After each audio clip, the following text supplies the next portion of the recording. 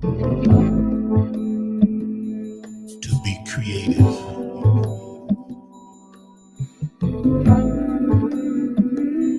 and to let go.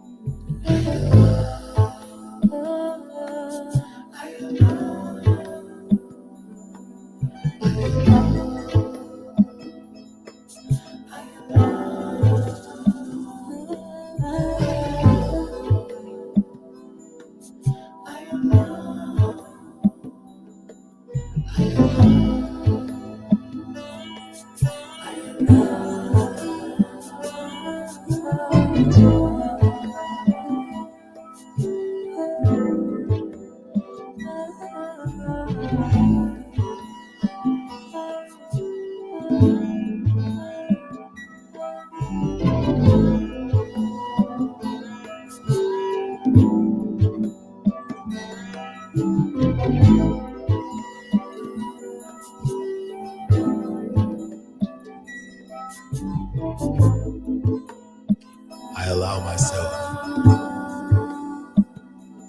to live an elevated life, to stay focused and clear, always moving towards a goal.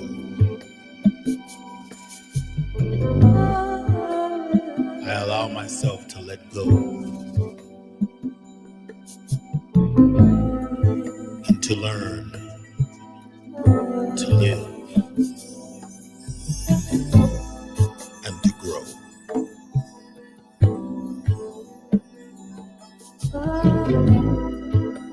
I allow myself time and space.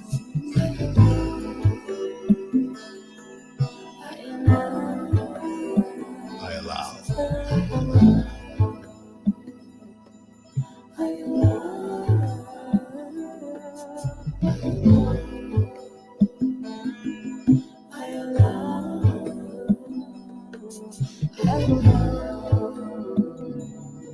Yes, yes, yes, yes. Welcome.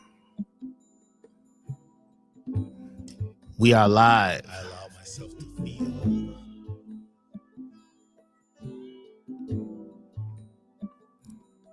We are here now at this particular time to share information that might help you on your journey. You're listening to the music of, or the music called I Allow, which is from the God Power soundtrack that was done in 2024, 19. Guess I showed a few years there.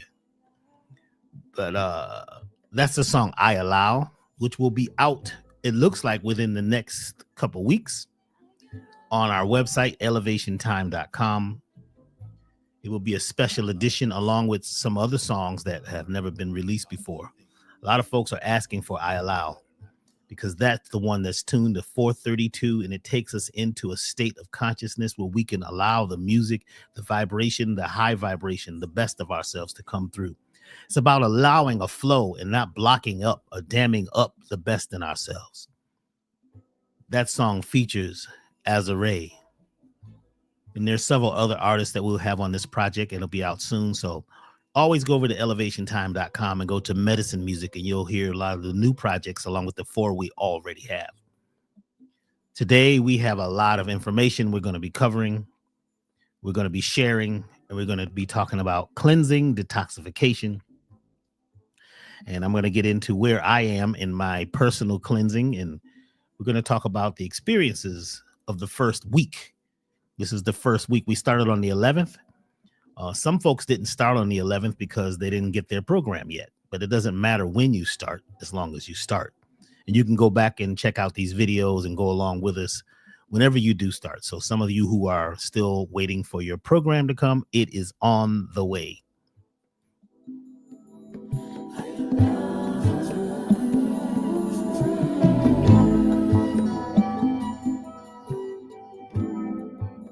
Get ready because we got a very special guest once again, Dr. Mahdi Brown. I allow. It's important to allow ourselves to let go and detoxify, just like nature. Nature allows itself to go through the seasons.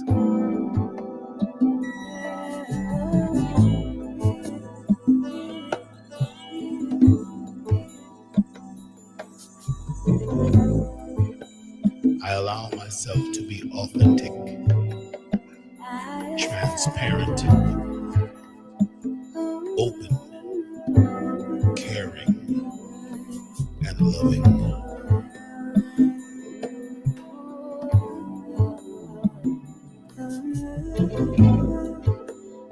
Yes. Once again, that is the music from the new project, the New Medicine Music Collective, that will be released within the next 2 to 3 weeks. We're mastering it right now. We also got some other musical surprises, that music that takes us to that next vibration, that keeps us in a state of allowingness, feeling the vibration, knowing the vibration deep into our bones. So I'd like to thank you all for joining us once again. Welcome all new folks.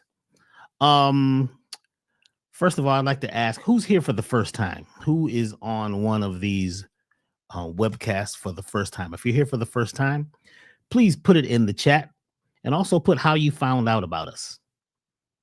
Also, those of you who have been here before, who are veterans, how did you find us originally? How long have you been around? How long have you been involved in the Elevation Time events? I know we have a few people that go all the way back to 2004, when we were in Los Angeles on Pico Boulevard. Those who are original members and original teachers and leaders, welcome. All of you who are in the life path of helping others, nurturing, guiding, teaching, lecturing, taking care of elders, taking care of children, mothers, fathers. We'd like to welcome you all here at this particular time to this space, this place. Yes, and if you know some friends who would like to join in, and some folks who could benefit from the information we're going to share today, then tell them now to come online. This is a very important time for all of us to share, to go into not only mental, but physical, spiritual, emotional, and cosmic cleansing and detoxification, and a letting go and allowing new energy to flow. We have to open up the channels. We have to open up those channels of elimination. There are natural channels within us that allow us to let go once we open them up. And that's what we're talking about today. Stepping into our original selves, our real self, our higher self, our best self, our most divine self. Within each of us, deep down in the mitochondria, we have a divinity code. That's a frequency. That is a space. That is a place. It's a universe within a universe, within a universe, within a universe, within inside us, that actually is divine, where everything is in perfect balance. That exists in all of us. There are genes that repair broken genes. There's cells that repair broken cells. There are parts of our system that are totally repairable once we tap into it and allow that energy to flow by letting go. But first, we got to go back sometimes all the way to how we got here, how we were brought into this realm. As Dr. Mahdi talked about, maybe he'll talk about it today, our placenta. What happened to our placentas? How can we tap back into the energy and the connection to the great mother? Because we all have an energetic placenta to this place that also should be detoxed, cleared, and let go from parasitic entities, from opposition, from change, from trauma, from grief, all the things that we've been through to get us here now. Right now, I'd like to introduce our special guest once again. Many of you know him, of his work and of who he is on an energetic, spiritual, sometimes intellectual level. I'd like to bring on my brother, Dr. Mahdi. Hey, brother. Good Wow. day, good day, good day. Sir. Yeah, man. I'm excited about this. Yes. How you doing, man? Doing well, man. It's been nice and sunny here in Spain, so yeah, enjoying the our version of winter, you know. Oh, so that's right. You're on the other side of the equator. Yes. So Yes. it's winter there, or is it summer there? It's winter here. Yeah, we're still up in the northern hemisphere. Oh, you're in the northern hemisphere. Yeah, Yeah, yeah. yeah. We're still in the northern hemisphere, but of course because uh we're relatively closer to the equator, it's going to be we get a little more access to sun than folks who are north of us. Like when I was living in Belgium, like it's snowing up there, because they're further away from the equator, but we have a little more of the exposure based on the tilt of how our great mothers navigating around this system. So yeah, so it's been good weather here, like 50s, mid 60s, sometimes even in the low 70s. So it's yeah, enjoyable. Wow, Yeah. beautiful. So thank you for bringing Spain online right now with us. I like that Yes. hat, man. That hat is tight, man. I appreciate that, man. What, Yeah, it's what, what? actually right here from Spain. They make them here, these fedoras, and this is the fall winter one. I'm actually gonna get when they come out. They have these Panama. They call them Panama hats. Mhm. It's made from straw, and it's hand woven, and yeah, they'll be available, probably like next month, in the next month. So my goal is to get one of those as well. Yeah, because it's like, yeah, it's my style. Wow. And what you wear on your head is important. Uh, Absolutely. I've been look as I'm in the hats. I wear a lot of hats, even though on Hmm. here I usually have my hair out because folks like they like the white hair. But Wisdom. yeah, I bought some fedoras. That's my favorite hat. Mhm. And I looked inside the label. After I bought them, I brought them home and I looked at them, and it was some microfiber, Oh, yeah, yeah, yeah, some polyurethane yeah. mixed with the fibers of man. Wow. And I was like, wow, this is what people a lot of times are wearing on their heads and on their bodies, these fibers and these actual chemicals, these frequencies that actually shut you off from what you're attempting to do. Correct. So let's talk a little bit about that as we get into this, as people are still joining in. What is the importance of natural fiber versus these man-made fibers, and how does that change who we are and us reaching our goals? And how also is that a part of detoxification, letting go? Can Oh, we perfect. detox and wear unnatural fibers? Is that Oh, no, something no, that no, makes no, sense? no, no, no, no, no. And for many reasons. So first we have to understand that fabrics have frequencies. And I can't remember the scientist who did the studies on the different fabric types. But when she was doing her research, she noted that the human, a healthy human being, and it's very interesting because it made me think about the matrix. Our frequency, when she measured, was at 100. We had 100 frequency. And based on the science as well, we also generate energy wise 100 watts of energy. So I was wondering, is was she measuring watts or not?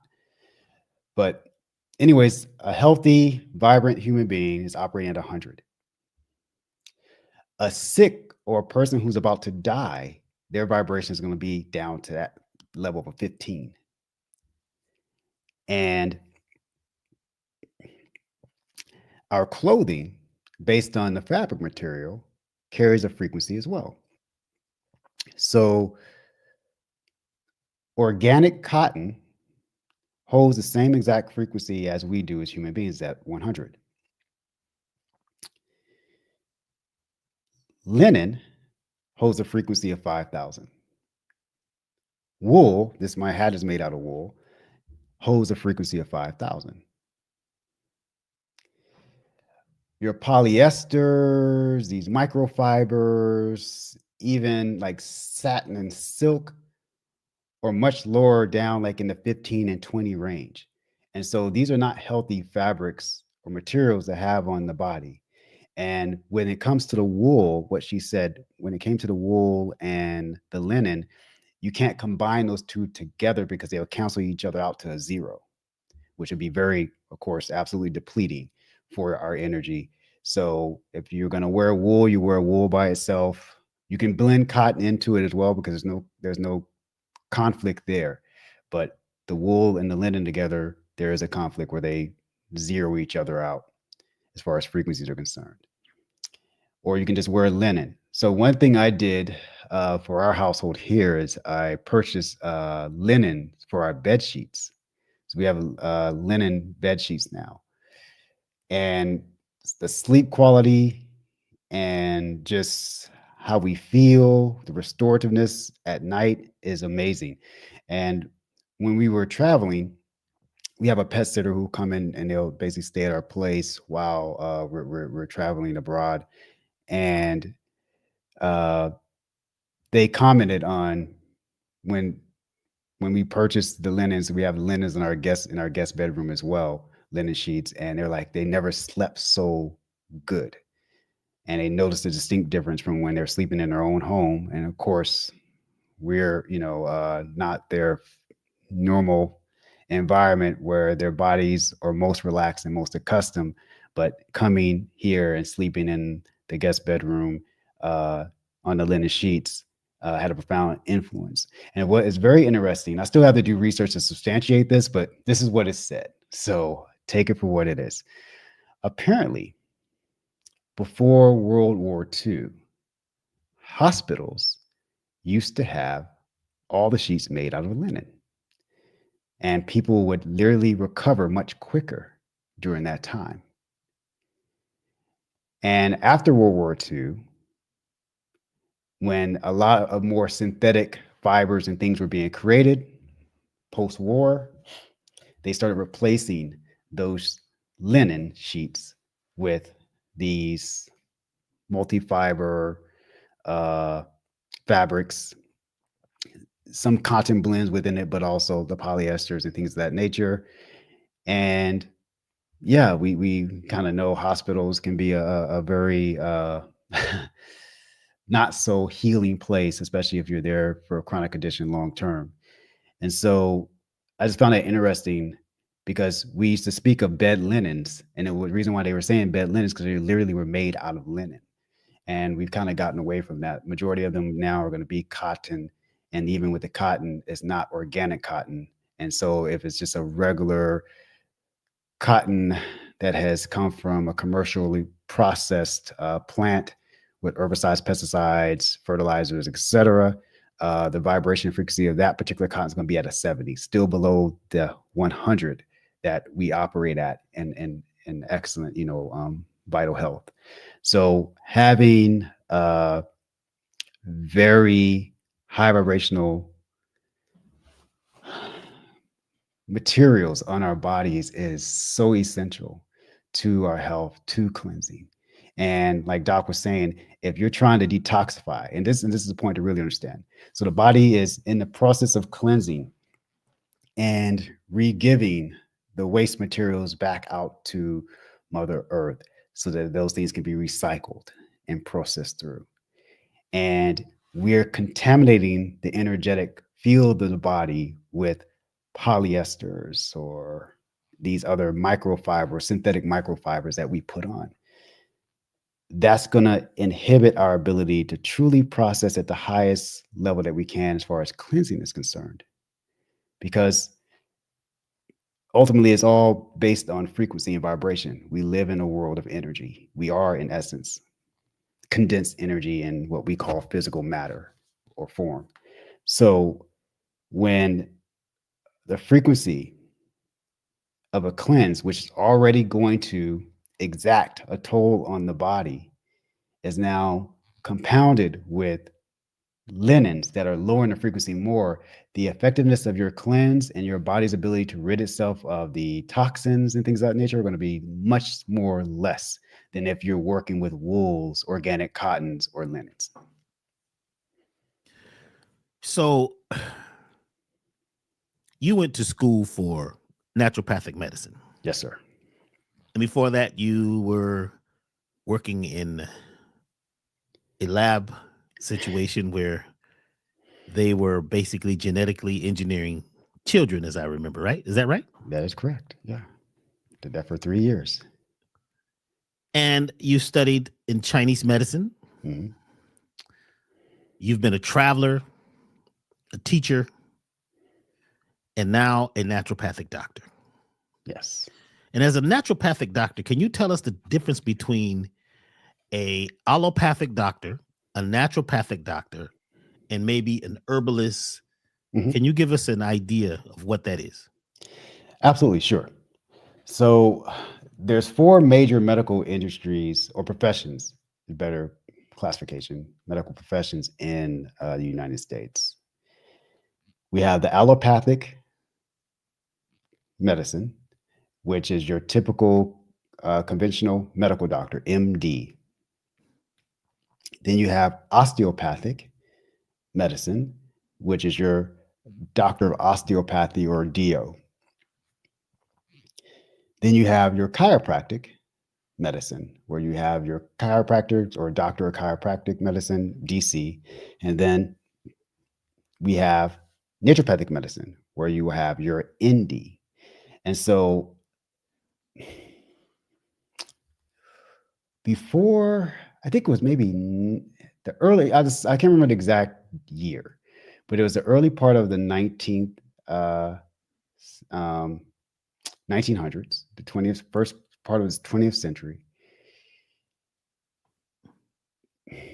John D. Rockefeller and Andrew Carnegie, they wanted to really corner medicine, because at that time you had homeopathic doctors, herbalists, naturopathic doctors, osteopathic doctors, chiropractors.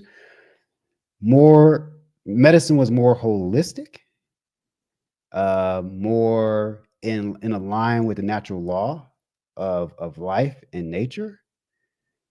And John D. Rockefeller, uh, of course, with Standard Oil, had all these petroleum derivatives that they were turning into so-called medicines, and they wanted to patent this stuff.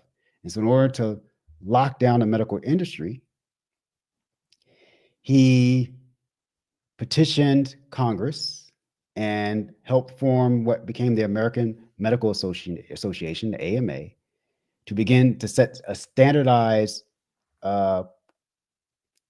pretty much standard of care based on these pharmaceutical drugs that are coming from the petroleum oil industry to be the new standard. And so they had this individual, his last name was Flexner, come up with the Flexner report and basically pretty much say all the other forms of medicine that were not based in these petroleum-based pharmaceuticals were quackery, not real science, and basically shut them down. And so they standardized medicine based on that through the Andrew Carnegie Center Foundation funding this, and John D. Rockefeller and his foundations funding this.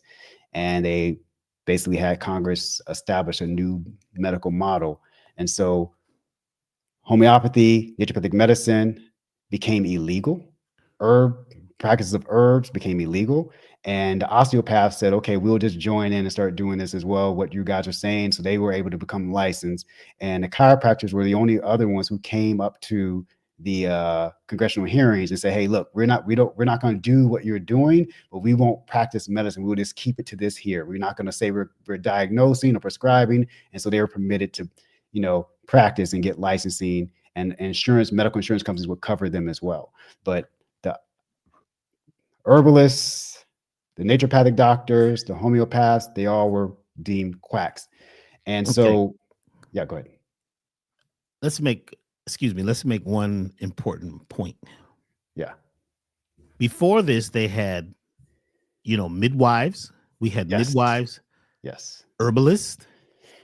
We had people who just had natural abilities, mothers, fathers, and what they call drugless doctors. Yes. Who did not prescribe any pharmaceutical drugs at all. Correct. Let's go back to homeboy Flexner. Mhm. You dig a little deeper into him, and you'll see why he was chosen. He was into white supremacy. Ah. He was basically had a racist outlook of life. A lot of people who were in natural medicine were indigenous people, Mm. red, black, Mm. Mm. brown, Mhm. people who grew up, who were raised up through the family, who Mhm. had natural powers, hands-on healing, Mhm. prayer, meditation as a way. This was all considered around this time to be natural, but also they looked at it as being pagan. Yes. Pagan, a lot of people don't know what pagan really meant at the time because it's something they made up later. It had to do with people who used earth medicine, people who had the idea that they were connected directly to the prime creator. They were Yes. people who believed that the prime creator had to be feminine also. So that's when Mhm. there's a book called When God Was a Woman, and they Mhm. break this down. So we hear the word paganism, and there's all this thing, oh, that's pagan to Or do that. witchcraft and this kind of stuff. Witchcraft. And Yeah. witchcraft was really asking a person what was their craft. You come to town, they want to know which craft. What do? You do Mhm. horseshoes? Do you do you the midwife, or do you carry water? Witchcraft. Mhm. You see, so now we look at witchcraft. Oh my God, this is a terrible thing, and you need a black cat, and you got an upside down 5-pointed star.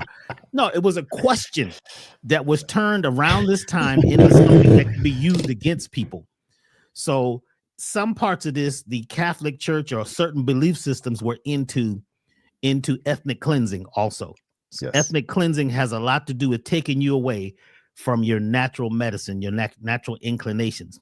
So Flexner, when he was doing his report, of course he was editing. You see, he was transliterating real information to make it lean more towards people who were basically not women, because he is another thing. They didn't want women doing Yeah. medicine. No This women can do was medicine. only selected men.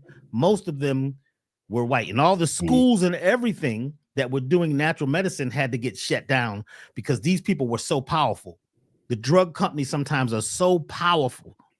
You're not the you know it, it's the drug companies that are not even the doctors.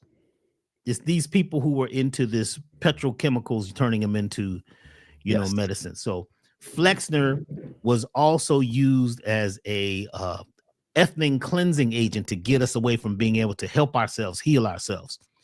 And around this time is also when they started creating all these artificial types of intelligence. Mm. Back to you. Yes, sir. So with the Flexner report, we ended up with a whole new type of medical system. Yes. And all those things that you just described that were in tune with natural law being practiced by our indigenous ancestors were basically put on the chopping block and called, illegal, quackery, harmful to human health, and there's no science behind it, and they shut it down. And so osteopathic medicine, they subscribed to the same philosophy and in most part, uh,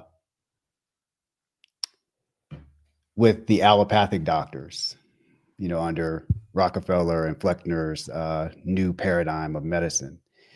However, they still, in heart, and I have to use this language mindfully here, in heart, they still adhere to the nervous system as the governing system that is able to heal. But because they've been so indoctrinated with this conventional pharmaceutical surgical model of treating the body literally as a war zone, and you attack disease, you attack the body, and the body is under attack, and it's this very uh, militaristic type of paradigm where you're going to war against the body, which is completely contrary and contradictory to natural and holistic perspectives. So the osteopaths hold a little residue of the old understanding of the natural ways, but they have been so indoctrinated, so conditioned that majority of them at this point, even the osteopathic medical schools are completely conventional in their approach. And so then you step in from there into the holistic side, starting with, the chiropractic, who solely work with the nervous system, understanding that it's a chief organ system that is responsible for all health. And the alignment of that system brings about the alignment of the human body being in tune with all law and following the natural rhythms. And this way you can have the most health and vitality. So you look at adjusting the vertebral column, ensuring that it's aligned so that the brain and spinal cord are constantly in communication with the rest of the body and the rest of the environment. And so you have those principles that are taught through that. And then naturopathy was really a very interesting philosophy in that it looked at the body following the principles of life and natural law, where it understands that within the principle of naturopathy, that the power that created the body heals the body. And the body has an innate, inherent ability to heal itself. And as a physician, we're there to help guide and facilitate that healing through working with the natural law, working with the principles that govern the body and allowing it to do what it's designed to do. And so within that scope, they are able to integrate the practice of what is done in chiropractic medicine with the physical manipulation, but they also bring in the herbs and a host of other things like nutrition, hydrotherapy, homeopathy. Everything falls under that umbrella and scope. So from a holistic standpoint, naturopathy has the broadest scope of holistic natural modalities being brought under one umbrella. And within that, you have botanical medicine, and that's where you get into the herbalists, the pure herbalists who are out there with the plants, connecting with it, and understands the science of how to work with the plants, work with nature, and utilizing the herbs for the healing of the body temple and the healing not only the body temple, but even from a spiritual standpoint, the power that the plants have to help align a spirit or soul that may be lost on this path and its trajectory. So within naturopathy, we get a taste of that, but we don't go into the full in depth of what a herbalist will have within her or his medicine bag, if you will, when it comes to understanding the science behind the plants. And so we look at it in naturopathy more from the mechanism of action within the plants, like the constituents of it that make it do this. So this herb treats this over here, this herb treats that over there. In my opinion, it still comes off a little allopathic because it's looking at just symptoms instead of the energetics of it. But you do have some nature cure folks within naturopathy, and these are the ones who are really purists in following the traditions of what was taught by the master herbalists of old, and continue to use that and not bringing it down into just a more mechanistic understanding of the herbs, but literally looking at it from a spiritual essence. And so the herbalists are going to really understand, a true herbalist, I would say. You got folks out there calling themselves herbalists and are not really well educated, I'll say, in the breadth and depth of herbology and really understanding the not only the physical aspects of, but the energetic and spiritual aspects of a plant and how to communicate and work with them that way. So we're very blessed to have you, brother, because you are the epitome of ethno-herbalist botanist, if you will, that understands the spiritual, the energetic, and the physical aspects and how to use them to help people heal. And so that's what we want to see with the herbalists out there. But those are like the primary healing modalities that we have in the US that have spread throughout the world. I'm glad you brought this up because it's true. Today, we have a lot of artificial intelligence.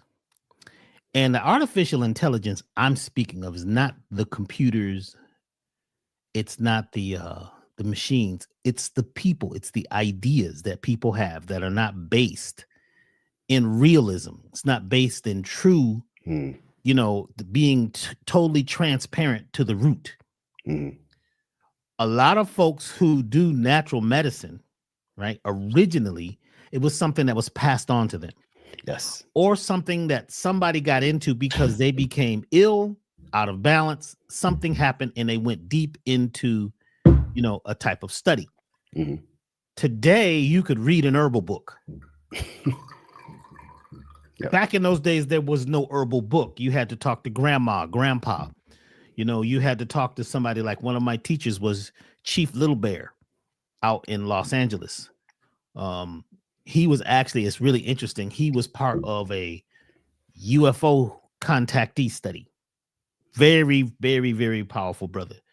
So he, being a chief and a medicine man, also dealing and communicating with off-worlders. I learned a lot of working with him. And today, people just, because of the artificialness of the mindset, folks will name themselves quickly. I'm an herbalist. I'm a healer. When actually it just becomes kind of commercial. Yes. There are some herbalists that only know one plant. You don't have to know a lot of plants. I met a brother in Los Angeles, an elder. In fact, he's the one who convinced me to get a credit card machine back in the day, because he had a credit card machine at his booth. We'd always do the African marketplace, and he'd be next to us, and he had this line that was long. He only studied one herb, hyssop. He was called the hyssop man, and he would quote that in the Bible, hyssop was what you use to clean your system and make it as white as snow, something like that from the Bible. He had hyssop loose leaf. He had hyssop roots. He had hyssop creams. He had hyssop lip balms. He had lozenges and tea bags. That was all he had. One herb, but he could tell you everything about hyssop. And one of the things that hyssop does is it helps to cleanse you on a spiritual and mental level. It helps to balance you. A lot of the great herbs are adaptogens. And I have a lot of quote unquote peers who use alcohol to extract the herbs. Did you know that let's talk about one herb for a minute. Okay. Licorice. Licorice is a great adaptogen. And one of the places that we use licorice is when we have hot herbs. They're hot in nature. Herbs that are cool in nature. Herbs that are bitter, sweet, or pungent. And there's different flavors that actually cause an herb, or certain phytochemicals in those herbs naturally that cause them that actually have the ability to open up certain channels. But when you put all those together in the formula, they cancel each other. Some folks, when I see clients, they come and they bring everything they're taking, and they've got it from other herbalists. Oh, or they've been over to Whole Foods or Half Foods or Trader Joe's or wherever you've been, and they got some herbs because they read in a book that these herbs are for this. Licorice is used when you have all these herbs that are opposite of each other that can cancel each other out to bring them together in oneness.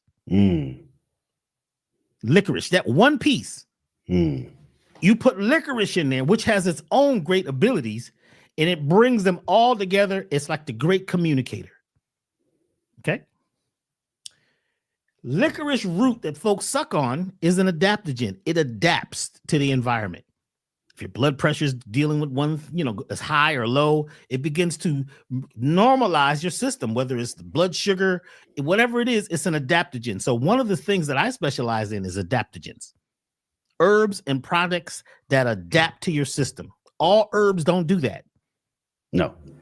When you take licorice, which is totally natural as an adaptogen, and you extract it with alcohol, You just changed it, and it is no longer an adaptogen. Oh, wow. If you go online right now and start looking up the benefits of licorice, there's warnings all over the page. Warnings, warnings, warnings. Because the studies that were done, right, after the Flexner report was to look at herbs and demonize everything you can. In fact, they always say they're bad for the liver. That's the one they know how to do. Oh, yeah. Bad for the liver. Dandelion, bad for the liver. You know what I'm saying? Too much vitamin D, bad for the liver. Drink too much water, bad for the liver. You see? When you extract licorice with alcohol, it is no longer an adaptogen. Now it is something that has nothing but force. So you got to understand the difference between power and force. It forces itself. It pushes itself. It's aggressive. When you extract it with alcohol, a lot of herbs that are naturally adaptogens, you change when you put through alcohol. So when those folks from the Flexner world are studying it, they put the herb in its worst condition. They divide it, they break it up so they can find the problem with the herb, right? So that they can scare you out of using it. That's one of the techniques that they use. You see, these are things that we study at a deeper level. So, okay, we're not saying that, you know, it's don't go out there and study herbs, but study them. But when we call ourselves something, we got to be careful because today the title means more than the actual inner workings. Yes. Do you see what I'm saying? Some folks say, well, Dr. B, you never really get deep into the herbs because how deep I am into the herbs is almost, it came with the system. It's unknowable. It's mystical.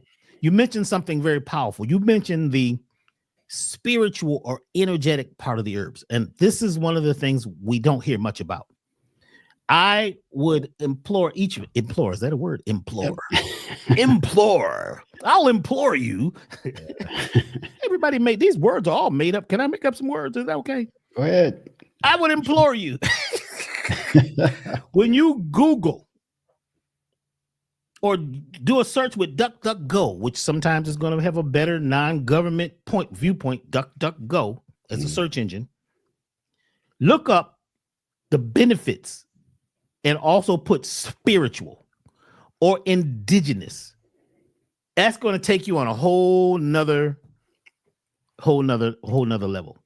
Absolutely. Part of the Flexner report was to take all spirituality, all that other knowledge, that cosmic knowledge, out of the herbal world and take it out of the people's hands who were naturalists and control it and get people to go to, number one, go to church and only get the word. The only way you can get to nature or the only way you can get to healing is through the church. You don't have a direct connection with God anymore. You don't have a direct connection with herbs anymore. You don't have a natural connection with the rare earths and the minerals and the processes and the things that we used to do naturally. And to tie this all together, back then in the day, all you could have was natural fibers. Exactly. Yeah. Yeah. I know people that they're actually filtering their herbs through unnatural fibers. When you're squeezing it, you're squeezing the herbs. They got these, like cheesecloths, those cheesecloth things. Cheesecloth, which was naturally, a natural fiber. But now you've made this natural supplement. You've made it. You've done whatever you've done to process it. Now it's time to filter it, and you may be filtering that through an unnatural substance, which changes the frequency of it. So when we talk about this, we've got to get into each level of it, all the way down. So there are things about naturopathy that I am no longer, I have no knowledge of, which is why I teamed up with Dr. Mahdi, because Dr. Mahdi, physiology, all of those things, he knows deep. We talk about one cell and he drops into all the different parts of that cell. And today we're talking about cleansing, by the way. So we had started talking about cleansing, and he broke down at one point how the one cell, let's just talk about one cell, which is like a whole being itself. Absolutely. How it goes through becoming toxic and how it must be detoxified, So If we're using clothing, sleeping in sheets, wearing pajamas and underwear that are unnatural, that are putting chemicals, microplastics, toxic poisons, they're outgassing, because all of these things made with, petrochemicals, they outgas. You're sweating at night. You know what I'm saying? You've got this close to your reproductive organs and you don't know why you keep having these, non-specific urethritis and all of these things. It's because that is the organ, right? That is the most creative organ. Your reproductive organs reproduce creatively. And imagine that is out of whack. So we are, at this point, waking up to the place where we've got to be natural all the way. We've got to start with our fabrics, what we're wearing, what we're using in the laboratory, how we're processing things. And all of that is extremely important. Even if you're making your products in aluminum pots. I was at this herbalist place one day. They got a big place and everything was aluminum. They were boiling the products in aluminum. And I was like, well, he says, well, aluminum is cheap. Those stainless steel pots that you use, Dr. B, they may cost $500, $600, $700. These pots here cost $60, $70. See, all of that is important when you're looking at helping people, cleanse or detoxify or rejuvenate the system. So when we look at working together, we share. So Dr. Mahdi, his knowledge, his experience is so important. When we needed a medical license, we didn't have a medical license, but there was some things we couldn't say or do unless we had someone who had that medical license. And Mahdi brought his license one day. It was all rolled up. He said, man, here's my certificate, man. We can put it on the wall. You know what I'm saying? I actually carried it in my car. Because if I got stopped, I would unroll it. And the cop wouldn't even know what he was looking at. Oh, I'm a doctor. I got to get there quick. And that's why I was speeding. So what we're talking about today is detoxification. And we're in the first week. Today is the 8th day for those of us who started on the 11th. If you didn't start on the 11th, that's okay. But we're going to talk more about that in just a few minutes. And we also have some surprises and some things that are coming up. But we just want to clarify why we need to cleanse on all levels, mentally, physically, spiritually, energetically, and how detoxification on all those levels is what's going to create that homeostasis in our bodies that our bodies are actually looking for. So Dr. Mahdi, I'm going to give it back to you. And can you also get into this thing about the cell at some point, the cells, because we got to get it down to the lowest denominator. We'll definitely get there. Because the cell, as you said, is literally in itself a universe, and it's governed by the same cosmic principles that govern our solar system and our galaxy and the universe as a whole. And the one primordial or primary law above all law is the law of balance. And so the cell has to operate in that law. And when it's not operating that law, you will have a diseased cell and inevitably a diseased tissue and inevitably a diseased body if the law is not adhered to. And what we're going to be discussing today is how cleansing by design is a part of that one law, and how we as human beings, most times, I will say out of ignorance, just for the lack of knowing, the lack of knowledge, and the lack of understanding, are disobedient to that law, violate that law, and suffer the consequences because of that violation and that disobedience. So, Doc, I'm gonna go ahead and put the slides up. Okay. So we're gonna get into the science of it. And for those who've gone through our series from last year, The Science of Metamorphosis and Change,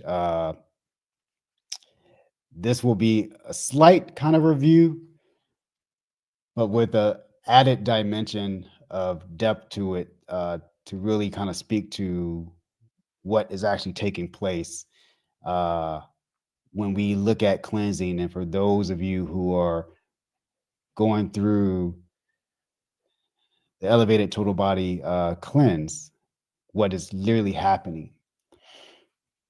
So the three principles that govern life, the functional principles of life, are that we receive, we create, and I used to frame it as we eliminate.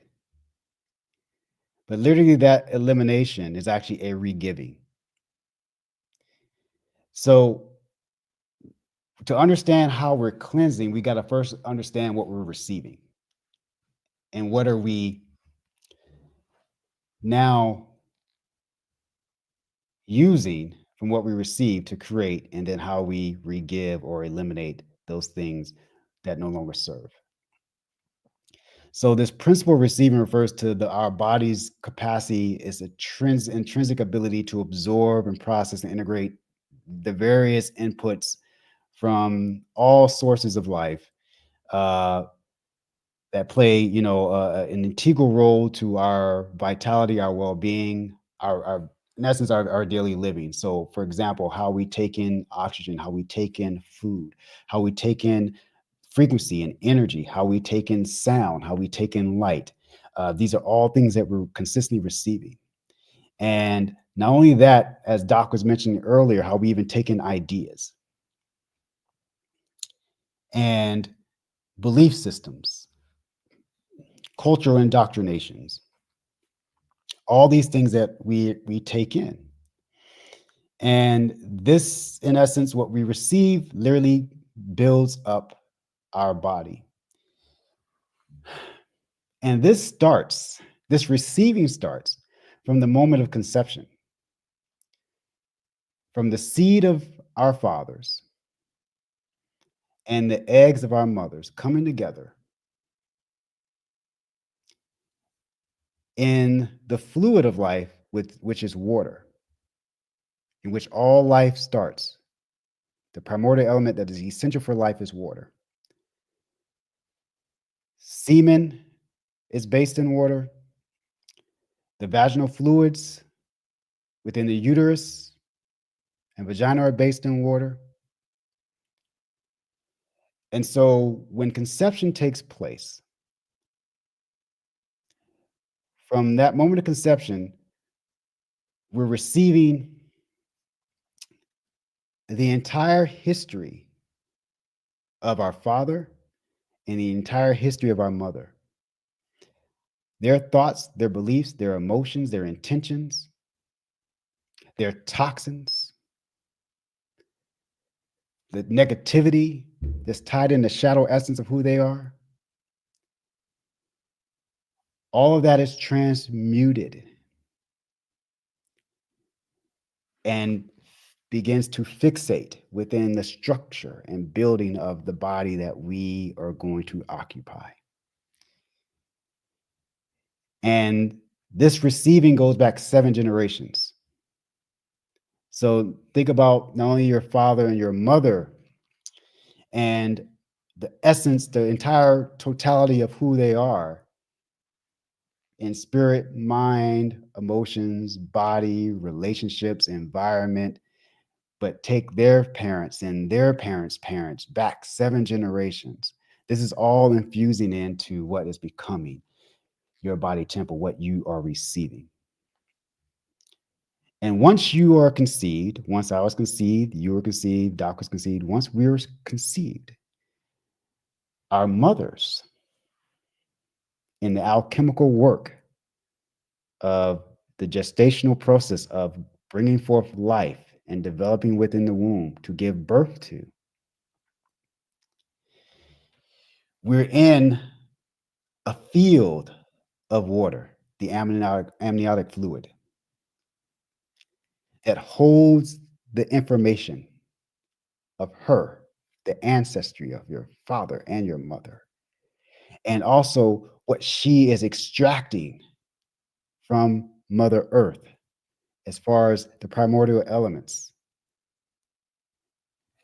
from Earth, the nutrition, the minerals, the nutrients, the carbohydrates, the fats, the proteins, all that are being extracted from air, all the oxygen, the level of purity of oxygen versus toxicity of oxygen. All of that is being brought in and accumulating within this amniotic fluid, within this field of water that we are bathing in and building the elements of who we're going to be physically. What she's taking in from the sun, the fire element, from the environment, how fire is being worked within her physiology from a metabolic standpoint for the catabolic process of breaking down nutrition, breaking down waste, breaking down viruses, parasites, bacteria, all those things that are using the element of fire to be transmuted and broken down and transformed. We're basking, bathing in that. And so the water itself is holding all of this information of what she's extracting from the elements, from the earth, and what she, through her life journey, has accumulated within herself that's now all within that water. This is what we're receiving. And so it starts there.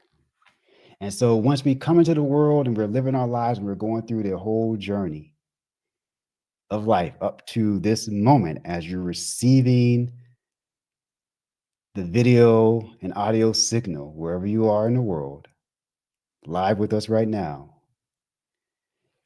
we're in this constant state of receiving.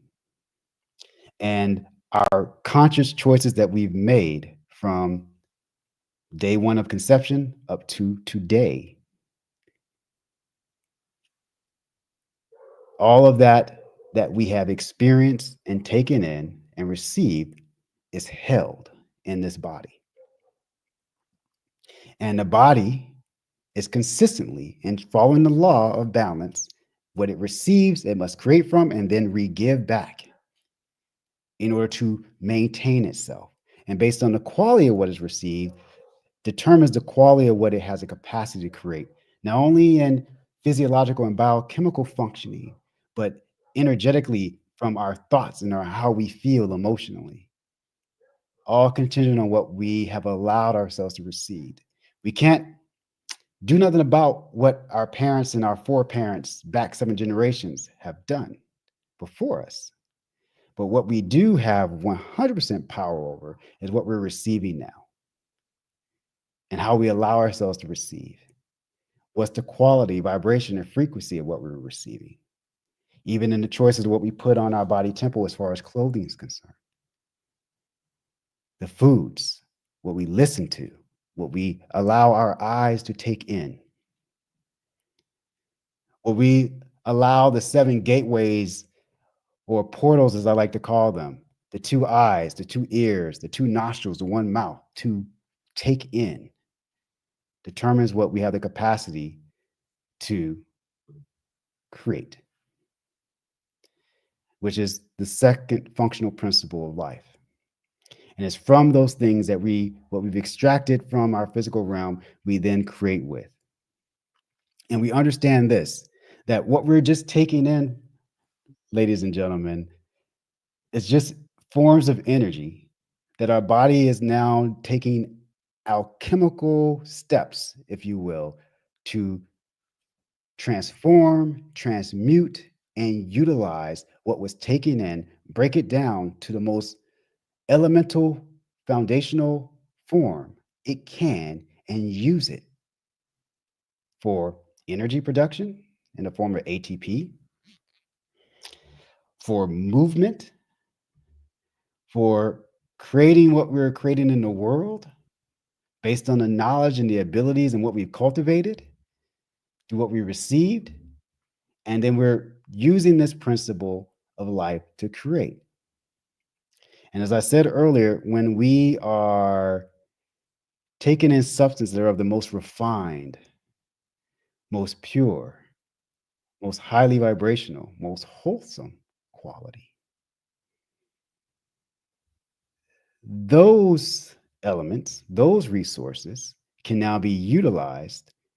That raw material can be utilized for us to produce at a high frequency level, at the purest level, and yield the greatest amount of fruit from it. So we've gone from the point of receiving. Now we're in this process of creating, and we go back to the ancestral lineage that is coursing through our blood in the form of water, because remember, water holds information. The messaging that has been passed down generationally that may not be the most serving, and the messaging that has been passed down generationally that could liberate us and bring us into higher frequency. All that's present within us.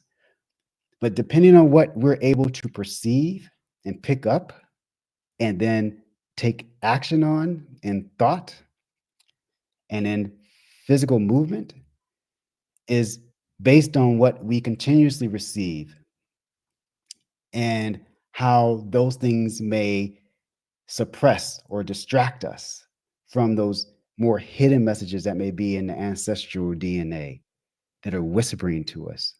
But because we are so contaminated, not only by the things from the ancestral line, from coming from our mother and our father, 7 generations back, but everything that we have chosen to participate in our journey in life, and how we've chosen to allow those things to take us in various directions that may not be the most honoring around our relationships, around our food selections, around our environments in which we allow our physical bodies to engage in life.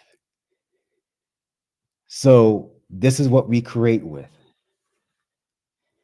And so again, it leads us to the next part of this trifecta, or this sacred trinity that makes up these 3 principles of life, and that is the regiving. This principle represents the process of how we eliminate and recycle and really maintain the balance and harmony in our lives.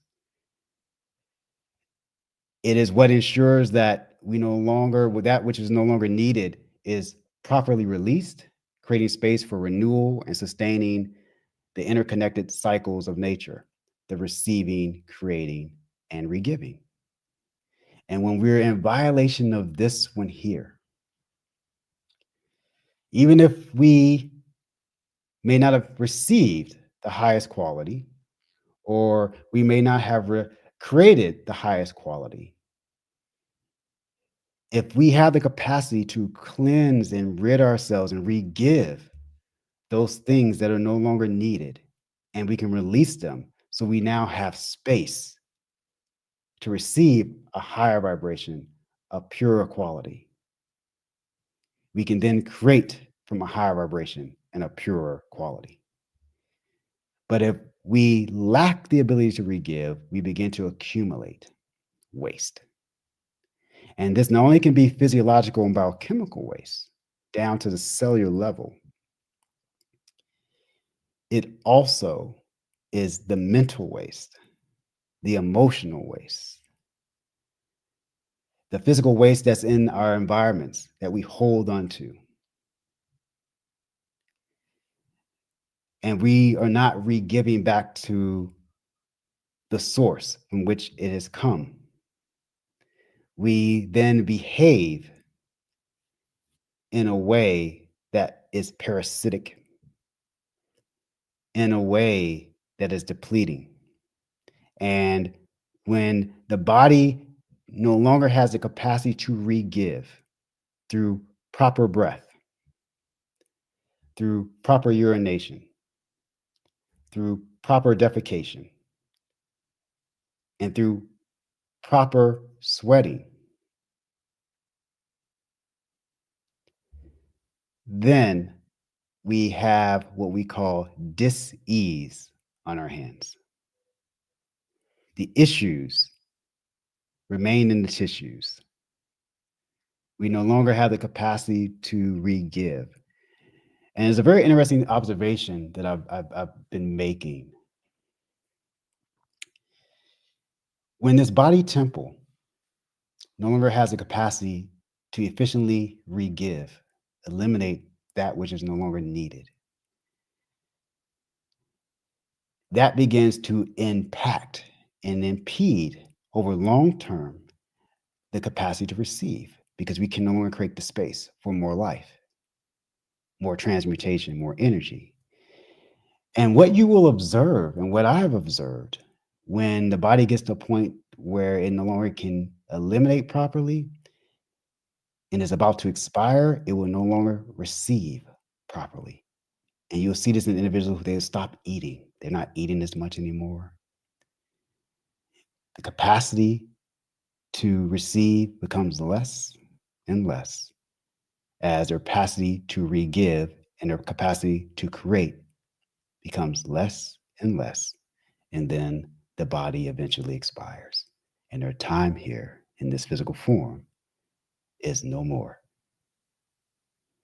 And so cleansing and this re-giving is truly essential to our ability to stay in balance with the divine, to stay in balance with the only law that is balance. The receiving, the creating, and the re-giving. That every life form, even our planet Earth that we reside on, is constantly in tune with. And if she loses step, all life on her comes to an end. There's a giving, creating, and re-giving that she's engaged with our sun, which is also in a cycle of receiving, creating, and re-giving as it makes its trajectory around the Sirius star system. And this consistent cycle happens all the way down to the cellular level, where the blood, the sacred water of life that animates this physical form, is rich with oxygen, which is a nutrient, and all the nutrients extracted from the food substances that we've taken in the form of amino acids, protein, fatty acids from fat, and monosaccharides from carbohydrates. Our body takes those things in, breaks it down to those levels, those microscopic levels, so now the cell can receive and create through protein synthesis and cellular respiration what it's required to do in its function and design. And then, as it's going through that, it gives up its cellular waste back into the water of life, which is the bloodstream. And that's taken back up to the heart. And the cycle starts all over again. So down to the cellular level, this law must be abided by. It must be obeyed. It must be followed to the letter. And when that cell is in violation, the tissue is in violation, the organs in violation, the body's in violation. And so this is why it's so important to cleanse. Doc, you had to add something there, sir? Can you break down the difference between monosaccharides and polysaccharides? Yeah. Okay. So A monosaccharide is, in essence, is a simple sugar, one molecule. Polysaccharides are a combination of monosaccharides that now the body can utilize, and then it'll be broken down. And all of this goes through the Krebs cycle, which is the cell factory that allows us to create what we call energy, ATP. And so when you're eating complex carbohydrates, we're consuming a lot of polysaccharides, Like pasta, for instance. I just had some pasta today. So these are considered complex carbohydrates. And they're complex because they are holding these big polysaccharide compounds that the body will have to break down.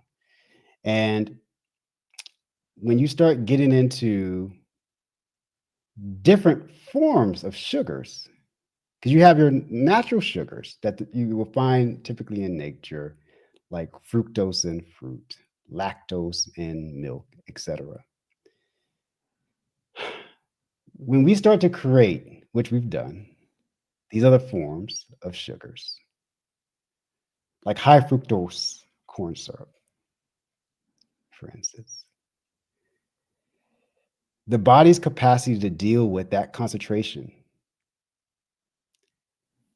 of glucose in the form in which it's coming becomes sucralose is another one. When they're coming in these forms, the body has extraordinary difficulty to process through it as insulin's being secreted from the pancreas to allow these cells to take these things in, and it can't really readily do that. So two things begin to happen where you're now getting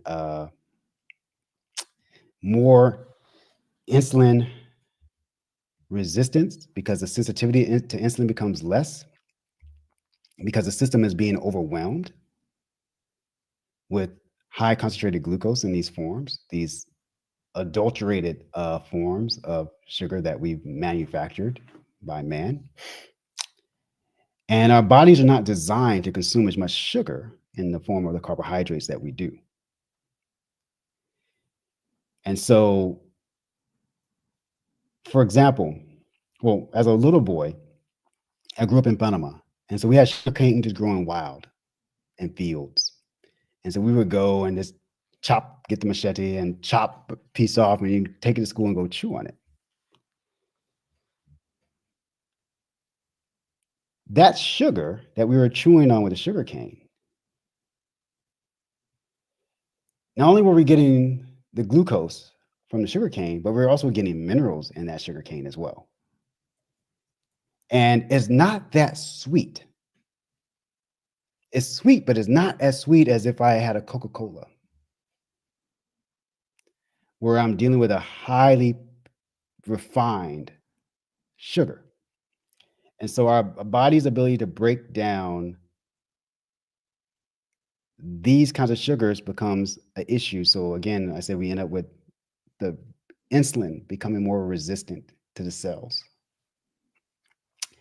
And then we have to do something with that sugar because the body has to maintain a pH level of 7.38 or 7.35 to 7.45 is a slight window of pH. It has to stay in this slightly alkaline state.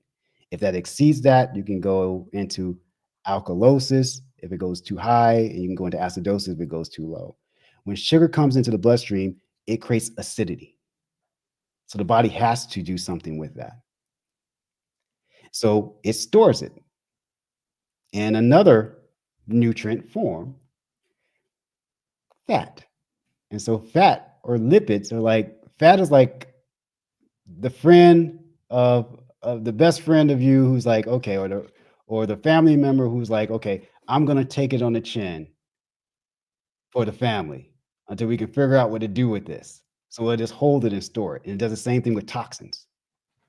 When the body can't rid itself of the toxins, because too much glucose in the body becomes toxic because it is acidic. And any environmental toxins coming into the body, all this, the fat's going to say, I'm going to hold. So as it holds it, it will wall it off and maintain it until it has the capacity to rid itself of it. Because all fat is stored energy potential. So as we go through a cleanse, especially if we're doing a fasting, intermittent fasting, or we're just doing a water fast, or we're doing a dry fast where we're not consuming anything, the body will then convert from a metabolic carbohydrate process to a lipid metabolic state, which we call ketosis, where it's now feeding off of fat and ketones. And so this is why people will have, after like the first 2 days after you go through the carbohydrate withdrawal, and the body is like, okay, we're not getting any more carbs. So, because that's the primary source the body's going to look for, because the brain, sugar is like its go-to. First organ in the body that's going to always get fed is the brain. So it's like, okay, we're not getting it through sugar anymore because that's been cut away. We now have to start breaking down ketones, breaking down fat. And then from there, you start getting, after like day 2 or 3, depending on how your metabolism is working, you start feeling great. Oh man, it's all this energy. I don't even have to eat anymore. I can just maintain this. My gosh, wow, this feels wonderful. And the reason why is because fat has 2 times the caloric output of a carbohydrate or protein, where you get 4 calories, if you will, per gram of a carbohydrate, you'll get 9 for a fat. And so you get a lot more yield. And so this is why allowing your body to metabolize fat and use it as an energy source, it can endure this. And this is why some people have the capacity, based on their metabolism, based on their constitution, where they can fast for 40 days plus on just water and maintain, because they're now in this ketosis state and they're utilizing it. And this is one of the key things, like, for example, the ketogenic diet is a big popular thing because it eliminates these complex carbs, where you're no longer getting, a daily dose of polysaccharide and monosaccharide sugars, and you are now limiting it to just really primarily protein and fat for your meals. And then the body can start to utilize ketones as a fuel source, and also will help you lose weight because it's able to extract the fat that has been stored. So these are things that we receive in, but as I was saying, we have to re-give them. And we re-give them through the body eliminating them through the 4 primary pathways of elimination: breath, our pee, our poop, and our sweat through our skin. And so when those pathways are compromised, the body is now taking on the process of dis-ease, when it no longer has the capacity to eliminate those things.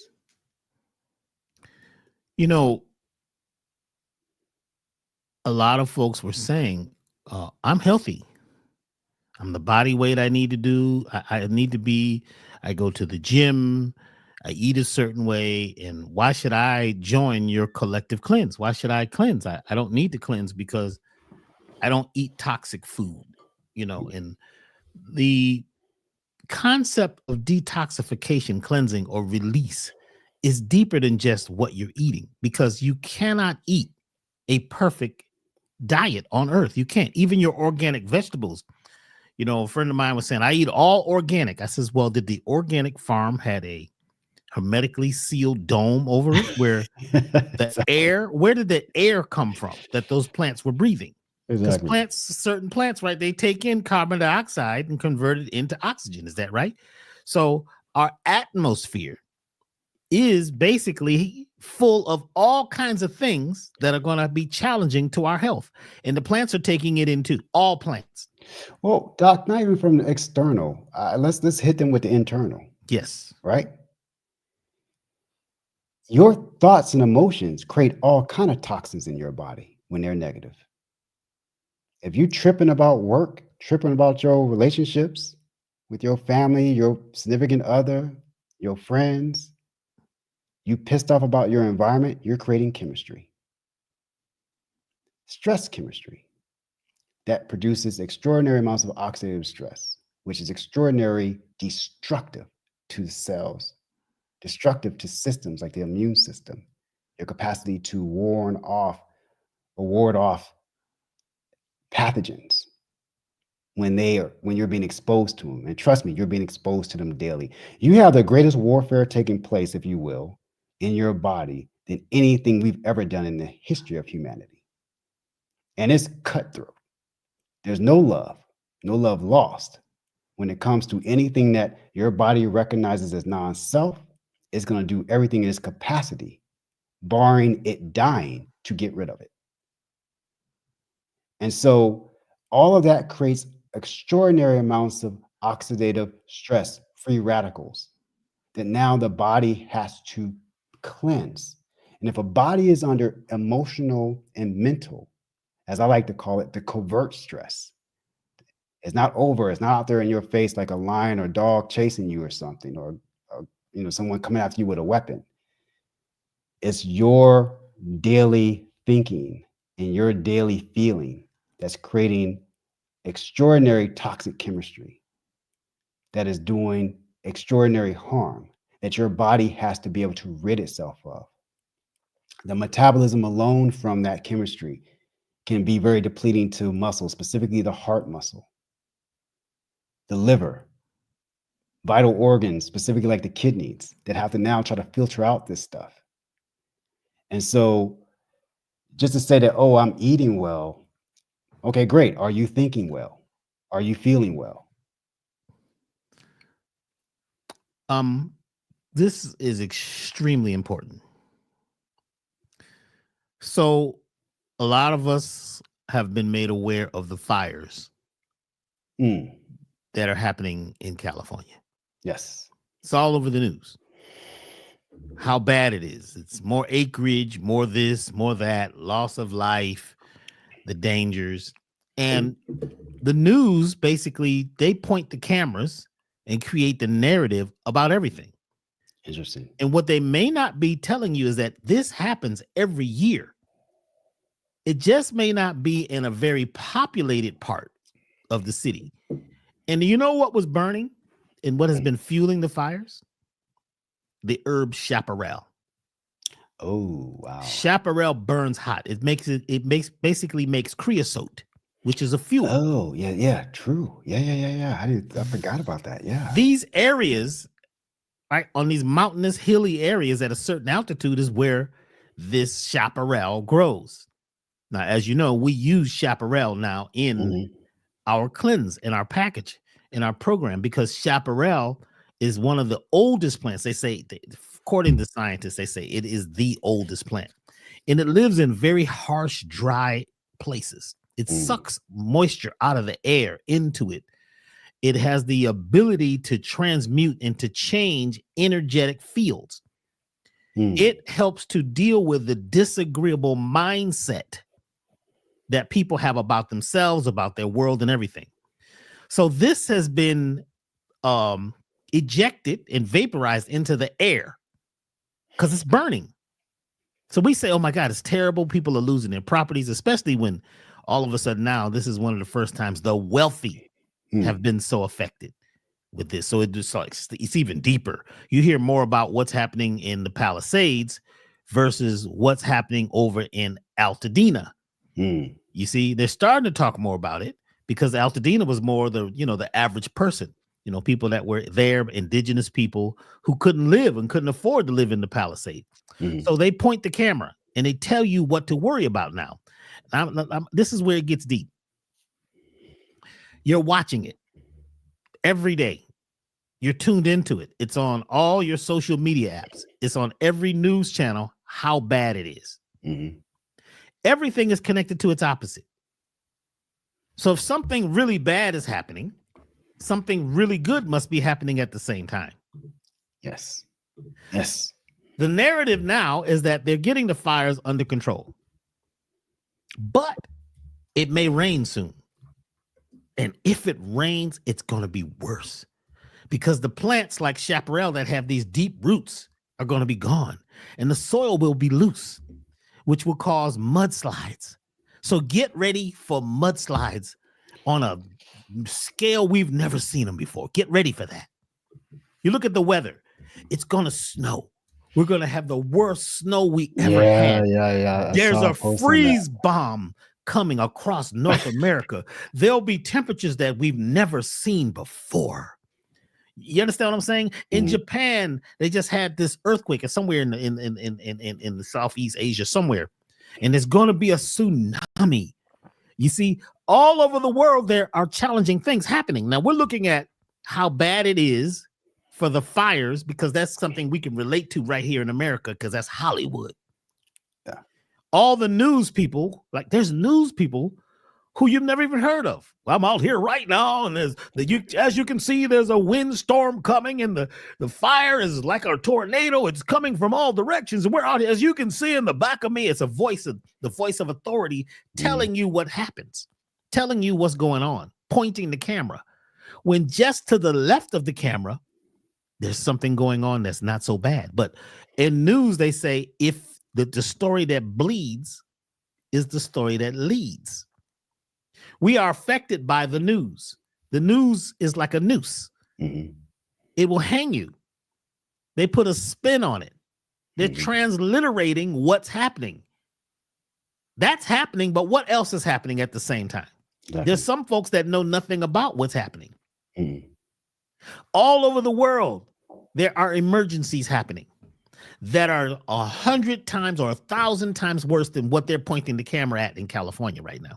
Not taking away from it, not saying that people have lost a lot. They have.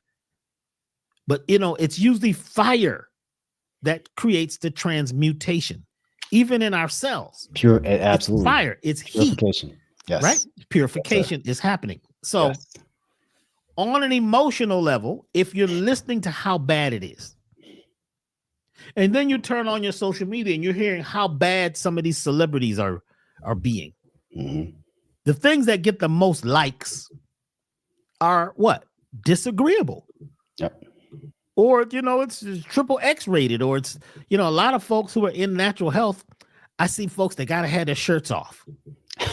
The women got to have their breasts halfway showing. You can almost see the areola.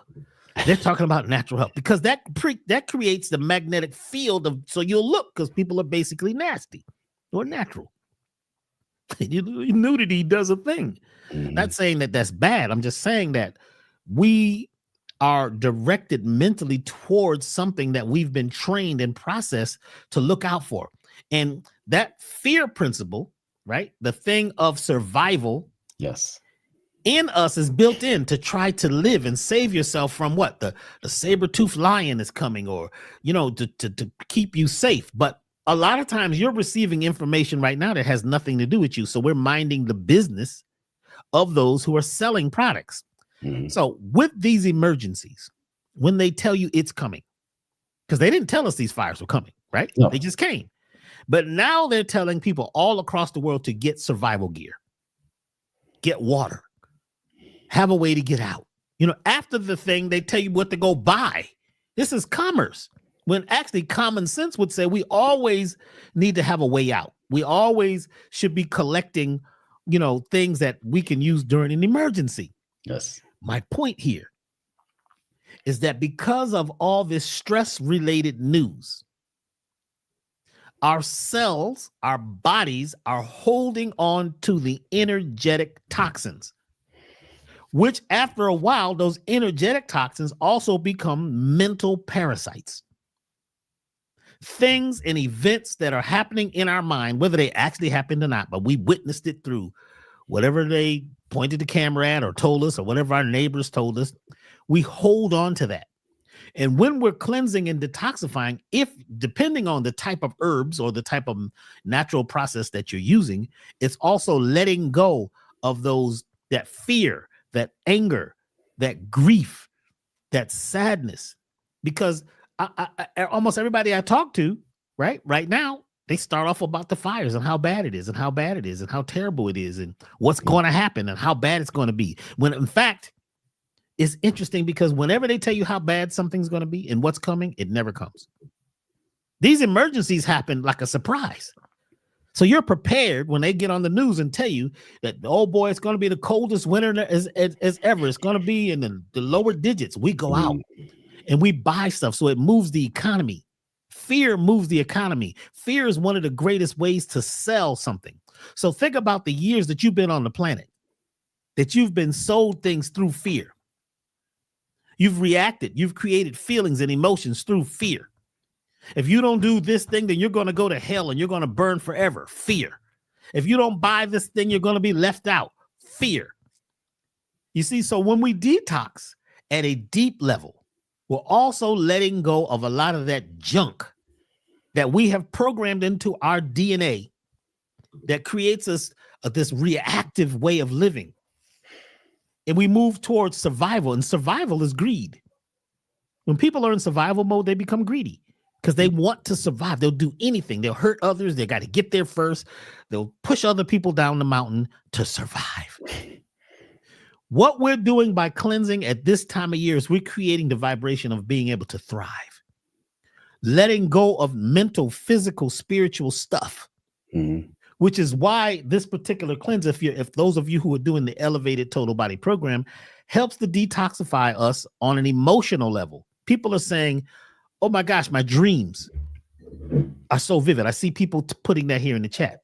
Because when you open up your energetic field and let go of stuff, you can dream again, because dreams are actual things. They're actually happening in other realms. You can hear again. Some people say my vision is clear. In a minute, we're going to take a quick break, and I'm going to go through, some things that I'm dealing with right now, going through this cleanse, because it's been a challenge for all of us, you see. So letting go of the emotional stress. Isn't that, Dr. Mahdi, the emotional stress, just as toxic as the chemicals, as the toxins, as the foods, that emotional stress that we believe, because it's just got to do with a belief a lot of times about how bad it is. Can we talk just a little bit more about that before we go to break? You asked if it was just as bad as the toxins coming from the foods or the environment. It's actually worse, because we're not eating every moment of the day, but we can be feeling literally every moment of the day into our sleep with these feelings, wake up with these feelings, and have that for days, just constant chronic exposure. So it can become worse.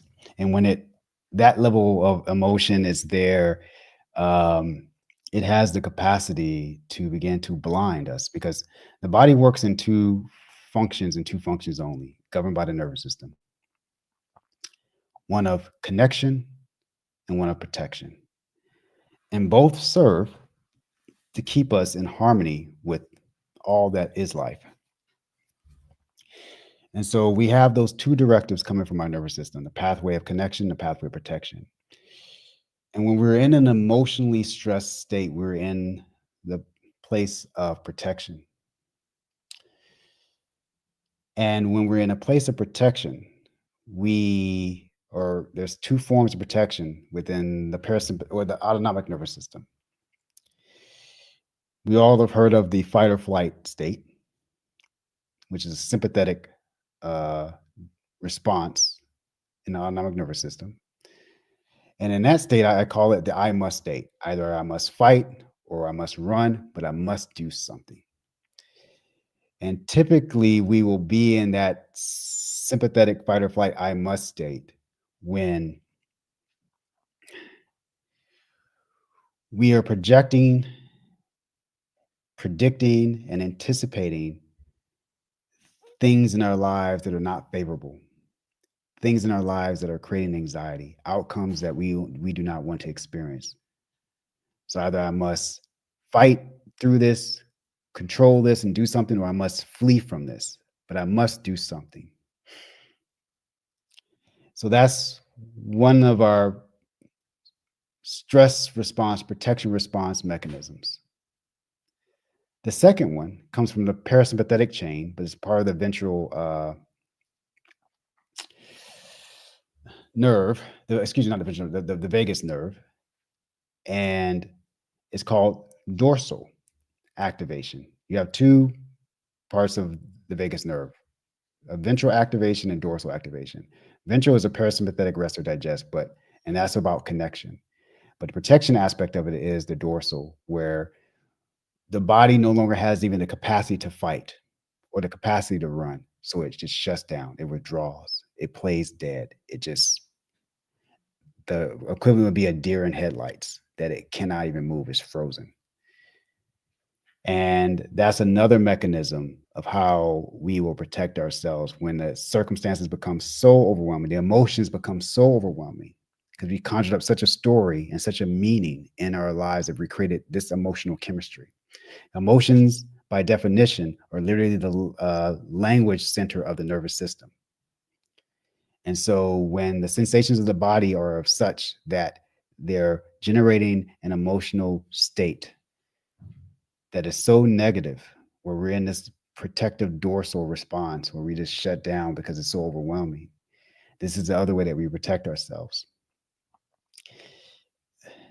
Either the I must state or the dorsal, which I call the I can't state.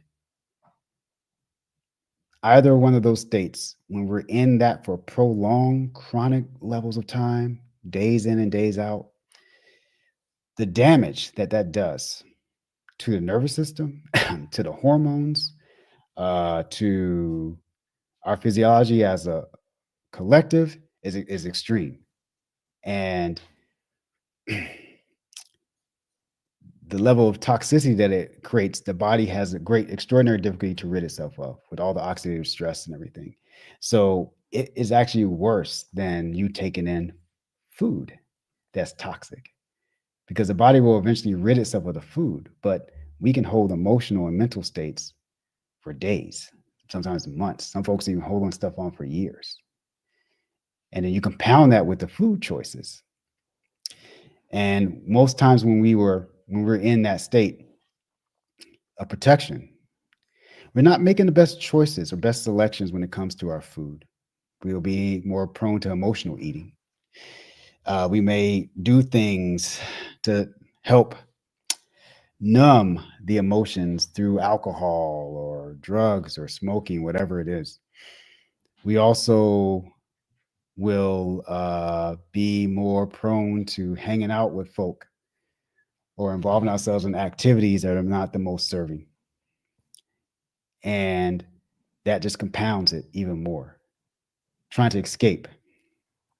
So, yeah, the covert toxins, as I like to call them, they're not coming from the external, but the ones that we create in the internal and how we're perceiving the external. Yeah, those have a tendency to cause far more havoc. And those are the ones that end up having folks with high blood pressure and all kinds of other imbalances, and eventually even cancers that can show up in the body now because of the toxic chemistry that this is created over time, and you're not dealing with it. You're not cleansing it. You're not releasing it, and you're holding on to it. You suppress the emotions, and emotions are literally energy in motion. Like I said, there's a language of the nervous system following these neuronal signals and impulses that need to be expressed. And so when you're in this protection mode and you're not moving, fighting, or running to reduce that cortisol stress response, if you're in a shutdown state and you're staying in that state and you're not activating yourself again to get out of that state, the body begins to wall off these toxins into tumors. Consciousness now folded into physical expression in the form of a tumor or a tissue in the body that now begins to spread because of its inability to be properly cleansed and eliminated. And so not only does it come from that, but you maybe at times we have the capacity to bring in ancestral stuff, something that happened 2 generations ago with your grandfather, great-great-grandfather, grandmother, and how they had a belief system that has been passed down through the lineage and is perpetuated in you, not even your stuff, that your body's still holding on to and trying to process through. And because of the choices that you've now made in your life, you literally bring forth a fulfilling prophecy of this cycle to continue and how it expresses in the body. So when you truly talk about cleansing, it's not only just you cleansing what's going on in your life, but it's cleansing from an ancestral standpoint, but also you're part of something greater, which is the human story as a collective. And this is the piece that a lot of times, because of how we live in this world and how it's conditioned us to see only self, to see only the individual, we do not see the interdependency and the interconnectedness. And that energetically, we are feeding off each other almost like parasites and consuming the fear that's being propagated and pushed in the world. And all of that is bombarding our physiology and our chemistry. And so as you begin to cleanse and we each begin to elevate ourselves, man, you begin to stand out almost like a light, a little candle of light in a field of darkness.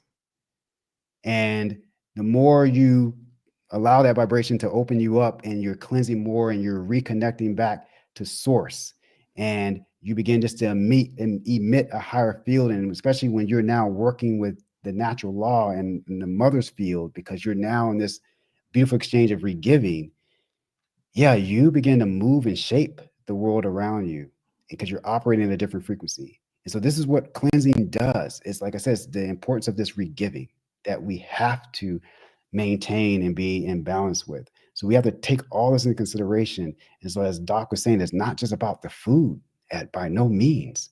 It's so much more because we are such extraordinary beings, multifaceted in our inner workings and our external connections, and that you have to approach it comprehensively. You have to approach it holistically.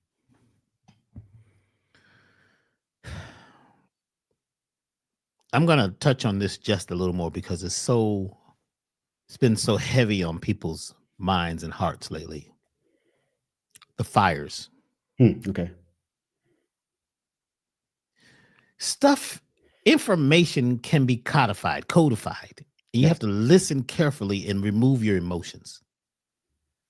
Because they're now saying this is the worst thing in history, oh boy, the people that have been displaced. And we're not saying that is not the case for lots of people. But when they said what was fueling the fires now was chaparral, the burning of chaparral and sage. Stop for a minute. Do you know what happens when you burn chaparral and sage and use it as an incense? It helps cleansing. They're saying it's all the air in Los Angeles is toxic. I've seen these reports. They're basically saying don't breathe. So people are taking short breaths because they're in fear. When you're in fear, you don't breathe well because all these poisons and a lot of these houses were made back in the day with these toxic materials, the toxic paints. They're talking about how bad it is. When I began to tap into it, I said, but wait a minute, did they just say that there's chaparral and sage in the air also? Do you know what those molecules have the power to do? They have the power to take some of these toxic molecules and cause them to drop. They're ionized. They attach to larger molecules and cause them to drop out of the air.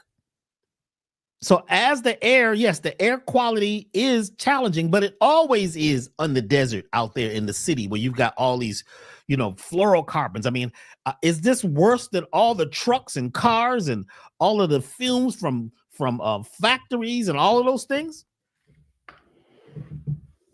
Is it really worse? But is there something in there? Is there something in there that can help us? Because in everything disagreeable, everything bad, there's something good. There's always something good. You just have to get out of your emotions sometime and breathe. if you're not breathing right now. Yes. They're telling folks to get the N95 mask. These particles are much smaller. If they are what you say, they're vapors, they're ionic size, they're smaller than that, angstrom size, particles, chemical vapors. But if there's also chaparral, if there's also sage in the air, then that's medicine. It is medicine. So Yes, sir. there's medicine in the air at the same time. But if you believe in how bad it is, like the news, they have never, I've never seen the news or, even America as a whole tell the truth about everything, the whole truth. This is all about more drugs. They're already telling you how many respiratory diseases are going to happen because of this. They're saying that most of the people in Los Angeles and the surrounding counties are going to have, and they got a list of diseases that you're going, emphysema. I mean, it just keeps going on. Asthma. Some folks weren't having that until they told them, because they're so used to being triggered by what these authorities say. I'm saying, if you create an ionic field, I need y'all to hear me today. If you create a magnetic ionic field and you begin to control your biosphere, it changes everything. I was taught very young how to control the weather around the one they call Dr. B. We learned this in music. We learned it in jazz. I learned it when I was doing a lot of the ceremonies. When you create a bubble around yourself, that bubble protects you from anything disagreeable. Do you think you can do this? There's people who have walked through fire. How is it that people can walk on fire, walk on nails, walk on broken glass? Have you seen this? These are not super special people. These are people that have changed the shape and the vibration of their minds. But we keep talking about how bad it's going to be. It's going to be this. It's going to be that. Well, who told you that? Can't we wait till now comes to now at this moment to see what can be created? Are you ready to rebuild? Or are you just going to go with the curses they keep putting on you, the spells they keep putting on you, because you believe they're doing the best for you? You believe that they're trying to help you. You believe that they're trying to save you, when you've got to save your ass, your own ass, by first reforming your mindset. I've seen Dr. Mahdi go on these trips, and the folks were scared for him. Oh, he gets back from a trip, and his family's talking about how bad and dangerous that trip you went on could have been. You could have died, but he didn't. Oh, you were up. He didn't. Dr. Mahdi got hit in the head with a golf ball. God only knows. God doesn't even know half the stuff you think God knows. Who knows how fast that golf ball was hitting when it hit his head? It changed the shape of his head. And he comes to elevation to work. Well, what happened? Hey, man, his eyes are moving independently. You know what I'm saying? He's breathing in through one nostril and out through his ear. What's going on, my D? Oh, I was out on a golf course with my friend and I got hit with a golf ball. What do you mean hit? A thrown golf ball? Or a line drive?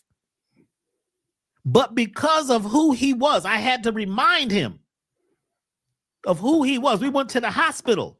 I remember taking him to the hospital. And he didn't really totally remember what happened. So that actually helped him. When you get knocked out, that shuts you down for a minute, because the shock is finding out what could happen, how bad. The average person is walking around in shock.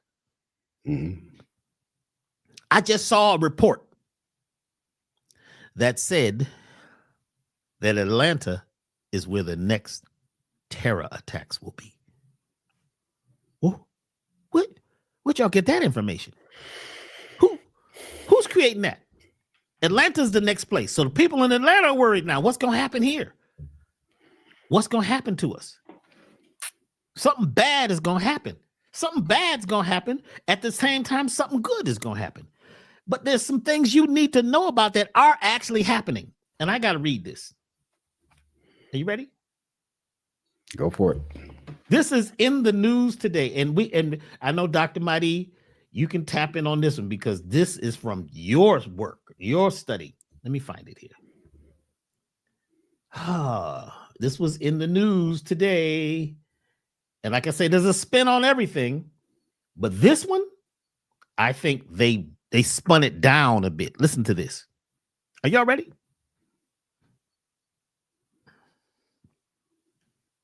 This is in Atlanta today. Avian influenza, that's AI. Avian influenza outbreak in Georgia halts the sale of poultry, forces quarantine. Huh? Well, wait a minute. Is this the terror attack that they was talking about a couple of days ago? What is a terror attack? Listen to this. The first case of avian flu in a commercial poultry operation has been found, according to the Georgia Department of Agriculture and the United States Department of Agriculture's Animal and Plant Health Inspection Service. The case has forced officials to suspend all state poultry exhibitions. They got poultry expositions. I didn't know about that. Shows. They got poultry shows. What do? Go look at chickens and get to meet them, and chickens perform on stage. I mean, what? They have booths where you can go taste different types of chicken. Swaps. What is a swap? Poultry swaps. What is a swap? Dude? Is it like a swap meat? Dude, I don't know nothing about this. I got to read the line again because I get worked up. So let me calm down. The state has forced officials to suspend all in-state poultry exhibitions, shows, swaps and meats. I guess they mean swap meats. Swap meats. And the sales until further notice. Bird flu found in Georgia poultry. Now, what about the poultry that is created right on the border between North Carolina and Georgia, South Carolina and Georgia, Florida and Cole? Did the bird flu stop right at the line? Yeah, it does. Next question. Didn't they say that this avian flu, bird flu, started about 20 years ago in Los Angeles? And I don't know if you remember, Dr. Mahdi, there was a guy who used to work at the avian study research place downtown underground in Los Angeles. I don't know if you remember this guy. He used to come and he would talk about how he works in this top secret. He was the security for this top secret facility. Well, what you're telling you is that they just found the bird flu, avian influenza, which is AI, in Georgia. They just found it. When in fact, it's been in the chicken for 20-something years. They just put it in the news today. What the heck is avian? Is that the water?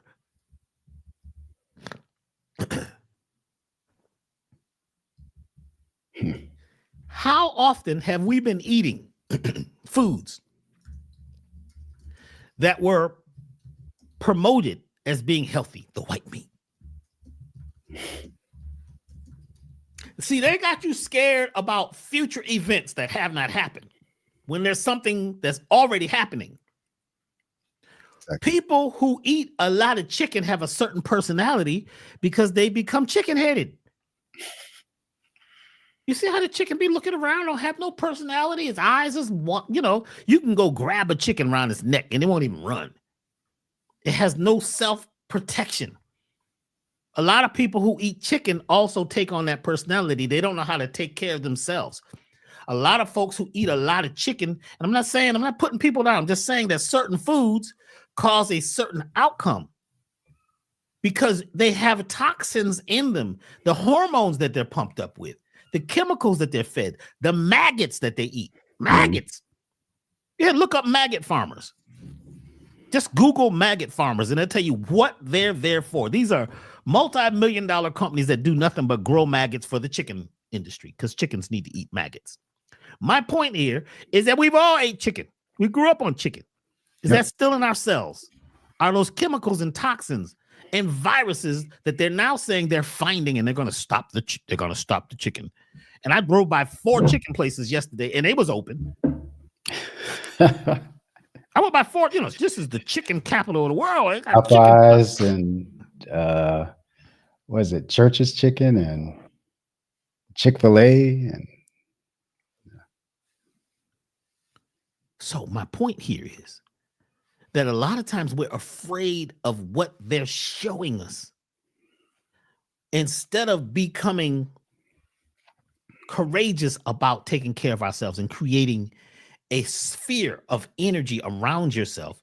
But first, let's let go of the stuff that we're doing, that we've been doing based on the family, based on this is our food. So detoxification and cleansing, right? Cleansing is a part of what we naturally did, to let go of last year, to let go of some of those emotions, to let go of some of those feelings, and stop looking at how bad it is in all the emergency situations and look at the situations that should be urgent. We should all be in urgent care right now. Urgent care is when you are looking to take care of yourself and let go quickly right now of the things that you're holding on to. In some of our other classes and workshops, if you go look at some of the classes and workshops and talks that Dr. Mahdi and I have had in the past at elevationtime.com, he used to work at the chicken place. Mm-hmm. I forgot which one of those talks where you broke down what you did at the chicken. Yeah, that was back at Elevation in LA. I think I did that talk. I think that was like 2003. Yeah. Yeah. Actually, that was my first talk. Wow. Wow. Yeah. And my job was interesting. I lasted for 3 weeks. I was 18 at the time. I was working the graveyard shift from 11 p.m. to 7 a.m. in the morning because the place never closes down. It's a 24-hour operation. And the chickens used to come in these crates, probably like 3 feet by 3 feet and maybe a foot in height.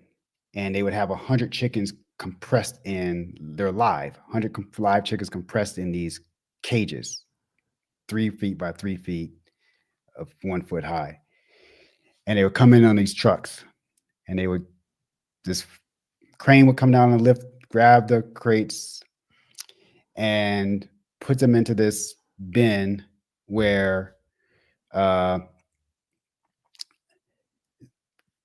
they would get turned upside down, and the conveyor belt would catch them by one of their feet and hang them upside down while they're flapping all around. And then they would go into this vat where they would be defeathered and gutted down the middle. So they're killed. They're like the head's taken off, they're defeathered and cut down the middle.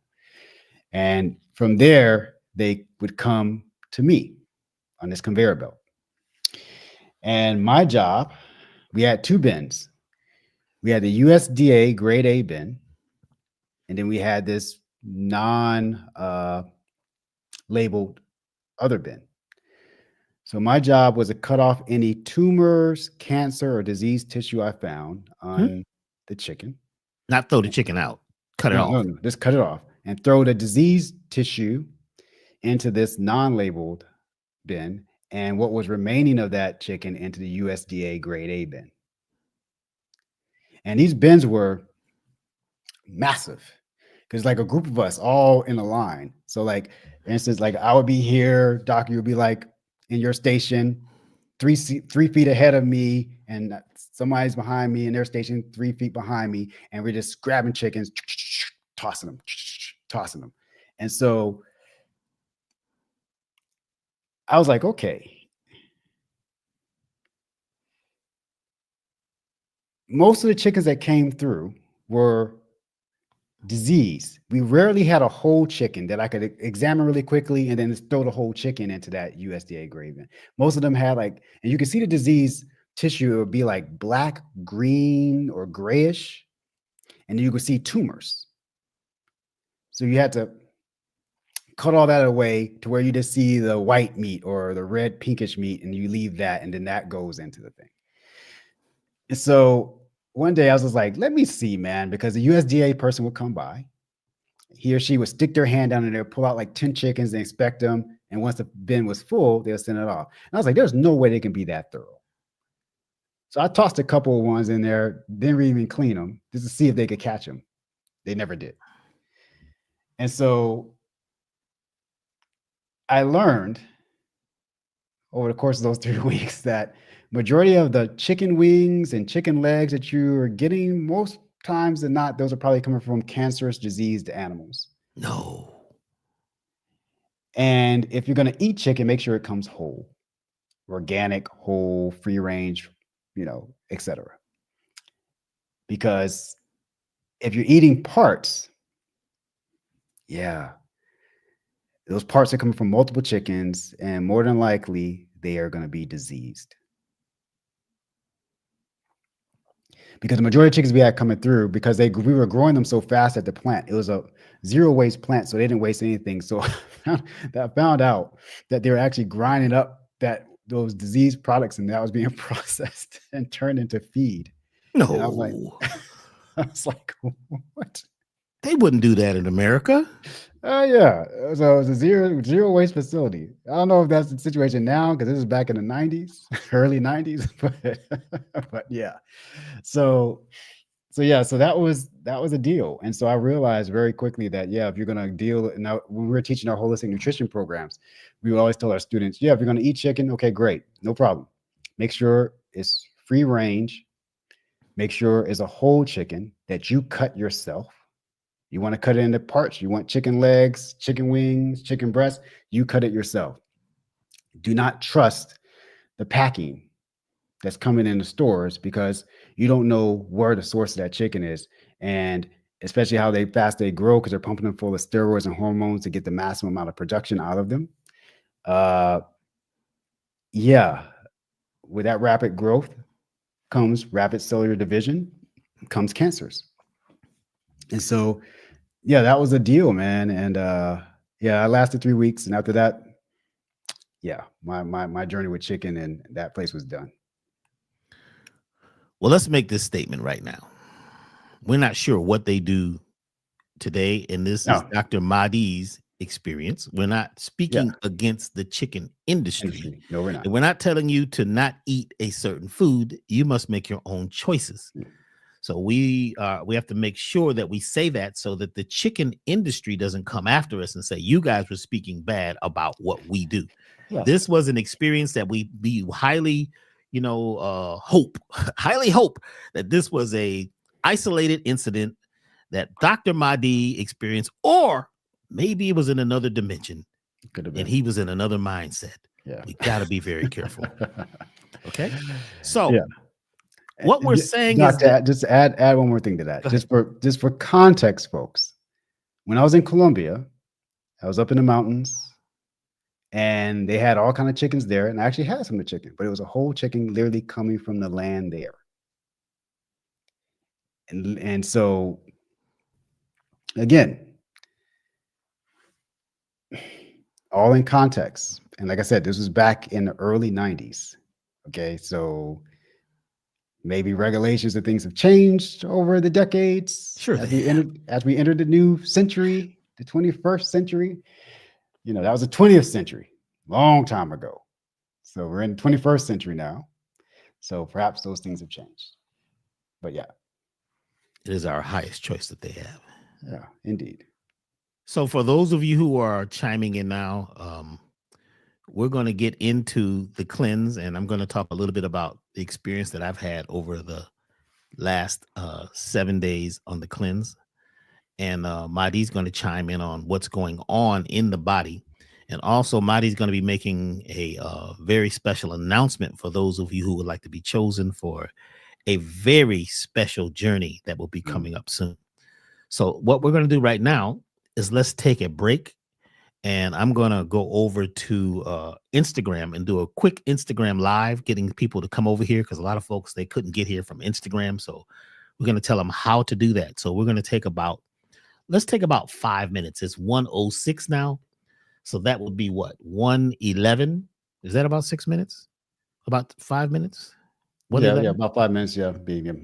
So let's take a 5-minute break, go breathe, and we're going to get deep into the cleanse because that's why a lot of folks are here. And we're going to answer some questions. People have had a lot of questions about the cleansing, and we want to congratulate you all for being here, for making it. Those of you who are cleansing, congratulations. Those of you who are waiting on your cleanse to come, congratulations. Anybody that's doing anybody else's cleanse, you're welcome. Congratulations. This is not just about doing one thing, and one thing is the perfect thing. There is no perfection in nature. So let's take a short pause, and we'll be right back with you. We're going to come back now at about 1:12. Okay. So we're going to play a little music, a little bit of music. We're going to play the song I Allow. Oh, no, not I Allow. We're going to play A-I-O-U. A-E-I-O-U. And as you say that, it begins to help tonify your spirit, your chakras. So we'll be right back with you. Don't go nowhere.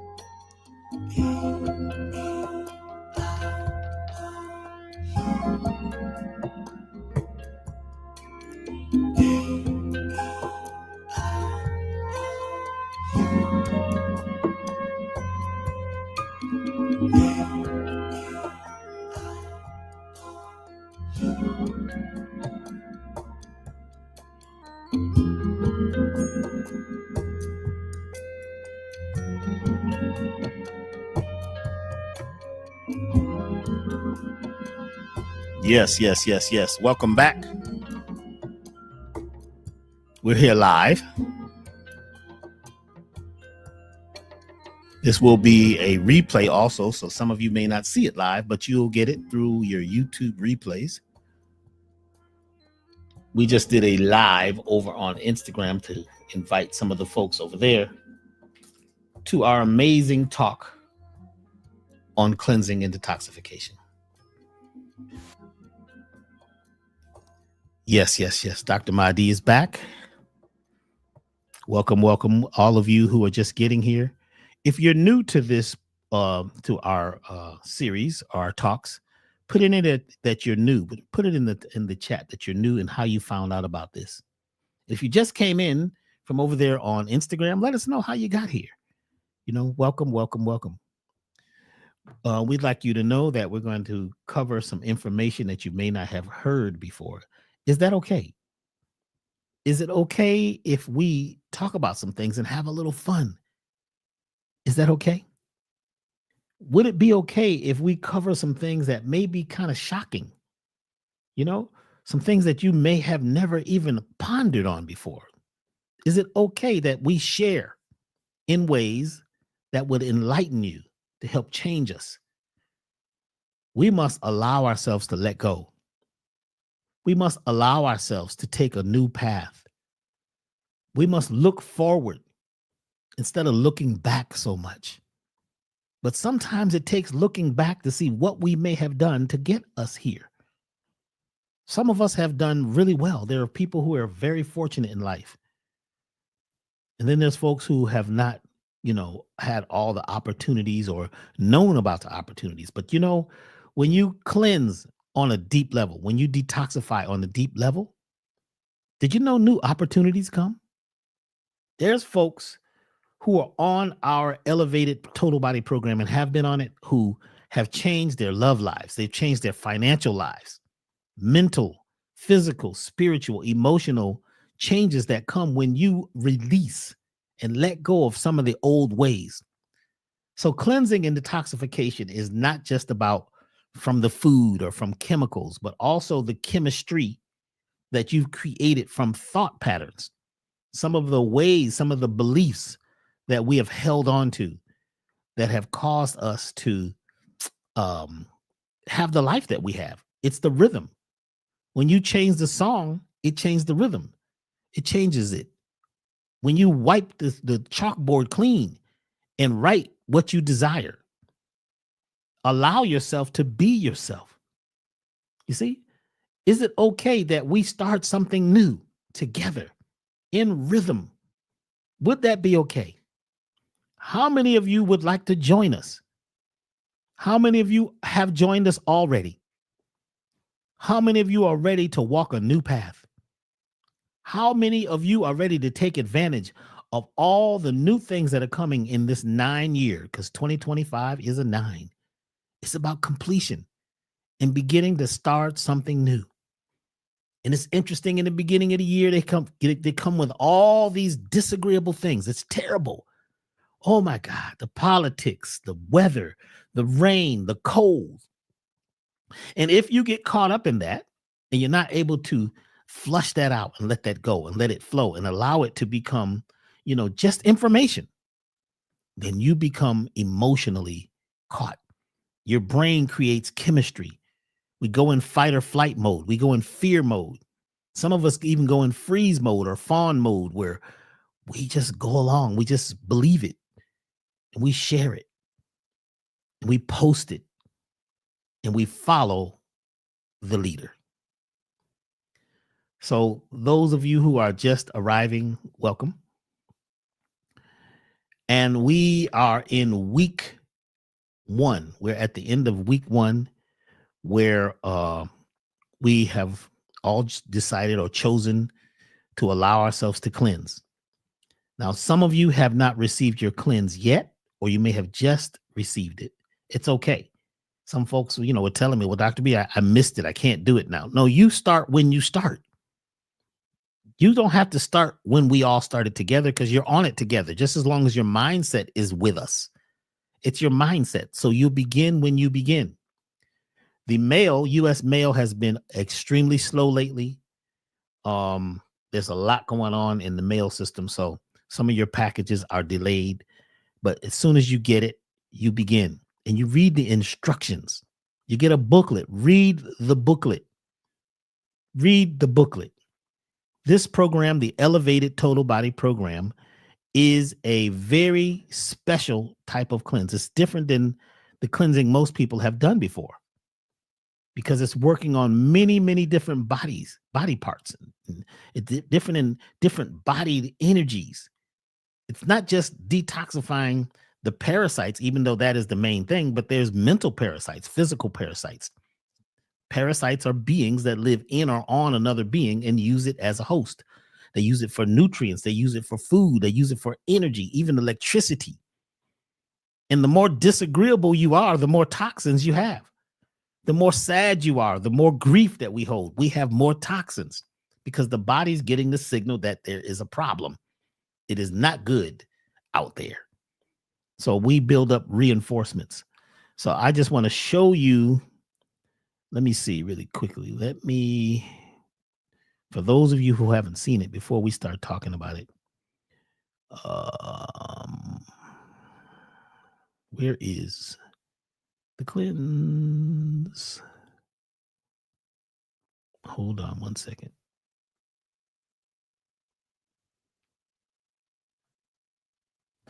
Okay. I just want to go and show you the program that we're talking about right now. Okay, so this is the Elevated Total Body Program available over at elevationtime.com.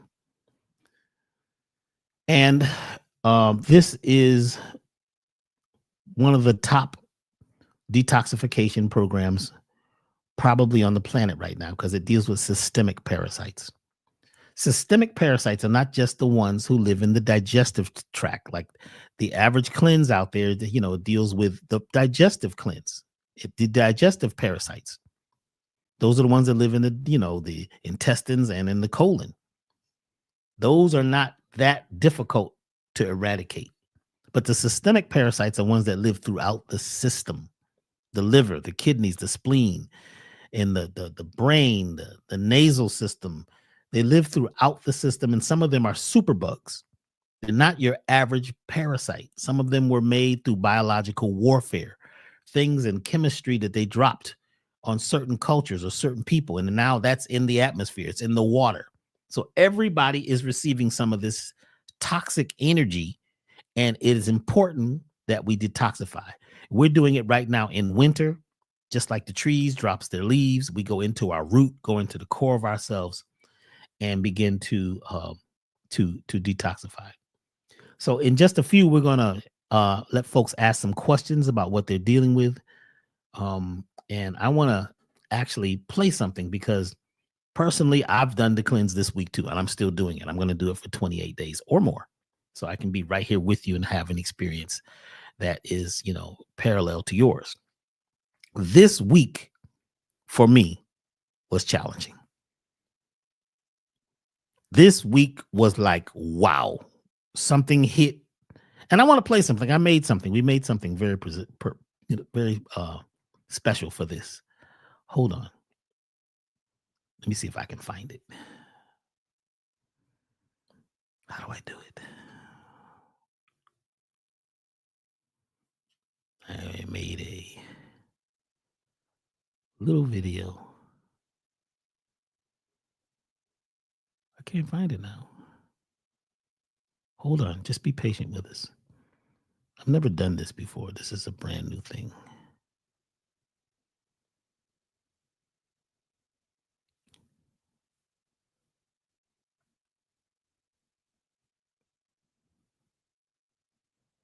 Hold on. I'm almost there. I thought I had this key queued up, but I'm being tested right now by technology. Okay, so this is a part of the experience. So on day one, we're taking 1 dropper full of the Paracleanse. On day 2, we're taking 2. Day 3, we're taking 3 dropperfuls. Day 4, we're taking 4. And on day 5, we're taking 5. Day 6, we're taking 6. We're using a graduated approach to to eradicating the parasites because they're very intelligent. They are masters of survival. And we must slowly sneak up on them, which is also called hunting, by increasing the dosage just a bit each day so they don't detect that their environment or that their life force is being affected. So between day 5 and day 6 is when we reach something called critical mass. This is when they send out the alarm and they realize that they are under attack. And at that point, they do everything they can to survive. They send out all defenses. They begin to create havoc in the body. Basically, they realize that they are at war. Our immune systems, which are basically shut down, and I mean by shut down, not turned off, but they've been at a low efficiency level for a lot of times most of our lives or throughout the year. So at this particular time, the immune system has enough nutrients. It has enough minerals. It has enough of the herbs and the energy and the phytochemicals that come from the products that the immune system begins to really do its job more efficiently. And the parasites are basically caught off guard. So right around day 5, I experienced the war. I got tired. I felt a little gloomy and slow. And even my energy my mental energy seemed to be foggy. I seemed to be foggy in the mind. And I started craving sweets. And the reason why I began to crave sweets is because the parasites need sugar. They need processed sugar to survive. It's one of their food sources. That gives them their energy too. So glucose, which is sugar, gives us energy, but it also gives the parasites energy also. See, they're parasites. So para means beside. They live a life besides ours. Their biology is not that different than ours. So they need the same nutrients, the same energy. And sugar is a source of energy for all of our cells. Our very mitochondria needs sugar. Now, processed sugar is going to create a problem because processed sugar is going to degrade the immune system. It's going to put pressure on the entire system because it's processed. And that chemical response in the body has to now, the body's immune response has to now try to go protect itself from the poison sugar if you're using processed sugar. But the parasites are looking for sugar too. So they begin to drain the nutrients from the body if they, as much as they can. But now the body has been flooded by the paraclins and the other herbs in the program. So day 5 was a challenge. Today, I'm on day 6. I'm much more clear. It seems like it's calmed down. I'm not craving sweets as much, but I'm thirsty and I'm craving water. And I notice I have more mucus. So sometimes the mucus is the body trying to coat the tissues from the damage or from the war. And it's also the body trying to cough up, the biology and the waste from the die-off of parasites. We also notice right around this time we start getting more gas because the parasites' dead bodies put out ammonia gas. And that ammonia gas causes you to be gassy, but it also can keep you up at night. So it's important to take the tranquility at night to help put you in a REM sleep. And that REM sleep is very important because the body only heals deeply when you sleep deeply. If your body is full of ammonia gas and methane gas, those gases can keep you up at night because they're irritating to the nervous system. So we have to make sure we take the tranquility every night to help keep that gas effect, and keep us into a deeper sleep. Because as we are in that deeper sleep phase, the body is at a high healing rate. Because right now, between day 5, 6, and 7, the body's building new tissue. It's building and bolstering its natural responses. And the parasites at this point are beginning to realize that they are at war. So they are working hard to survive too. So day 5, 6, and 7 are challenging. And we're about at that right now. And I'm feeling it.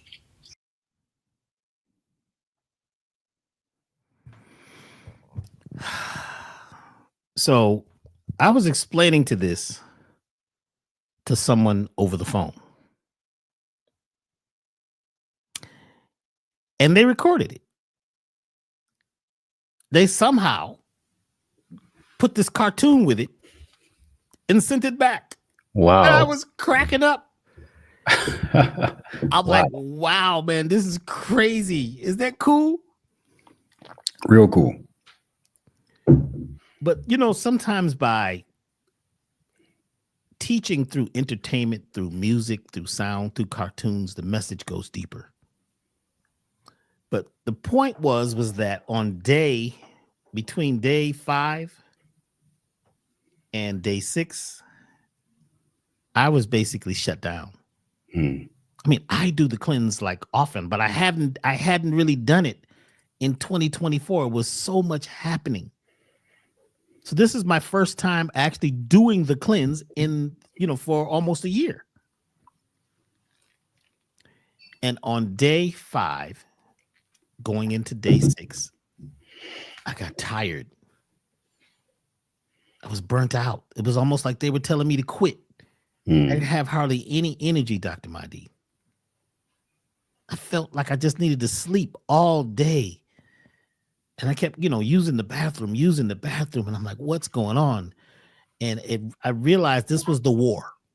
Mm-hmm. And the reason why we start off with the quantum paracleanse on day 1, taking 1 dropper full, is because if you alert these parasites that you're coming to destroy their environment or them, they begin to mate. They go crazy. They're survivalists. They're going to do everything. They're going to go to war with your system and try to stop you. Mentally, they'll try to stop you. Spiritually, to get you to stop this cleanse. It's not working. It's making you sick. The mind of the parasite is the brain. They have a hive mindset. So you're not talking to 1 or 2 bugs. You're talking to the whole group. And their thing is survive. So on day 5 and day 6, it was deep. And then actually on day 6, I was craving sweets like crazy. Man, let me tell you something. I don't have any white processed sugar in the house. But I was searching for it. I think I need to go to the store. I lost my mind. I was shut down mentally. This is Dr. B. I'm being honest with you. I need something sweet. But luckily, fortunately, let's use that word, I had some dried, dehydrated pineapples and some, what do they call them? Dehydrated apricots. Really sweet. And I ate them, and all of a sudden, my system calmed down. But I went for a more natural sugar, which now the body can use that because some of these natural sugars become prebiotics, especially things like dates, things like that. They're prebiotic. That sugar your body really can't digest very well, but the probiotic, the microbiome, the friendly bacteria use that as their fuel, as their energy. It creates their environment. So those sugars and things were good. And luckily I had those and I ate those and I was really cool. And then after that, it was thirst, water, because my body was saying flush. Now today I'm on day, this is day 8 because we started last Saturday. So I'm going to actually do the cleanse. And after this, we're going to talk with Dr. Mahdi about some of the things that happens when we're doing such an extensive systemic detoxification. So like I said, on day 1, we started with 1 dropper full of what's called the quantum paracleanse. Only this particular product do we build up and increase by day. So today I have to take 8 of these. 1, 2, 3, 4, 5, 6, 7, 8. Ooh, that really tastes good. So remember, on day 6, we're taking 6, and that's when your body that's when you reach critical mass in the environment. The parasites are like, whoa, we're being attacked. But when we build up slowly, they don't know you're coming after them. Day 6, the alert goes out. So by day 7, this is when the war is actually happening. The parasites are fighting for survival. So it's important to stay with it, to consciously know what's going on. Drink more water, walk, exercise. Today, as we do every day, we take 3 droppers of the New Life.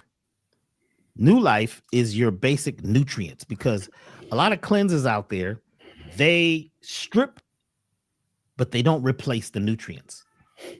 So we've got micronutrients, micro minerals, all these things that the body needs right now to help rebuild itself, instead of just cleansing so deeply that there's nothing that the body can use to rebuild. So New Life helps to clean the blood and helps to give you the essential nutrients. And then we take 3, 1, 2, 3. So 3 of the New Life. That helps to create a new vibration, a new energy.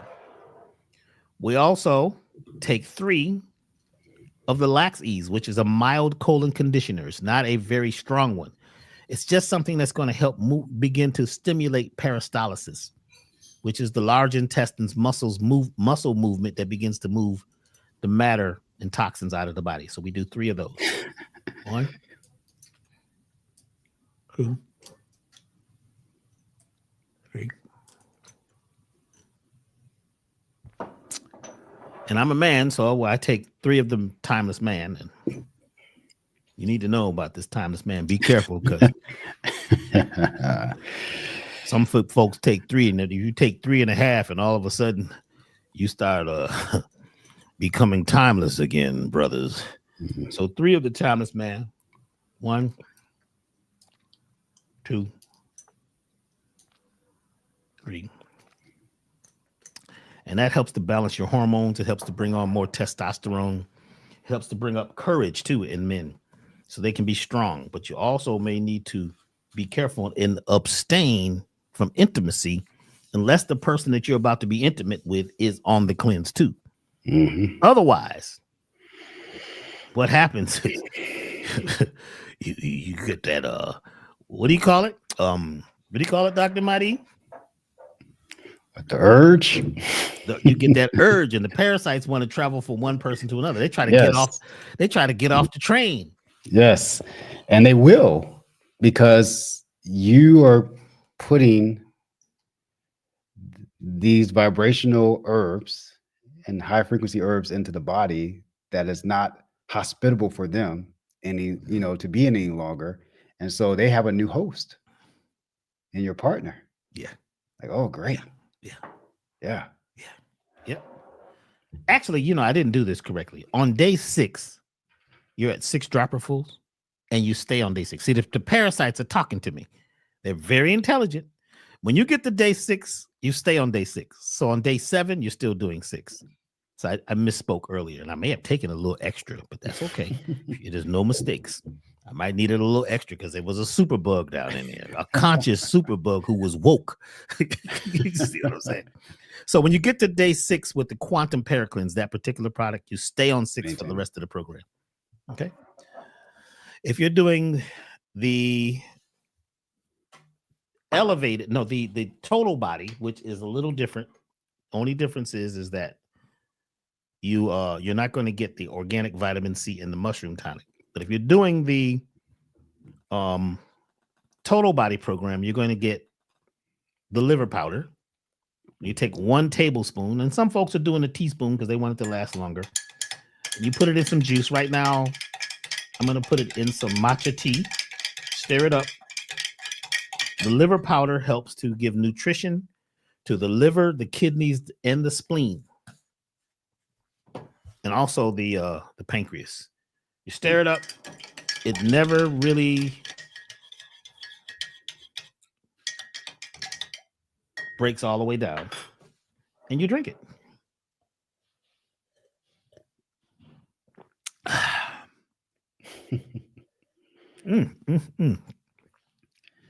Wow. It's always a good taste. And that's what I liked about your herbs too. They don't taste medicine-y or medicinal, where you're like, of course, you got to do it because it's it's good for you, but yours are enjoyable, which is really cool. Woo! I'm gonna be honest. A couple days, I didn't do the liver powder. I did everything but the liver powder because my excuse was, I don't have any tea made, or I don't have any juice. I'll get some later. And I forgot. And this is a human thing. We forget sometimes. And sometimes there's a parasite in your brain called toxoplasma that's hoping that you forget, because toxoplasma is the intelligent parasite that basically it's the mind control parasite. And it will make you forget to do everything. And in order to get rid of toxoplasma, because it is in the brain, we have to change the frequency of the blood, because a lot of these herbs will not pass the blood-brain barrier. So someone called me the other day. They said, well, Dr. B, I'm using black walnut and green black walnut hulls. I'm using cloves. I'm using wormwood, worm seed. I'm using, the seeds from the papaya. And they mentioned all these things. And I said, well, how is that going to pass the blood-brain barrier? Those herbs are really good for intestinal parasites. We got to deal with the super bugs. They eat that stuff. They don't care. They love papaya seeds. They love golden seal and black walnut. These are super bugs. So it is important that this whole cleanse process is being initiated correctly, because there's a rhythm each day. You notice how I say you're going to build up with the quantum paracleanse, and then you're going to, up to day 6, stay on 6. That's a rhythm. Then we take 3, 3, 3, 3, 3 of everything else. Everything else, except if you're taking the elevated total body program. And we're going to touch on that in just a second. It's also important for you to brush your teeth with the tooth powder, because the parasites will go to an area where, you're not taking the herbs. They're not in your mouth. This actually begins to cause your teeth and your gums to be strengthened. It also kills the parasites in the mouth. And it's a very good, a product for the teeth. Some of y'all love it. Some folks want to buy it. We do sell it separately when we have it. Okay. Now, that's for the total body program. I'm actually doing the elevated, which is our #1 product all over the world. And it comes with a bottle of organic vitamin C. This is a very special type of vitamin C. Some of you have been writing saying you love the taste of it. Can you give it to children? Yes, you can. And we don't make vitamin C. Birds, right? Do birds make vitamin C, Brother Dr. Mahdi? Is it birds and cats that make it? Not that I'm aware of. I know I've heard of the cats, but I'm not sure about the birds. Okay. So this helps to create a 1, 2, 3. What organic natural vitamin C does is it helps to put like a force field around your cells, especially around your DNA, because you have a whole lot of things like free radicals and things that are bombarding your actual DNA. This helps to build up a force field and a protective shield around certain organs, especially your genes. And lastly, in the elevated total body program, of course, you get the mushroom tonic. And this one, you take 6. So it's 1, 2, 3, 4, 5, 6. And be sure to take a dropper full. That's 1 squeeze. It comes up about 1 inch. Do not try to fill your dropper all the way up. So a dropper is not a full dropper, but it's a squeeze. It comes up about an inch. It's measured. See, if I squeeze it all out, put it in, squeeze it one time, it automatically comes up about an inch. Okay. Also, you can take your master mushroom tonic. Some folks choose to put it in really hot water because it does have a bit more alcohol than the other products. And when you put it in really hot water, it burns off and vaporizes the alcohol. And you can also put all of these products in the same tea. Make a really hot tea, put all your products in there, drink them at the same time. The taste is amazing. It makes a really good drink. Some folks have put all of their products in a smoothie. As long as you get it in, it's okay. And it's best afterwards, if you're taking it directly in your mouth, to drink some water.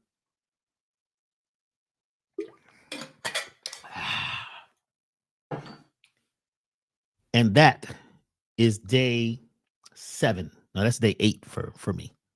Yeah, today 8, because we started last week. So those of you who are on the program, congratulations. Those of you who are about to get your program, you can go back and watch these videos, and so that you can be part of the collective. We're all part of the collective. We're doing a collective cleansing, emotionally, spiritually. Some folks are cleansing by just not watching any social media. Some folks are just turning off their modem. Some folks are just eating fruit. That's a good thing if you're just eating natural fruit. Some folks are just, they're abstaining from sex or anything that they feel they need to take a break from. Because, anything that you're doing all the time, taking a break from, causes you to clear the slate, causes you to open up a space for something new so that you can enjoy your life force or increase your life force. So congratulations to you all. There's been a lot of questions, folks calling in saying that this is changing their lives. Folks are having experiences just in the first week here, because this is a systemic detoxification program. So you get a booklet. Where's the booklet? My booklet fell on the floor. Use the nutritional guide in the booklet. Foods on the left are the ones that we should stay away from, at least while you're on the cleanse, and the foods on the right are the ones that we should enjoy, because there's certain food causes certain stresses on the system. So before we start looking at some questions, Dr. Mahdi, do you have anything you'd like to input about our experience? Yeah, I'm gonna share a slide really quickly here that I think just kind of speaks to what you were just saying, that the importance of just how comprehensive this is. So let's see here. Okay.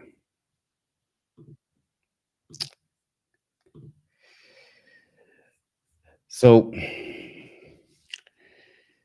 what's very interesting about the elevated total body cleanse, as Doc was saying, it's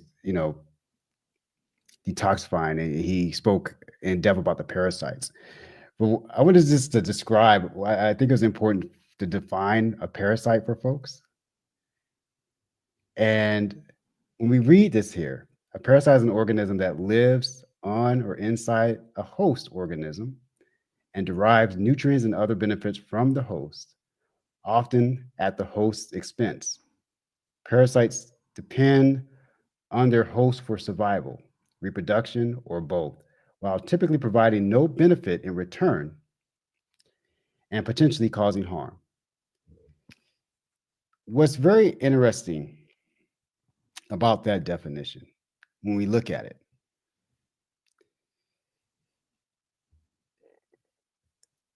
the cleanse that you all are doing, this elevated total body cleanse, is addressing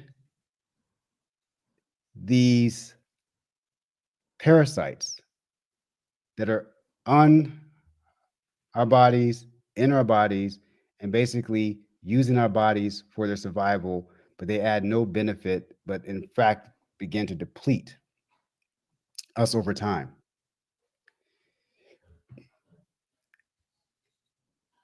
What's very interesting, Doc, when I was thinking about our talk today and about everything you've been doing with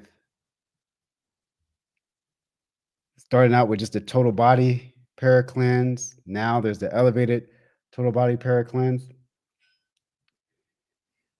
What came to my mind and it woke me up this morning, kind of caused me to change what I wanted to talk about today somewhat, was that we are addressing the parasites within us. And if we don't address the parasites within us, I have a theory, Doc, and I want to get your thoughts on it. I think because we're just infested with parasites within us, within the brain, with systemic parasites, these energetic parasites that are on us, we become so infested that literally we fit the definition of a parasite when it comes to the earth.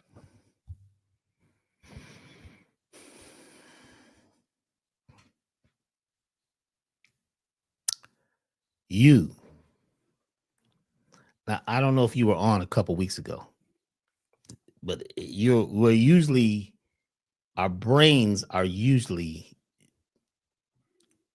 in sync. We live in a parasitic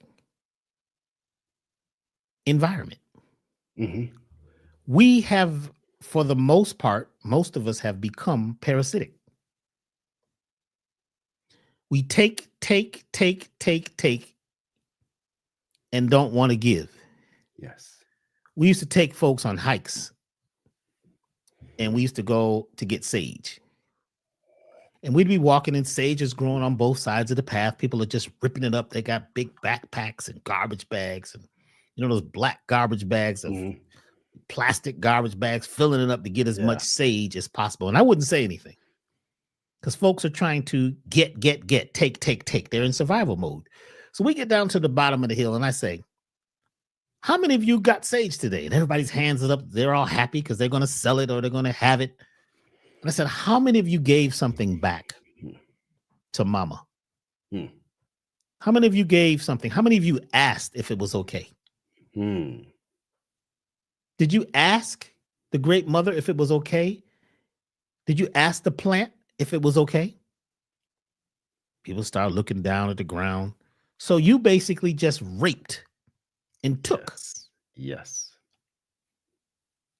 And a lot of these plants and flowers and things are like the reproductive part of the plant. You just ripped off their reproductive parts. Yeah. That was parasitic. I says, now what we're going to do is we're all going to go back up the hill.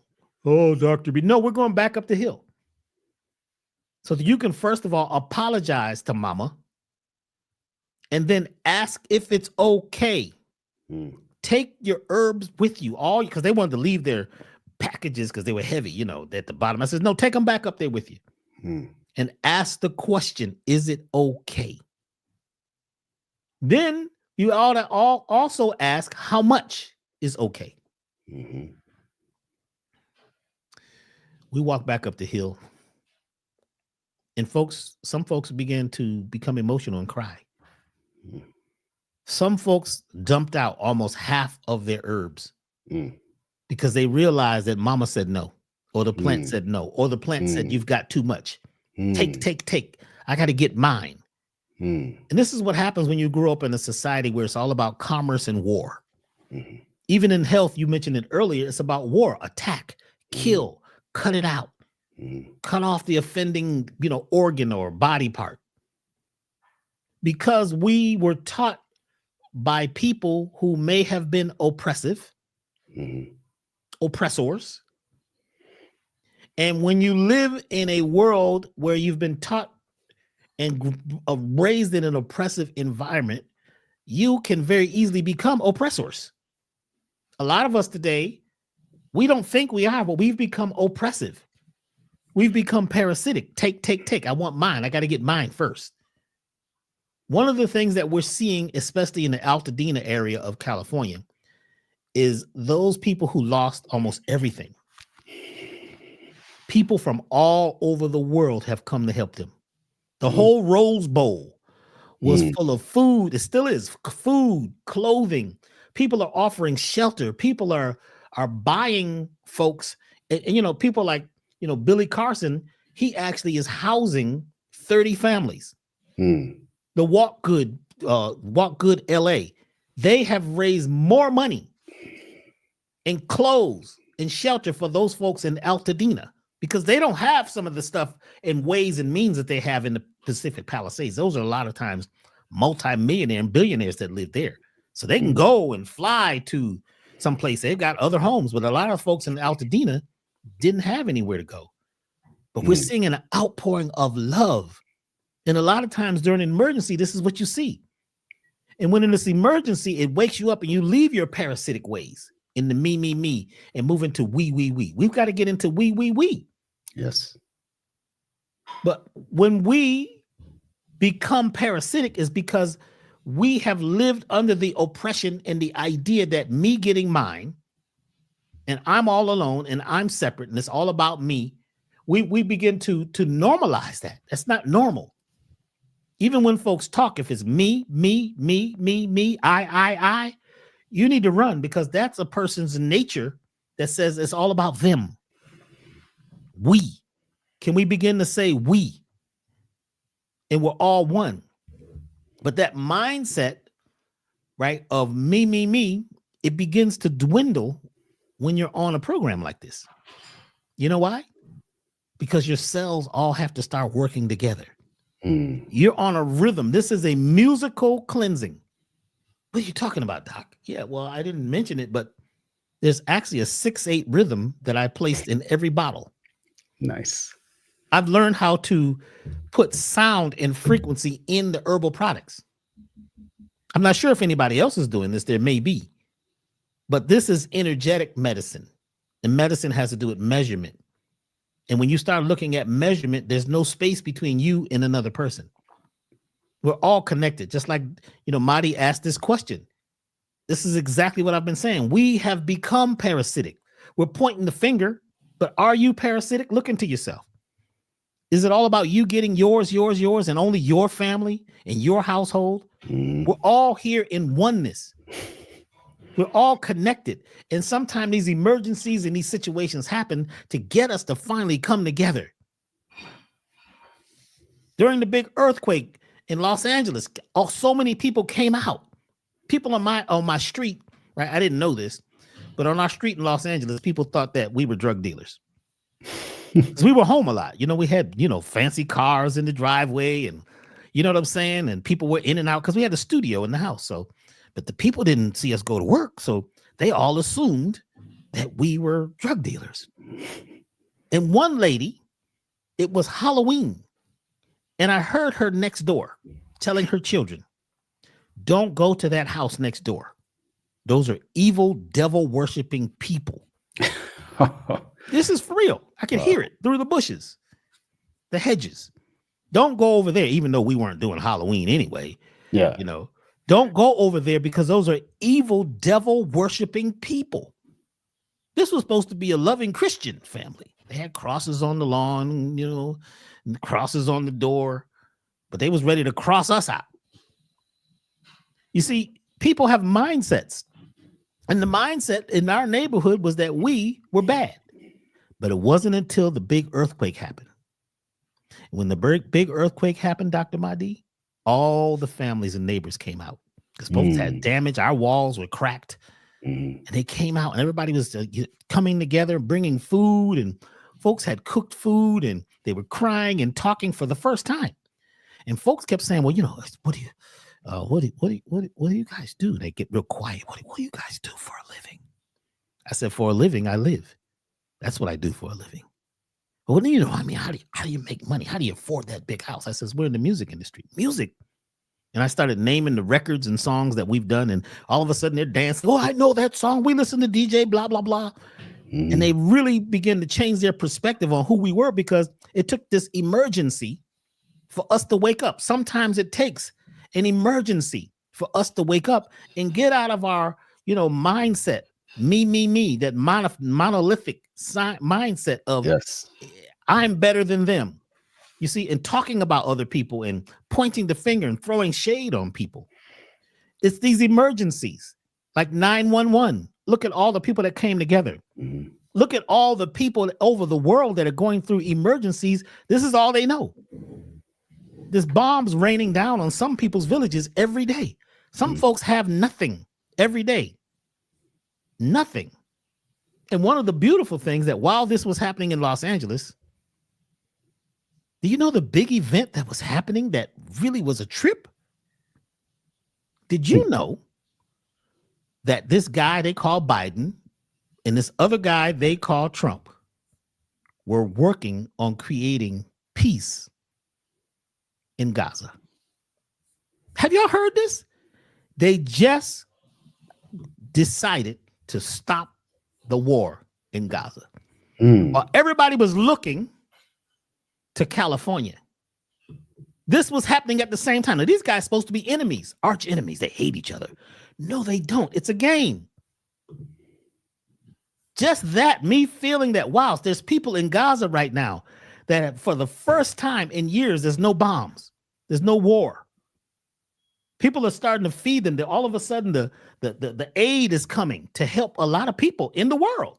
Things are changing. I'm not saying that could just be politics and on the news, but I think that this 2025 is going to test us all. And we've got to be careful. Be careful. Come together. Like Dr. Mahdi and I are coming together even more. You know, he has a journey that he'd like to take people on. 30 people will get to go on this special journey with Dr. Mahdi because he has recently found out something about himself that he never knew. But when we get there, we find out it's we. Some of the places that you think you're from, you're not from. Everybody's from Africa. Where'd you get that? We're from everywhere. They now know that they're now saying that the original Egypt was in North America. The original Nile River was the Mississippi. And there's more, right? There's more old relics. The oldest things they found on the planet, is that a word, planet? We'll make it one. Are in North America. Did you know there's pyramids all over? In Georgia, there's mounds which are pyramids. There's mountains that you think that are mountains or pyramids. They're just older. So our mindset has been, used against us. We've become parasitic on ourselves, and parasites sometimes get you to do self-harm. How many of you out there have done self-harm? You're doing things that are going to hurt you, but you don't know that it's going to hurt you because you haven't done enough research. You haven't done enough me-search. So we research looking outside of yourself all the time, but me-search is looking introspectively into yourself. Yes. And then once you get to the point of you start getting into me-search, all of a sudden it turns into we-search. We're all way seekers together. It's not about color. It's not about religion. It's not about who's a vegan and who's not. We all are here together. And let's be sure we're not becoming or let's stop living the parasitic me mindset. Would that be okay if we agree today to cleanse and detoxify from that? Back to you, Dr. Mahdi. Yes, sir. Oh, you hit it on, brother. Wow. So to just segue into that,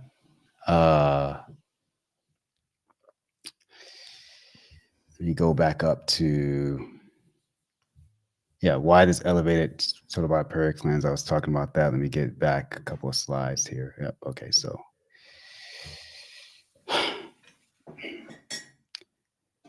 as Doc was just speaking about this parasitic nature that we have to understand that we are comprised of the primordial elements that make up all life: earth, water, air, fire.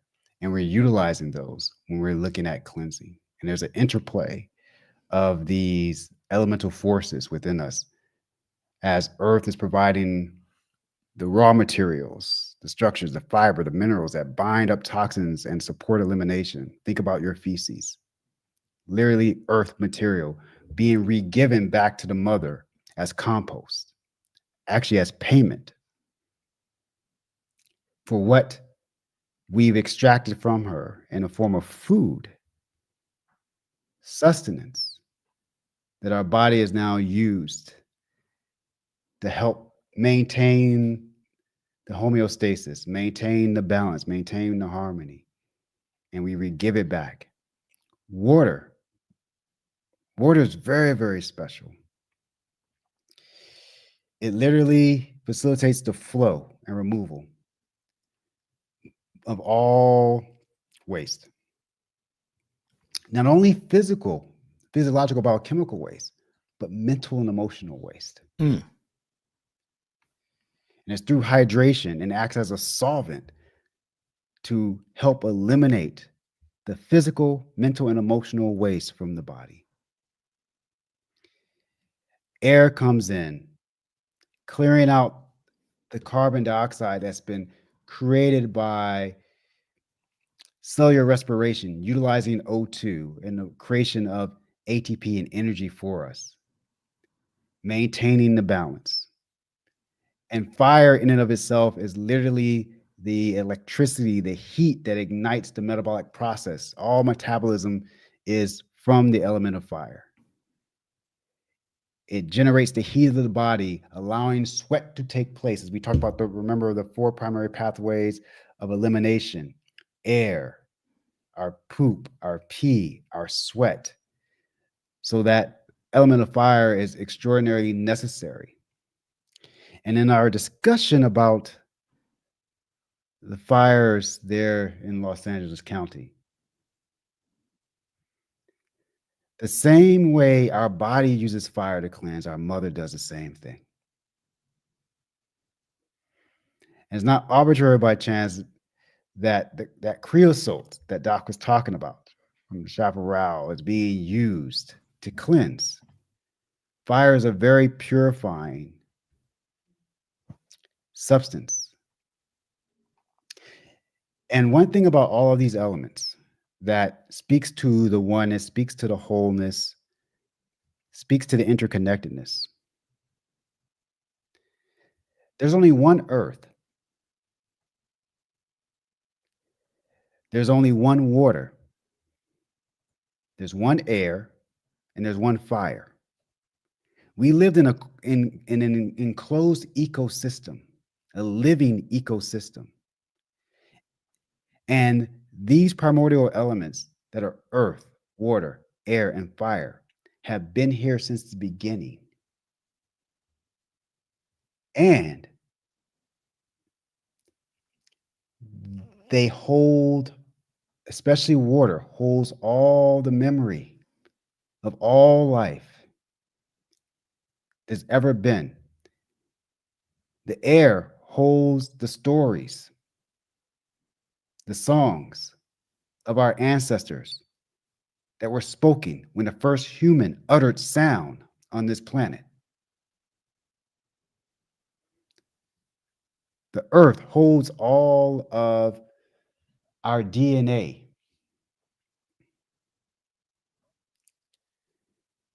And the same fire from the beginning coming from the Malta within the center of this earth and from the sun as the highest expression of it has been affording as us life and being used as a crucible to refine and cleanse and transform, transmute. And so these elements now, as you are doing the cleanse and as we go through this process of cleansing throughout our journey, are constantly there to help us re-give back to the mother that which we've taken, no longer being a parasite, but now consciously working in full relationship, full connection with her. And what is most profound is this fundamental element that is water. Because as I said, it's not only essential for all flow, it's like literally the cornerstone of cleansing. It's removing all the impurities from the balance within the body, also the environment. When we start understanding our connection to more than just ourselves, when we lose the parasitic consciousness, and we recognize that we're a part of an extraordinary ecosystem, we begin to realize that in observing, you can literally observe self on the planet, self in Mother Earth. Her rivers, her streams are her vascular system. The water is her blood, as it is our blood. We're primarily water over any other element. And so the purity of the water, the purity of the blood, the purity of the intra and extracellular fluid is essential for you staying connected, for me staying connected, for all of us staying connected. And when the waters become dirty, the personality becomes dirty, the consciousness becomes dirty,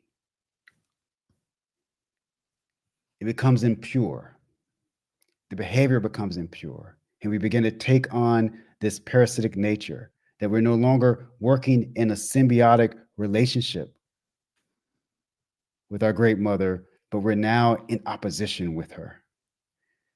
We now objectify her as other. And we literally create within ourselves an autoimmune condition where we attack self by attacking her and attacking each other. And she has to basically chastise us, rebuke us, discipline us by what we call these natural disasters, to remind us of who we are, whose we are, where we're from.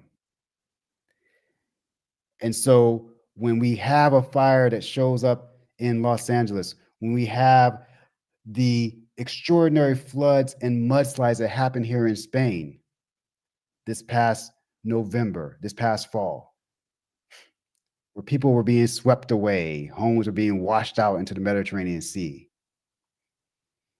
Really? That wasn't on the Yes. news. Oh no, yeah, it was big here. Yeah, and it's very interesting when it was going on. We were in Colombia when it happened. What? Yeah, like a friend of ours up in the mountains, like the entire road got washed away. Half of her property went down the mountain, and they're in repairs now. We went up to see her last weekend to see just the damage and how she's coming along and rebuilding. And we, through those natural disasters, we come together in unity and connection, because we're reminded then that we're not alone and that we need each other in order to be a part of this extraordinary, majestical journey called life, and that we each have a contribution to make, and we each have a value to contribute, and we must make payments for everything that we are doing here in this life, and that nothing is free. Everything has a value, everything has a price. And so either we pay it consciously or willingly,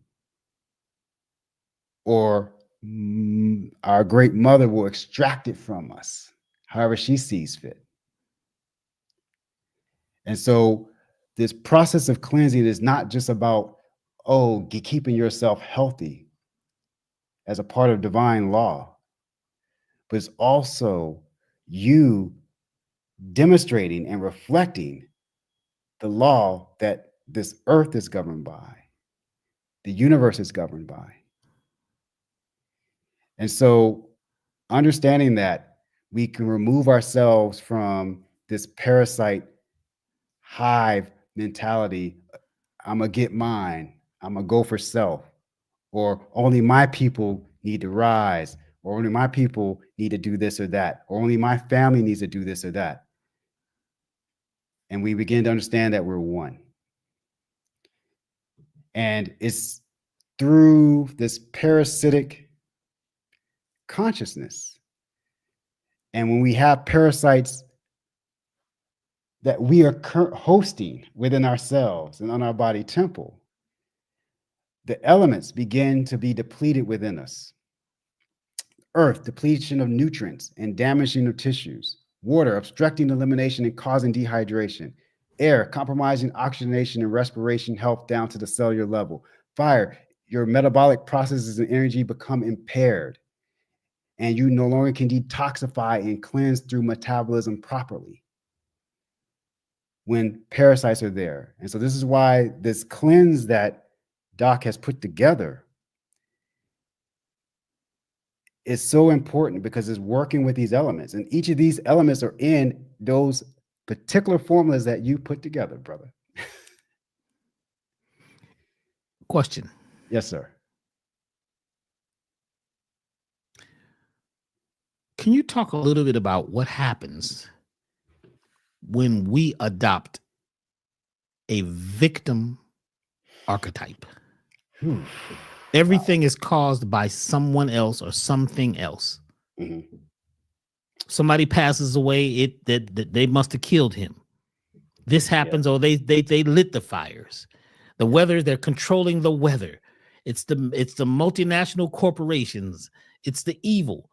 Can you talk a little bit about what happens in the body when we live a life of victimization mentally? The body's capacity for optimum functioning, meaning its ability to have the most strength, the most energy expression,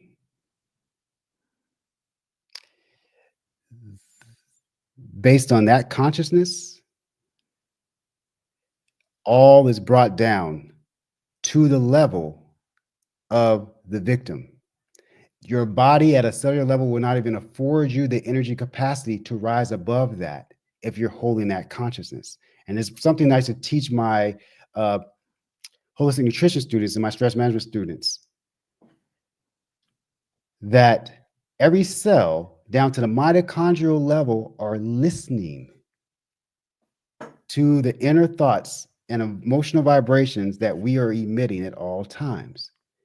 And so when we hold an identity that says I'm a victim, that life is happening to me through these various mechanisms, be it a people, an institution, a job, or a government, whatever it is that is bringing me down to this victim consciousness. And this is what I believe.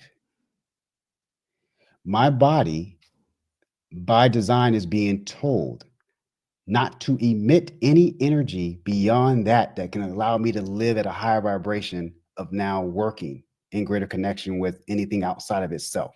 So your energy will be lower. Your strength will be lower. And I don't even care if you have been hitting weights and you all swole up and taking in steroids or whatever. Your capacity, your ability to move in life with strength and vigor is lessened because of the consciousness occupying the physical space. The body is literally a printout of the consciousness occupying the space. So if the consciousness is one that exhibits weakness from not realizing that it's connected to something so much greater than itself, that literally our Mother Earth, through your mother as the female expression of the earth in human form, gave the raw materials for her to put your body together within the uterus, within the womb, extracting those primordial elements that I was just talking about to form the body temple with the same capacity in strength, the same capacity in energy, of course, in human form, but at the highest level that it can to be fully expressed here.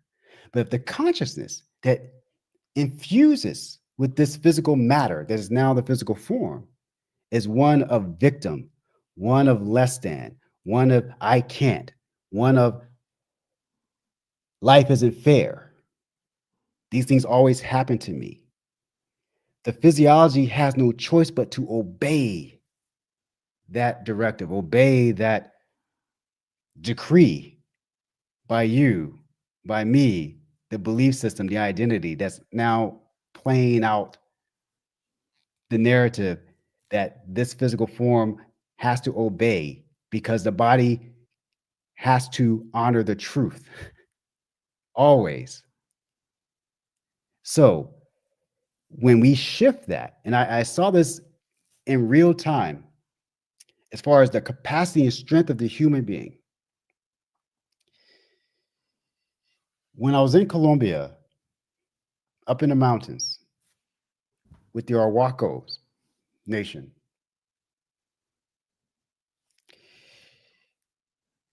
some of the young men there, they were harvesting the coffee because it was harvest time. And they were showing me around how they dry the coffee and then they put them into these bags. And I wasn't really paying attention. I saw the guys bringing the bags down.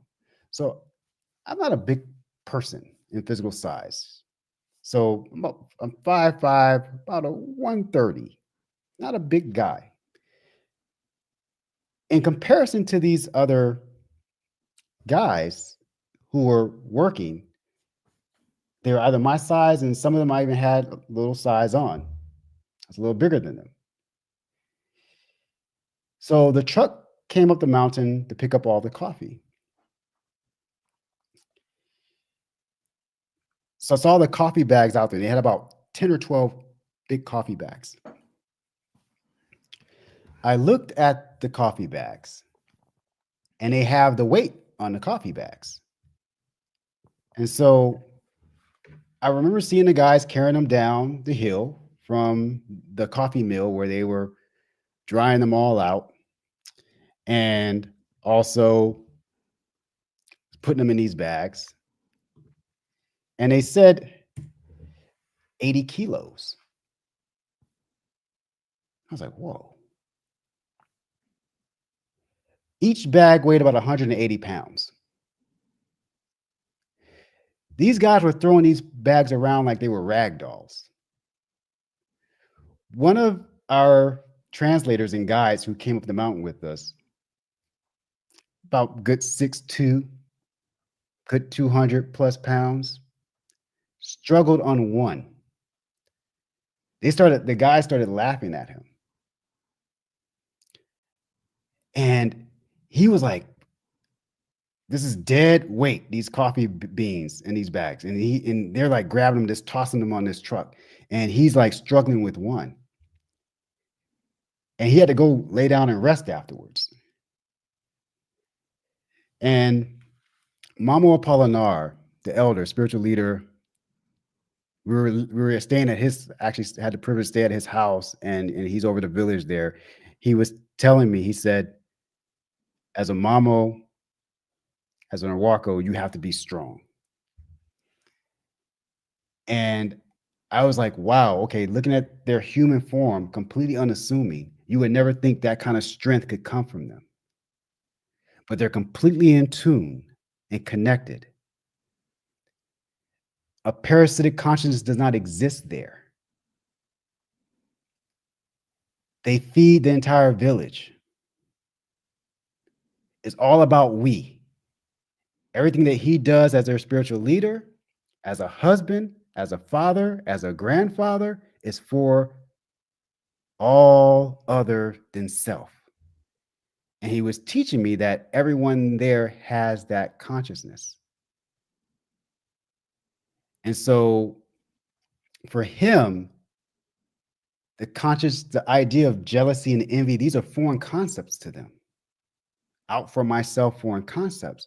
And so their bodies are able to create with vigor and strength and energy at a level that I was like, wow. And even kind of getting up the hill, all of us, heavy breathing, like, wow, okay, because the oxygen, you're like almost 10,000 10,000 feet above sea level, our air's a little thinner up there. And we're like, whoa. And they're moving up and down the mountain like nothing. The strength they have is extraordinary. And this is what I mean when we begin to remove ourselves from this parasite, this victim mindset, telling the body that we don't have power. We don't have control. Everything is happening to us. When you're operating from that place, your body's like, okay, we'll just give you enough energy to be that individual. We will not allow you to exceed that. Even if you have muscles and you feel you have some physical strength, it's limited to what your full capacity is. Because if you could equate it to, for example, those guys who were working there with the coffee, roughly in height around 5'3" to maybe 5'6", between like 120 to maybe 135, 140 tops, throwing around 180-pound coffee bags, literally carrying them with one arm down the hill on their shoulder like this. And they're able to do that at that level, and they don't even look it. They don't even have big muscles. Imagine what someone who has worked on these things but has functional strength, because they see themselves as expansive, they see themselves fully connected, and they know where their source comes from, and they're operating constantly from that way. The body begins to operate differently. You have a much more powerful constitution, energy-wise, strength-wise, vitality-wise. But if you hold the victim mindset, you will be subjected to all the things that are associated with that victim mindset. And so this is what has to be relinquished. And in and of itself is a parasitic mindset. Because when you're coming at it from this victimization, like everything is happening to me instead of for me, you're in this protection mode, and it's all about you then. I can't be worried about other people. I got to get mine because the man's against me. The government's against me. This or that is against me. And so this is what the body will do when you're operating from that space.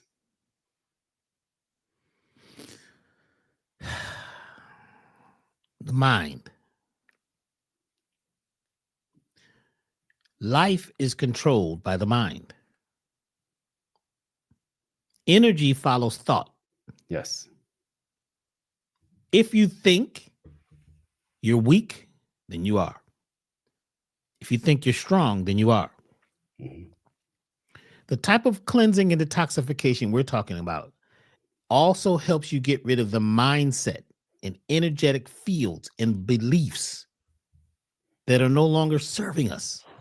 This is why our ancestors did cleansing when the seasons changed, and when something happened in the village, it's time to detoxify, stop eating something because all energy, right, keeps traveling until something stops it or slows it down. We must be the force that's ready to rewrite our programming and not wait on it, not wait to be saved, not just follow, but become leaders. Become leaders. We're not looking for more followers. We're saying, well, let's bring about the leaders. Who here is ready to lead? Mm-hmm. Who here is hearing something today that's changing them internally, mentally, physically, spiritually? And when you change, you actually change your ancestors. Did you know that? When you cleanse and detoxify and let go of certain things, it changes energetically your entire lineage. Yes. All the way back. Because you are here, you're at you're like the capstone on the top of the pyramid. If you change the capstone, everything changes. We are the new version. But if we are holding on to the past, holding on to certain ways of eating, letting the parasites, the physical parasites, the worms and the bacteria and the viruses keep us stuck, then after a while we become stuck and we become stickers, right? And we help other people stay stuck.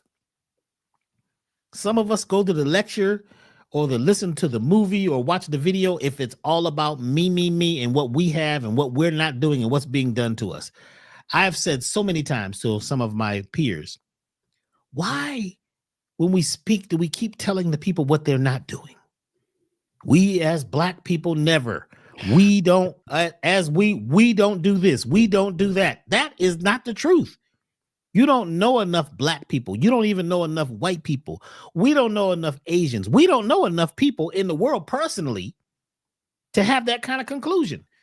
You just know what you're being told, what you're beginning to see on social media or in the news. You don't know the world. You don't know how many people there really is in the world. And they tell you, well, there's 8 billion people. Who counted them? How many of you did the census? How many people are in your town? You don't know. Do you even know your neighbors? I didn't even know what was going on in my neighborhood till I started walking the neighborhood. Oh, wow, look at that. I didn't know that house was there. Oh, they got a barn in the back. Oh, look at that. That's a 1955 Chevy. You know, you start seeing things when you take your time, right, and walk. So when we walk, when we move a little slower and stop going along with all the stuff that they told you about you, the programming, a lot of the programming and the sales techniques are all about, you know, parasite. You're being eaten. You're being eaten alive. It's about commerce. It's about war. We speak the language of war and the language of fighting, and we got to struggle. We vote to be victocrats. When we stop that, stop it. Stop it today. That's a part of the detoxification. So when you're cleansing at a deep level. That's why this particular program, that Total Body or the Elevated Total Body program, are both programs that go deep. It's not just about the toxins. It's also about the energetic toxins. It's about the frequencies that you've been holding on to. Some folks are noticing they're speaking different. They're acting different. And I want to answer a few questions really quickly before we go to the next piece.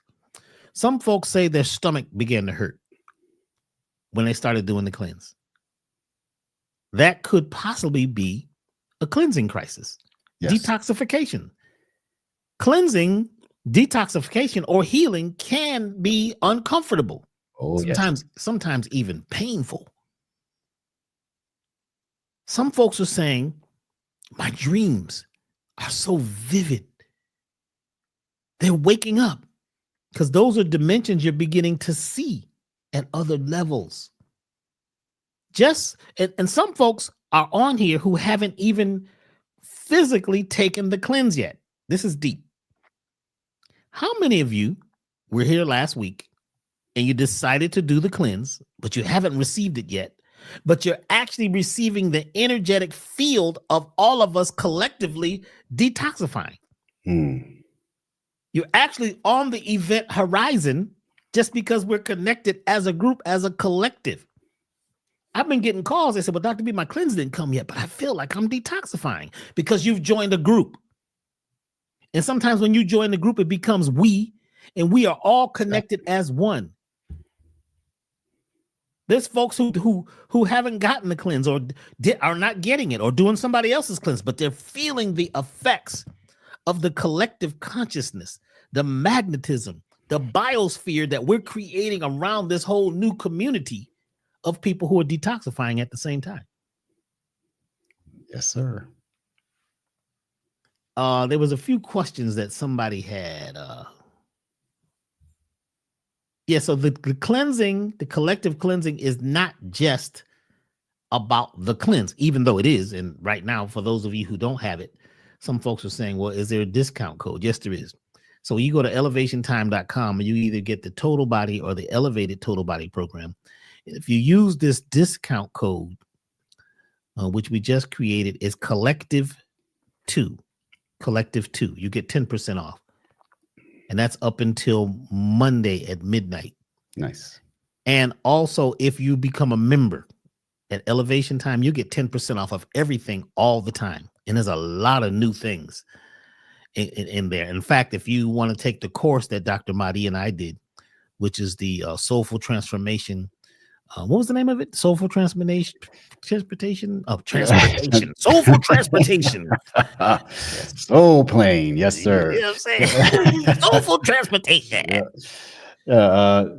Soulful Transformation of Metamorphosis and Change. Yeah. Yes. So as a member, you Soulful get Science, excuse me. Soulful Science. Yeah. As a member, you get 40% off of that. It's a whole package now. So we just put that up. It's for members. You get 40% off. If you're not a member, then you pay the regular price. But this discount code can be used along with anything else. So if you're a member, you get 10% off. And if you use the Collective 2 discount code, then you get 20% off. And that's up until Monday for that code. So those of you who would like to join into this historic cleansing detoxification program that we're doing for the first time as a collective, welcome aboard. And let's go. And even if you don't have the cleanse yet, you don't have to have it now. It's your mindset. Do you have your mindset now? Whenever you get your program, you start. Yes, you're going to be eating a certain way. You're not going to be starving. There's hundreds and hundreds of foods that you can eat that will help revive your body and give nutrition rather than eating foods that actually are eating you. Did you see any other questions that we had? Yeah, so there was one when we first got started, there was one young lady who asked a question, is it okay to cleanse when you're breastfeeding?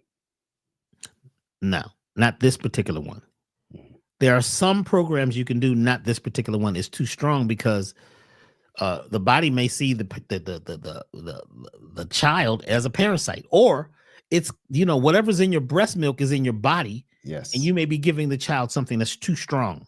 Mhm. The child, even in the first couple of weeks, is getting colostrum, Yes. which is going to end up being their immune system. It's not even milk yet. It's an oil, Mhm. So no breastfeeding. If you're pregnant, we don't want this to look like it's a parasite. So no for parents that are pregnant or nursing. Someone said on day 21, on day 2, I was so excited to take the tinctures, and no lie, as I dropped the liquid into my mouth, my throat suddenly stopped working. I lost coordination and choked on the tinctures. I felt so attacked. Parasites will do everything in their power to survive. They will cause physical, mental, and spiritual upheavals to stop you from destroying their environment. This book, This Is Your Brain on Parasites, breaks this down. And the book's subtitle is How Tiny Creatures Manipulate Our Behavior and Shape Society. This Is Your Brain on Parasites. Get this book. Parasites, for a lot of people, have controlling their life, their mindset. Yeah, they'll make you choke. Stop. Don't do this. It's making you sick. They're trying to survive. Parasite. Para means beside. Life is parasite. Site means life. So it's life that lives, in parallel to you. So even if you're going to the gym and you're walking and they're doing it too. You eat certain foods. They do it too. Oh boy, Dr. B, I'm a vegan. They eat vegan food too. That doesn't stop you from getting these parasites. It's when you do a specific type of cleansing in a regulated rhythmic day, all based on a moon cycle, based on a circadian cycle, 28 days. So from the full moon to the new moon, back to the full moon, all of this is a circadian rhythm. You don't have to start it on the moon, but when you're doing it, you're going to go all the way through 28 days whenever you start. And this is when parasites eat, they mate, they do all kinds of things at certain times of the month based on the moon. So if you started today, you'll actually go through that entire 28-day period. And your body also is rhythmically connected to that 28-day circadian cycle. Was there any other questions? Doc, Carla asks, what do you recommend to take when you don't have a thyroid gland? I would do the cleanse. And this is deep. They told you they cut out your thyroid, right? Did you know that they actually cannot remove any organ totally? They can take the physical organ out. The energetics will always be there. The energetics of that organ are already there, which is why my grandfather, who had one leg removed because he had diabetes, would always talk about his toes itching. We'd be like, Grandpa, you don't have a leg. He says, no, my toes are itching. And he would reach down to where his toes would be and itch, and it would stop. Did you know that they energetically cannot totally remove your organs? Nope. One of the things I learned in Chinese medicine, the meridians, we would have people who come in with the gallbladder has been removed, and we still would treat the same meridian and tell them like, yeah, it's still there. Energetically, that's still there. The meridian's still there. That can never be taken away. The physical material may be absent from the body, but the energy centers of that system will always remain. So you can still treat the gallbladder channel, whether the gallbladder is there or not. That's deep. Because a lot of folks have had their uterus removed for whatever reason. Mm-hmm. And they say, well, doc, I had it because I had, fibroids, or I had this. And so I don't need to take the sacred womb. No, the sacred womb is working on the energetic field Yes. where your womb exists still. Yes. Your body is energy first. This whole idea, this whole thing about cutting everything off, cutting it out, that's back to what we talked about earlier. That's what's the report? The Flexner report. That's a report. And I just found the book while we were talking. There's a book. Let me find it. It's called Propaganda. This book was written by, let me find it. This was the PR person that let me see here, that Rockefeller hired to make him look good. Oh, yeah. Okay. They hired propaganda people to prop up a story and to propagate a story about something that may not be based on anything factual. What's the name of this book? Let me find it. I just got it on. I went to Amazon. Hold on now, y'all. The name of the book is Propaganda by Edward Bernays. Yeah. Check that out. Mm-hmm. Propaganda. A lot of what you believe is propaganda. Mm-hmm. Whether it's your doctor, some of your neighbors, your friends, some of the things that you hear that are going on in the world, it's propaganda. Yeah. Artificial intelligence is not just the computers. It's stuff that you believe that's not based in anything fact. In fact, Santa Claus and the Tooth Fairy is propaganda. Yep. Let's grab a couple more questions here. Yeah, so there's one here asking, do you always have to put the tincture formula under the tongue? No, you don't have to. You can put it in water. You can put it in hot tea. You can put it under the tongue. Yes, you're gonna take it in any way that you feel comfortable, but it doesn't have to go under the tongue. Under the tongue are strictly alcohol tinctures. Mm-hmm. These are not strictly alcohol tinctures. These are actually glycerin tinctures. They might have a small amount of alcohol in them just to hold certain things can't be extracted with anything but alcohol. But we're keeping these as more adaptogenic, tonics. That's why they're called tonics or elixirs rather than tinctures. Mm-hmm. So yes, you can put it under your tongue, but you can also put it in your drink. Okay, and we have another one here. It says, I wonder if the cleanse is okay to have in coffee.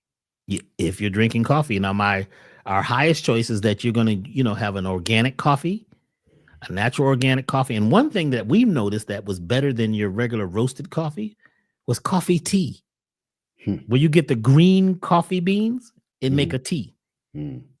But yes, if you need to drink coffee to take it, that's okay. Now, whatever you're taking, make sure you hold it in your right hand and send a message. So that's why we have the flower of life on every bottle, because that helps to energize your thoughts. So hold it and send the message of what you'd like it to do. Even if you're just drinking water or coffee, especially things like coffee, you're going to have to energize it and give it a direction, give it a telos. What energy would you like to create from taking that?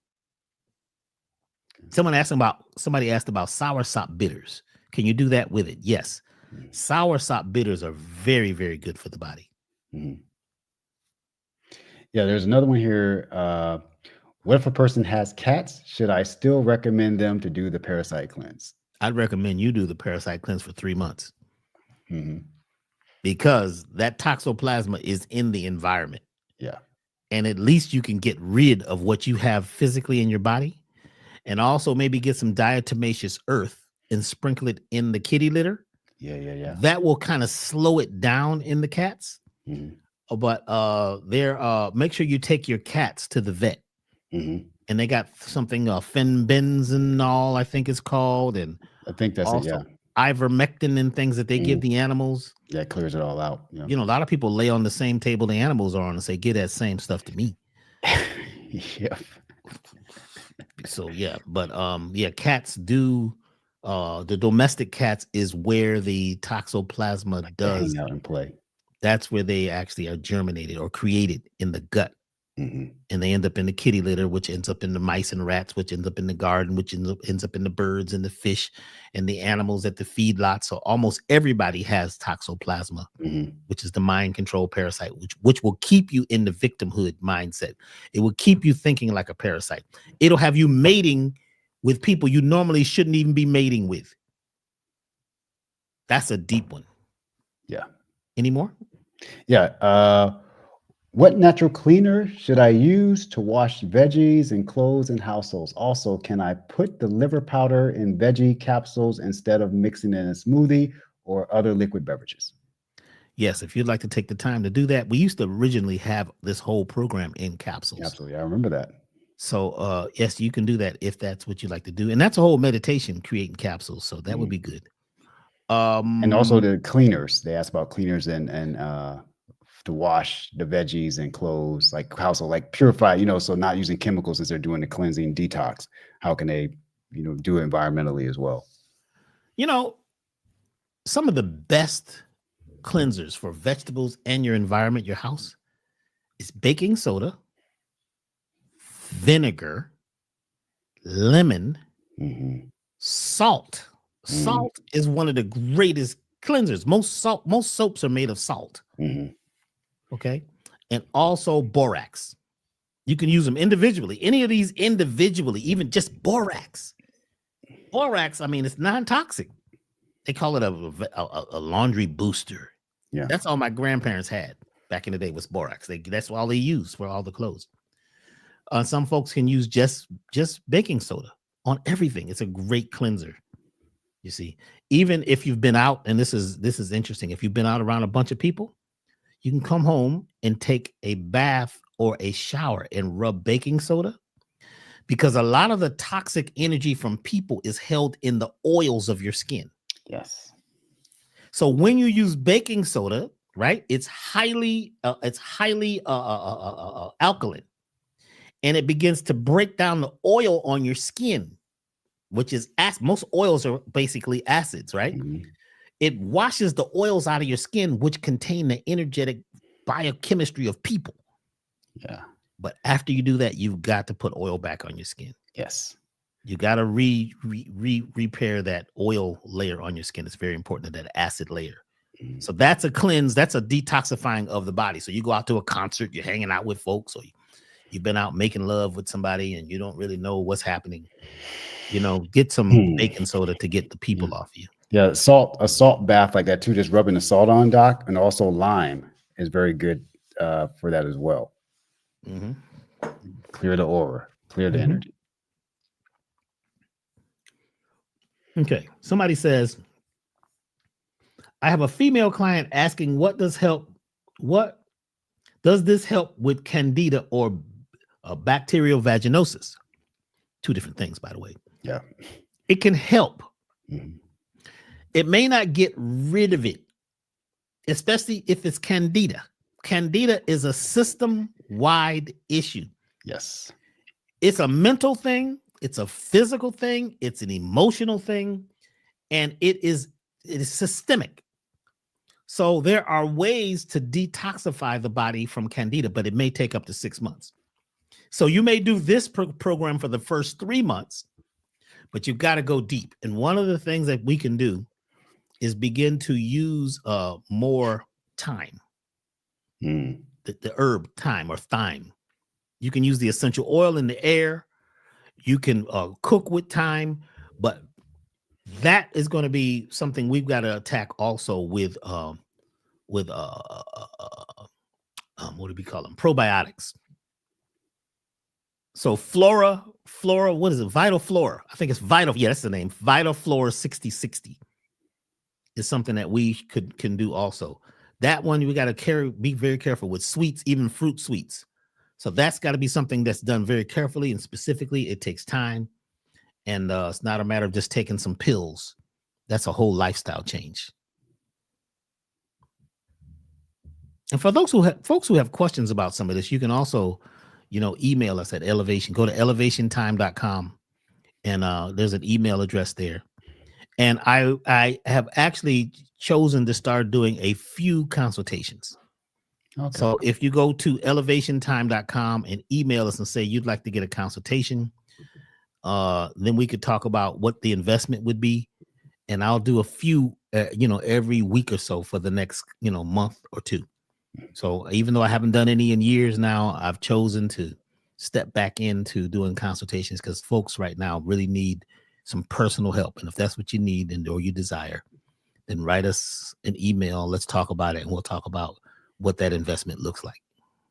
Nice. Anything else? I think one last one here just popped in about turpentine killing parasites. Well, turpentine will also take you out. My grandfather used to give us turpentine. He used to take turpentine and pour it on a sugar cube. Mm-hmm. Yeah. I remember hearing about that. I never had it myself. I remember my mom was talking about that. He would line us all up, man. It was like 100 grandchildren because my grandparents had 22 children, 2 people. Wow. How they did that, I'm not sure, but they did it. Yeah. And Grandpa would line us all up, and he'd have this box of C&H sugar, and he'd pull out the cube and put it on a spoon, and he'd light it. He'd put turpentine on it and light it and then blow it out, and then you had to take it. The problem was you only had like 15, 20 minutes before you were rushing to the bathroom. Mm. And it was only one bathroom. So folks were in the yard. I mean, folks was like, it was bad. But everything rushed out of the system, but it destroyed the friendly bacteria. This is turpentine. Yeah, wow. This is the fuel that they get from pine. Now, pine is good if you were to use pine needles, but this was a strong, this was a strong decoction that they made back in the day. That it was good, but it also could be dangerous. Somebody's asking about zeolite. Yes. Let me finish on this turpentine. I know there are some people who say that turpentine kills all parasites.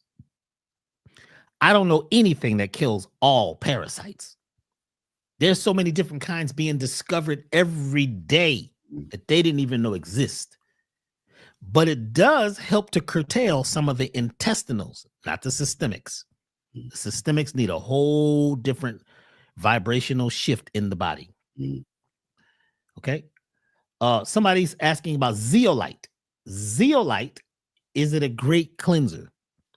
There is zeolite in one of our products. Zeolite is it's a volcanic ash that the molecules look like soccer balls, and they are magnetically attracting what we call positively charged particles into them.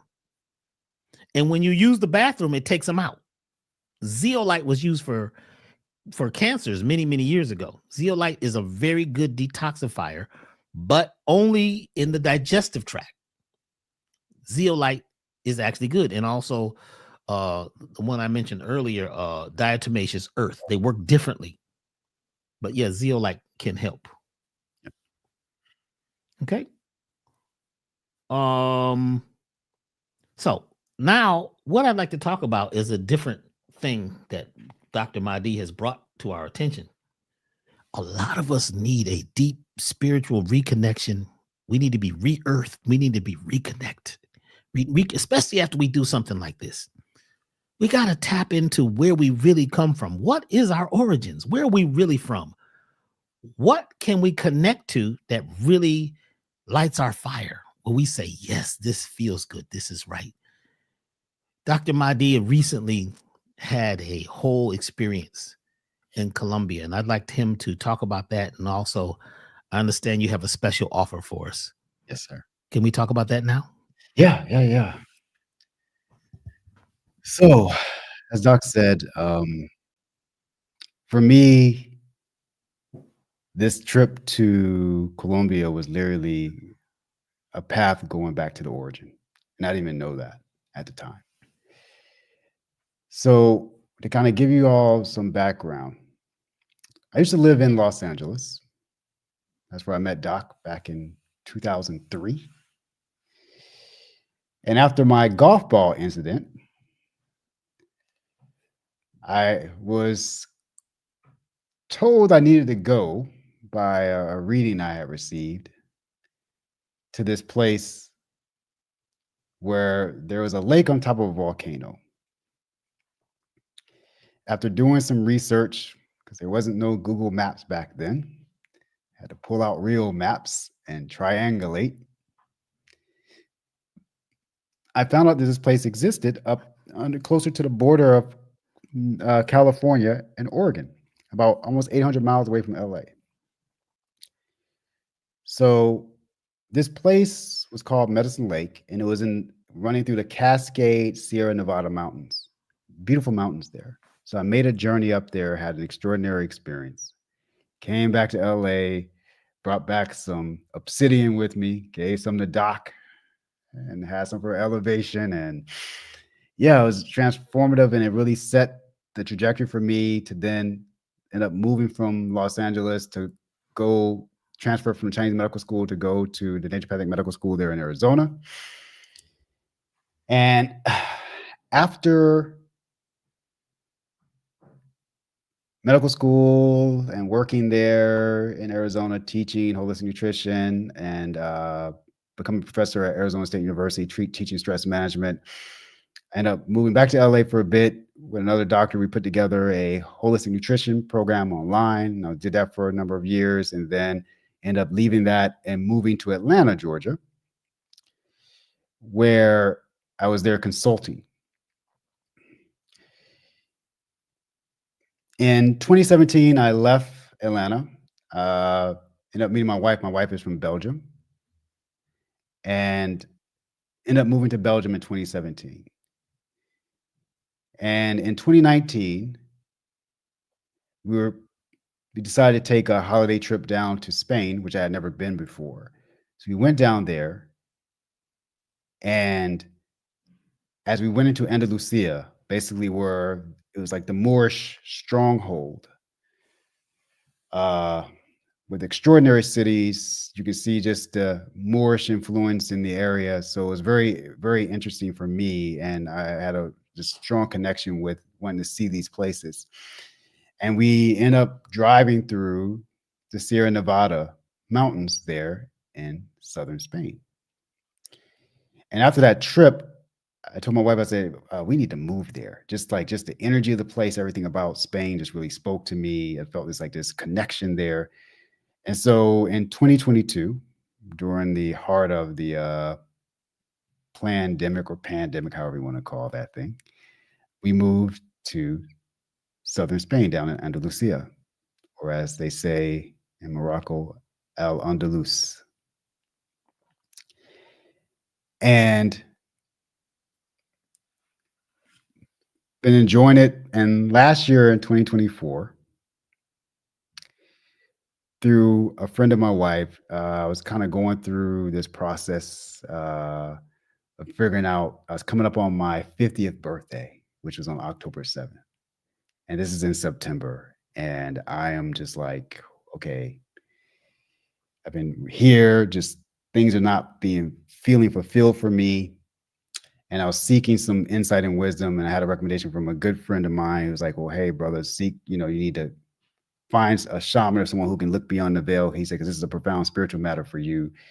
And so during that process, my wife's friend said, I think Mahdi needs to speak to a male shaman, because I was about to connect with a elder woman shaman in Arizona through another friend. And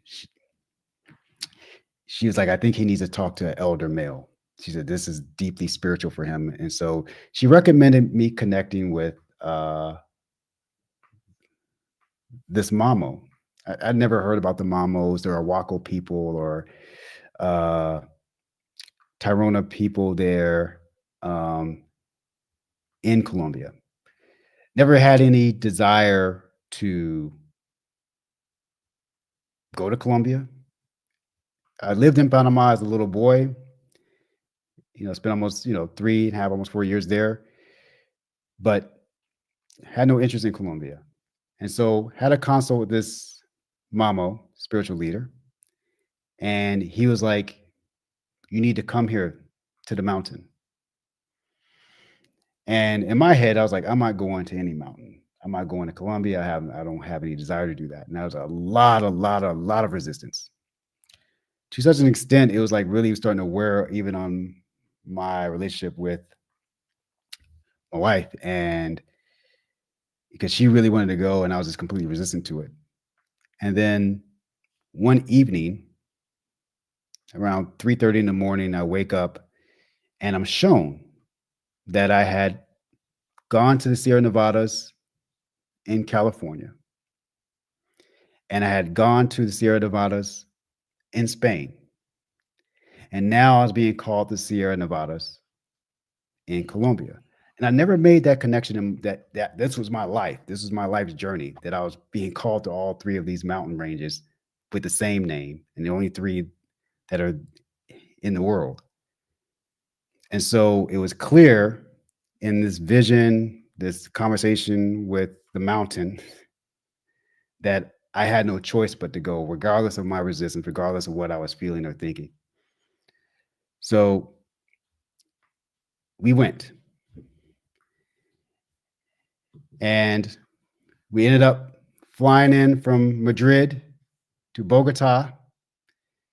And then we had to take another plane from Bogota to Valledupar. And then we took a shuttle van from Valledupar to this little village called Pueblo Bello. And where we were going were the Sierra Nevada de Santa Marta Mountains. And here is considered the heart of the world. The only way I can describe the scenery of the place, when we arrived in Pueblo Bello, it was like we entered, for any of you who've seen Avatar, the movies, we entered Pandora. The energy there, the land, the frequency of just the people, it was visceral. And as soon as we arrived in Valledupar, I kind of told my wife, I said, I feel like I'm home. But that really hit me hard when we hit Pueblo Bello. And so while we were there, oh, I actually need to show you this. My apologies. So this is the map for me going from California to Spain, Sierra Nevadas, then down to the Colombia. And you see it makes this pyramid, upside down triangle. And that for me was like, okay, very clear that, okay, you have no choice, dude, you got to go. And so we made our way from Bogota, flew to Valledupar, took this shuttle, had to pack it down, and then we made our way to this little village here at the heart of the world called Pueblo Bello. And we had an extraordinary experience where we went through this powerful cleansing. And what was really deep about this cleansing was that we were cleansing. As I spoke about the shadow that we pick up from our parents and our ancestors and everything we've done in our life, and all these things, all this negativity, all this debt that we have because we've been living like parasites that we owe Mother Earth. And this is what they were teaching. They just laid this out for me there. And they also laid out for me that the reason why there was all this resistance, because I was literally being called back home. And when I arrived there, everyone kept pointing at me and calling me, they kept saying indigena, indigena, indigena. And so our translator, because they primarily speak Spanish there. And then also the Arhuaco have their Arhuaco language that they speak as well. Our translator, Edna, she said, Mahdi, when they're saying indigena, they're not mean like you're indigenous to the Americas. They say that indigena means you're from this mountain. You are from these people. She said, and this is what they're seeing in you.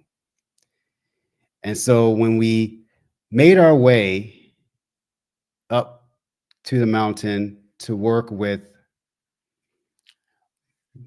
the mama who had spoken with me, Mama Apolinar, we had to cross through rivers. It was like an extraordinary, and you can see in the photo behind us that this truck. I have a whole new appreciation for Toyota Land Cruisers. I didn't realize they could navigate terrain the way we navigated terrain to get there, because we went from basically 4,000 feet above sea level to almost 10,000 feet above sea level, and the terrain to get there was mind blowing. Like we were literally going through rivers and like up on like the truck was literally almost on its side going up parts of the mountain.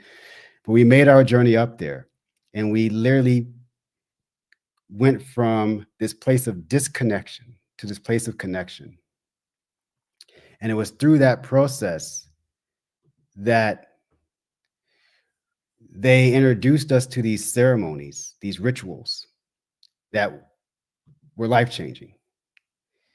And the first one was this powerful cleansing that I was talking about, where they took us through a liberation for everything that we've taken from the mother and all the poison that we've created on this planet, not only through the pollution, the physical pollution, but our mental and emotional pollution, our wars, our internal violence.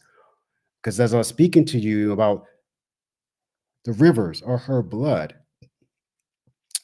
is in us. Her blood is our blood. And so water holds this energy, holds these thoughts, holds these emotions. All that is in there. When we're taking showers, if I come into the bath sick, if I come into the bath with disease, be it heart issues or lung issues, all that is now entering into the water. And like I said, there's only one water that's constantly recycled over in this enclosed ecosystem that we live, breathe, and have our being in, that's called this planet Earth. So all that poison, we owe great debts to her. And so we had to be liberated from that negativity that we're carrying within us that goes back 7 generations. And so they took us through this liberation ritual. And after this liberation ritual, like things just started shifting immediately there. And I was like, we were reconnected back with her afterwards. That she took us through this extraordinary reconnection where we had to regain our placenta. So, and for us, it had to be a spiritual placenta, because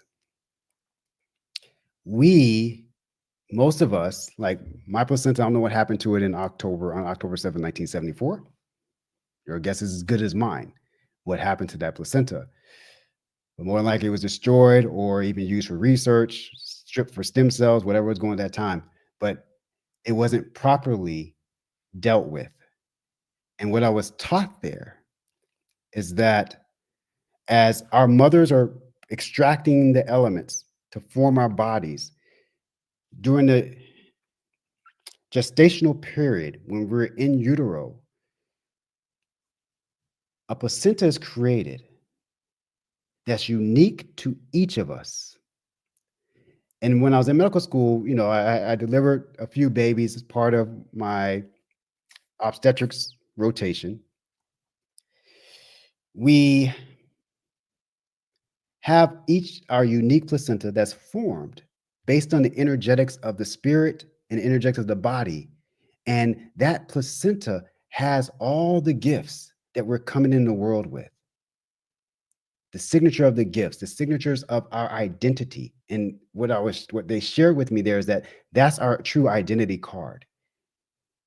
That's supposed to be reconnected back with Mother Earth, planted in her, given to her, buried through ceremony.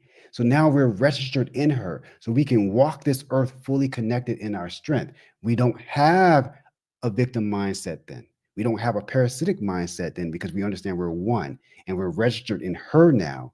And so all those gifts that are in that placenta are now registered with her, so we can actualize those experiences here on this planet.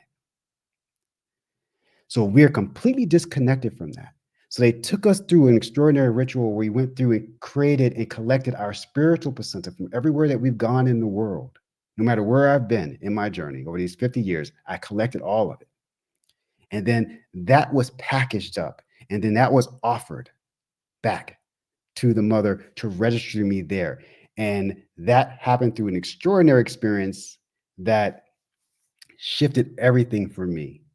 Where when that connection came on, I was actually now seeing visions. I was seeing things in a whole different way. I thought I was actually losing my mind at first. And I was consulting with the elder, and he was like, "No," he said, these are good omens and good signs." He said that you are now back connected with your mother, and she's showing you. And one of the things that he told me before I came there, he said, "You as a doctor have mastered the science of the seen. Now you're being called to learn the science of the unseen, and they're not in conflict. And it's your job to bridge them and then share that with the world." And that was very intriguing to me as a scientist, also as a philosopher, and just this how my mind works. I said, wow, this is very fascinating. But of course, there was a lot of doubt because of the scientific mind. Even with my holistic background, there's still a lot of doubt that I had. And so being there and having this ceremony of reconnection opened me up in extraordinary ways. And since then, it just has continued. More and more is being unveiled to me. But it's being unveiled because my soul has been completely disconnected from this planet for decades. And so now it's being revealed as I continue to walk in this new path now with this deeper connection through this spiritual placenta work that we did there. And then they took us through this thing of this equilibrium ritual and ceremony where they balanced out everything in our lives. How we're showing up financially, our relationships. My relationship with my wife became much deeper and stronger. How I look at business, how I look at everything is shifting. But it was through now this rebalancing of all this imbalance that I accumulated through the negativity that I had. This is the ceremony that they took us through. And then the last thing that we did that was very powerful was this ritual of pagamento, the payment. As I spoke about, through to, today, as we've been talking about all of these debts we've accumulated in the body that we have to re-give. But all the debts that we owe to Mother Earth because of our parasitic nature, like even how we just feel that we're obligated to take food without thanks. We're obligated to have shelter without thanks. We're obligated to have the clothing that we wear without the thanks, without the gratitude. We just take. And so through this pagamento, we were paying for all of that accumulated debt that we accumulated in our lives. Starting from even being a seed in the womb, as I was sharing with you all earlier, from generations on back. But this payment not only covered the generations on back, but the 7 generations to come. So we're paying it forward. And it's through these rituals that everything shifted. And these ceremonies here that they took us through are the ones that they're now making readily available to the entire world. And for me, we left there, and it was really funny because when we left Pandora, we flew to Atlanta. It was like leaving Pandora and flying into the Matrix. It was that much of a distinction and energy and just everything. And I was like, whoa, you're in this place where it's just, everything is just life. Everyone's like in tune with life. And then you come into, what we know there in the States, even here in Europe and Spain, where this disconnection is there. But we had, and I know for myself, I had a completely different connection. How I was even navigating there in Atlanta and going to my parents there in South Carolina and visiting other family in North Carolina. So we were kind of going through those 3 states there. But even how I was navigating that was definitely different because of what we experienced there. And so after that, one of the things that I discussed there with them was that, is this possible that it's something we can share? Because everyone needs this. And to be able to come back to the heart of the earth, reconnect back, liberate ourselves, balance out all the imbalances that we've created in our lives, and then making those payments that we need to make.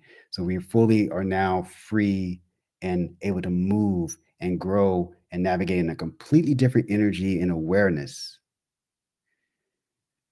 This is something that they were willing to work with us on and do. So this coming February, we're going to be doing this retreat there called the Path of the Origins. And it's going to be there in the Sierra Nevada de Santa Marta Mountains, where we're going to have opportunity to connect, to liberate, to rebalance, and to make the payments. And these are the elders, and these will be our teachers there. This is Mamo Apollinar. This is who we stayed with. And he is a very interesting human being. First of all, he's almost 70 years old. And when I was studying them, I was like looking at them. I was like looking at his hair. Like he's in his full indigenous regalia there, but you know, he didn't have it, he didn't have that on. And I was like looking at his hair. I could barely find one or two gray or white strands. And I was talking to a colleague about this when I came back. Another doctor of mine, she's based there in Atlanta, and she's like, "Well, yeah, Mahdi, of course, you know." She said, "There's a lot of research out there that speaks to, yeah, our graying and whitening of our hair is literally a form of oxidative stress, and that's what's depleting the melanin from the hair through lack of mineralization." And I was like, "Oh, wow, yeah, okay." And she's like, where they live, oxidative stress is low. They're eating directly from the land. Everything is grown right there fresh. There's no processed foods or these things. So they're highly mineralized. And the earth is so rich. They literally were showing me this. A tree branch would fall and be literally dead, like dried out on the ground. They would turn it upright, stick it into the earth, and it would start sprouting new branches and leaves. That's how rich the soil was there. And so this is what they consume and what they eat. And so Mamo Apollinar, he really, during the retreat, he will be holding space through the rituals, observing each individual soul. He looks at the spirit. He holds the spiritual energy for all of us. He's working with each individual and their spirit. His sister, Saga Digneris, she's literally the leader of the Arhuaco Nation. She's the governor.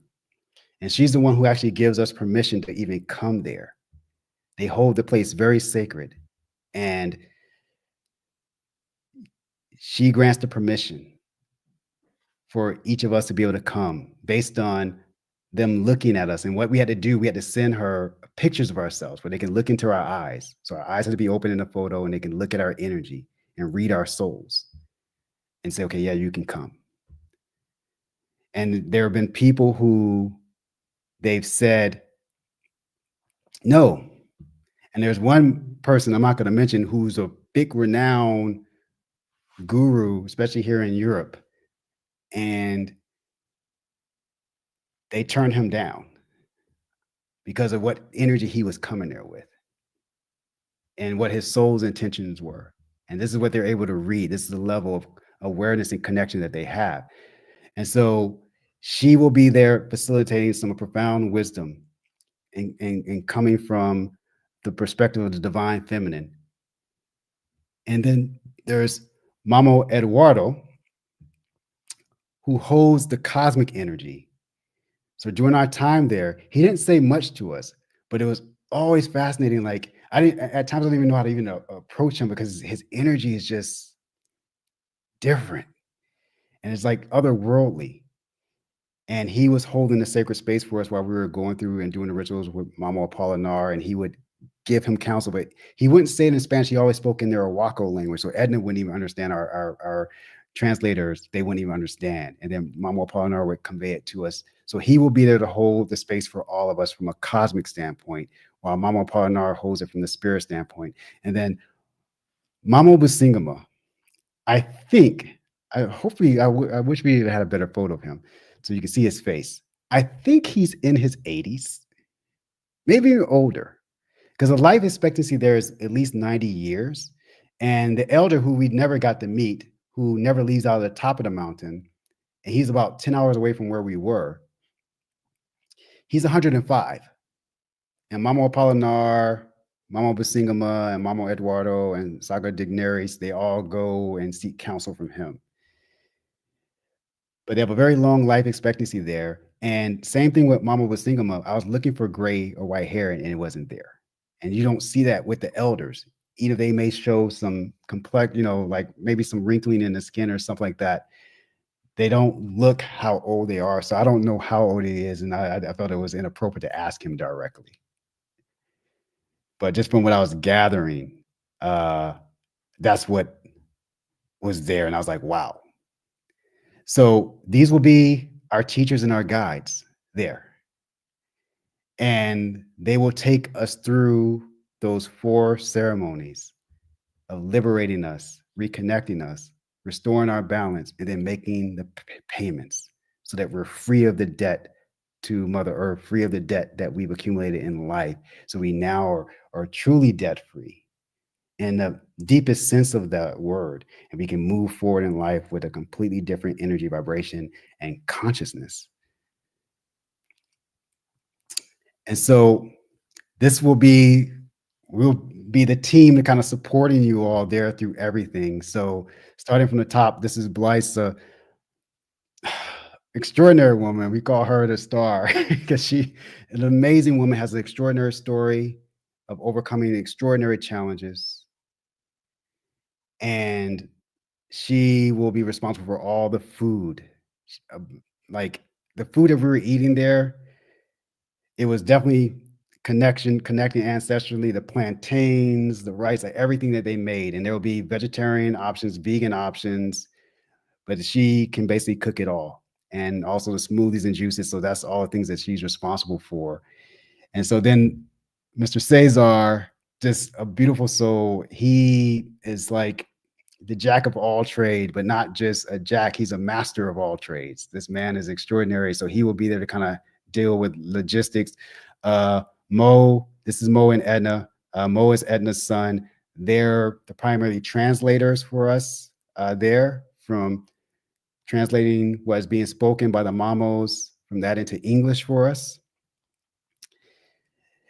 This is my wife, Hudala, and myself. We will be there to support, but also we'll be breaking down some of the science and helping with the transition after the retreat and how you begin to integrate these things afterwards into your daily life. Because when you come back into the matrix, as I like to call it now, it takes some integrating and understanding that things will be coming up and how you navigate them now differently. So we'll be supporting you there, but also afterwards. And then Luce Mary, this woman, I gave Doc a sample of her cacao. They call it celestial cacao. It's grown only there in the Sierra Nevada de Santa Marta Mountains, in the heart of the world. And she has a process where normally with cacao, they extract the butter or the oils or the fat out of it, and they make, cacao butter, and things like that with it.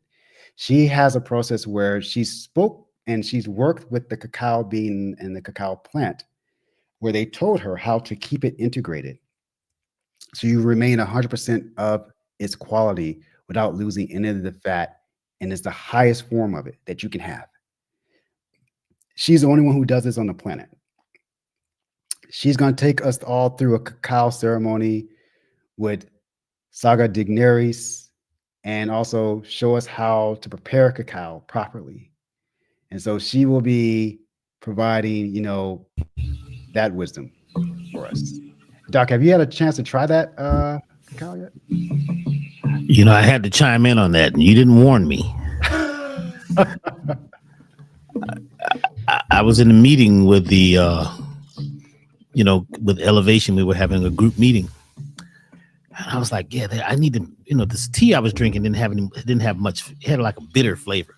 I said, let me open that bag that Mahdi gave me. I took a big tablespoon, stirred it in, and began to drink it. Let me tell you something. I began to see and hear. I began to hear the folks who worked with us, what they were really saying, what their spirit was saying. And I realized that some folks, who they think they are and what they're presenting to you is not who they are at their core. I could see through the folks who worked with us what their core was about. Wow. I felt like I was on like another level. I was beginning to see into other dimensions. And I said, wow, I wasn't going to put 2 tablespoons in there. I think I might have done too much. And I felt it all day. I was energized. I was focused. I was clear. And my feet were light. It's like, remember Akadama used to talk about elevating your footsteps? You have to elevate your vibration by stepping into the next vibration. And I felt like that cacao really helped. And that is it's just not chocolate. That's one of the teacher plants. That's the one that takes us and it began to, I felt that DMT effect too. Yes. I felt that I was like, whoa, this is elevating. And back in the day, we called it high. Yes. But yes, that was magical medicine. So that ceremony there, we know about the ceremony of taking folks into that next level of consciousness. That's going to be amazing. Yeah, I'm excited for it because I've never experienced it. Like I had a little sample of the cow. We obviously we brought some back and I brought some back for you. But I have not gone through what they're going to take us through. So that's going to be very powerful for me as well to experience that firsthand. And I'm very looking forward to it. So yeah, this will be the support team, to the teachers. And I'm honored to be there and kind of sit at these elders' feet and just listen and learn as you all are listening and learning those who join us on this. And so the journey will be laid out this way. Like it's an all-inclusive retreat. The rituals and teachings, so by the 2 mamos, over 4 days. There's going to be online group sessions as well. There's going to be one right before everyone comes, and then there's going to be after, and then there'll be the follow-up online support that we'll be giving you all. As I said, you make the integration back. Transportation to and from the airport from Valledupar. So once you arrive in Valledupar from Bogota, because you can fly into Medellin, but you will have to do like a layover somewhere to fly from there. You have to literally fly from Medellin to Bogota, then from Bogota to Valledupar. You can't fly directly from Medellin, so it's better to fly into Bogota and then fly from there to Valledupar. And once you arrive there at Valledupar, you will be able to be picked up, and then there's a coffee ceremony they're going to have for you at the Hampton Hotel, which is quite fascinating. Wow. We didn't get that, which I was feeling some kind of way. I was like, how are we not going to get that? So it's a coffee coming directly from the mountain there that will be given. And then, of course, accommodations, air bungalows, private rooms available. Full board on you. Vegetarian meals, vegan options are available as well. Also, wine needs to be you that will be provided as well. So yeah, the price was 3,600 euros, about 3,700 US dollars. And yeah, this is where we're at, folks. So my desire, is a very unique experience to have, and your soul will call for this. And you may even have a distance in the first place. I know I did. I even told my wife, like, you could see me on a plane. But then Mother started speaking to you. The mountain literally spoke to me. It was really funny. She didn't tell me this after the fact. That Mama Apolinar told her. Remember, I said he holds the spirit energy. He was looking at my spirit. He knew that I needed to be there to reconnect with my ancestral lineage there, but also what he healed within me there. And so, whether not to reach out to me anymore, communicate with me on WhatsApp anymore, he said, because if he did, he already has his heels dug in. He said, don't worry, the mountain, good mountain, Mountain Marcelo will talk to him. Leave him alone. The mountain will talk to him. And when I had that moment at 3:30 in the morning, he shown my life. He called all 3 of these. I couldn't deny it. I was like, okay, whatever fears you have, whatever's going on, gotta get over it. because you have to go no matter what. So I went with all the doubts and insecurities and fears that I had. I had to push all that aside and go. And that was that negative, that shadow, that resistance that I had to go through. And what was a profound lesson when I got there, and I was sitting down one day after we went through some rituals, I was kind of taking some photos and reflecting on my just experiences, looking at the photos. I had a visitor. Here showed up, sat beside me on the bed, and had a very interesting conversation with me. And told me that Wait, it's not hold on 1 second, Mahdi. I need everybody to take a breath. You know, every time you get to this portion, something starts happening. You know, when we were filming here at Elevation, all the cameras got distorted. yeah, right. That's You right. remember this? Yeah, I remember that. I Yeah. think that sometimes our personal experiences, we could be oversharing. Because as you're getting deeper into this, after you mentioned you've made the offer, all of a sudden everything is staticky. Okay.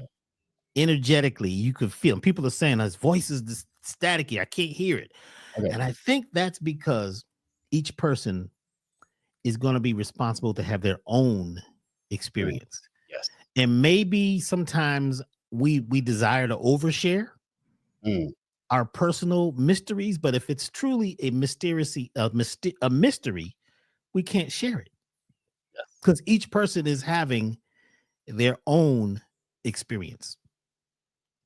So I think maybe we should hold off on that. Because I can tell, because your voice is in and out, the picture's getting blurry, the internet is getting staticky. So we listen to the elements. All right, cool. We won't go into that. So that's the deal. I see some folks asking like airlines. So it depends on where you are, but the airline we took, because we're flying from Spain. So we took Air Europa. And so obviously I don't know if any of you around here are coming from Europe or Spain specifically. That's a Spanish airline that we flew. So yeah, it'd be different based on where you are. But I know when we were flying out of Bogota going to the States, we took Delta. And Delta was a direct flight from Atlanta to Bogota. It's about a little under 5-hour flight. And there are also direct flights coming out of Miami for even shorter times, things like 2 hours and some change, right around 3 hours from Miami. So it just depends on where you're flying from. But yeah, there are a number of airlines that are there. And so I'm going to put in the chat right now a link to the website for everyone. Let's see here.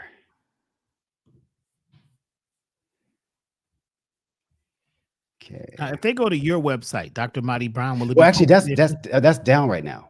I literally took that offline. Oh, that's being completely redone. So that's not available. Well, we shouldn't be showing that. Yeah, no. So yeah, I'll put this one in there, and you can put this one up, Doc. Yeah, I completely took that offline. I wonder if I can copy it. So I just shared it in there. Yeah, there we go.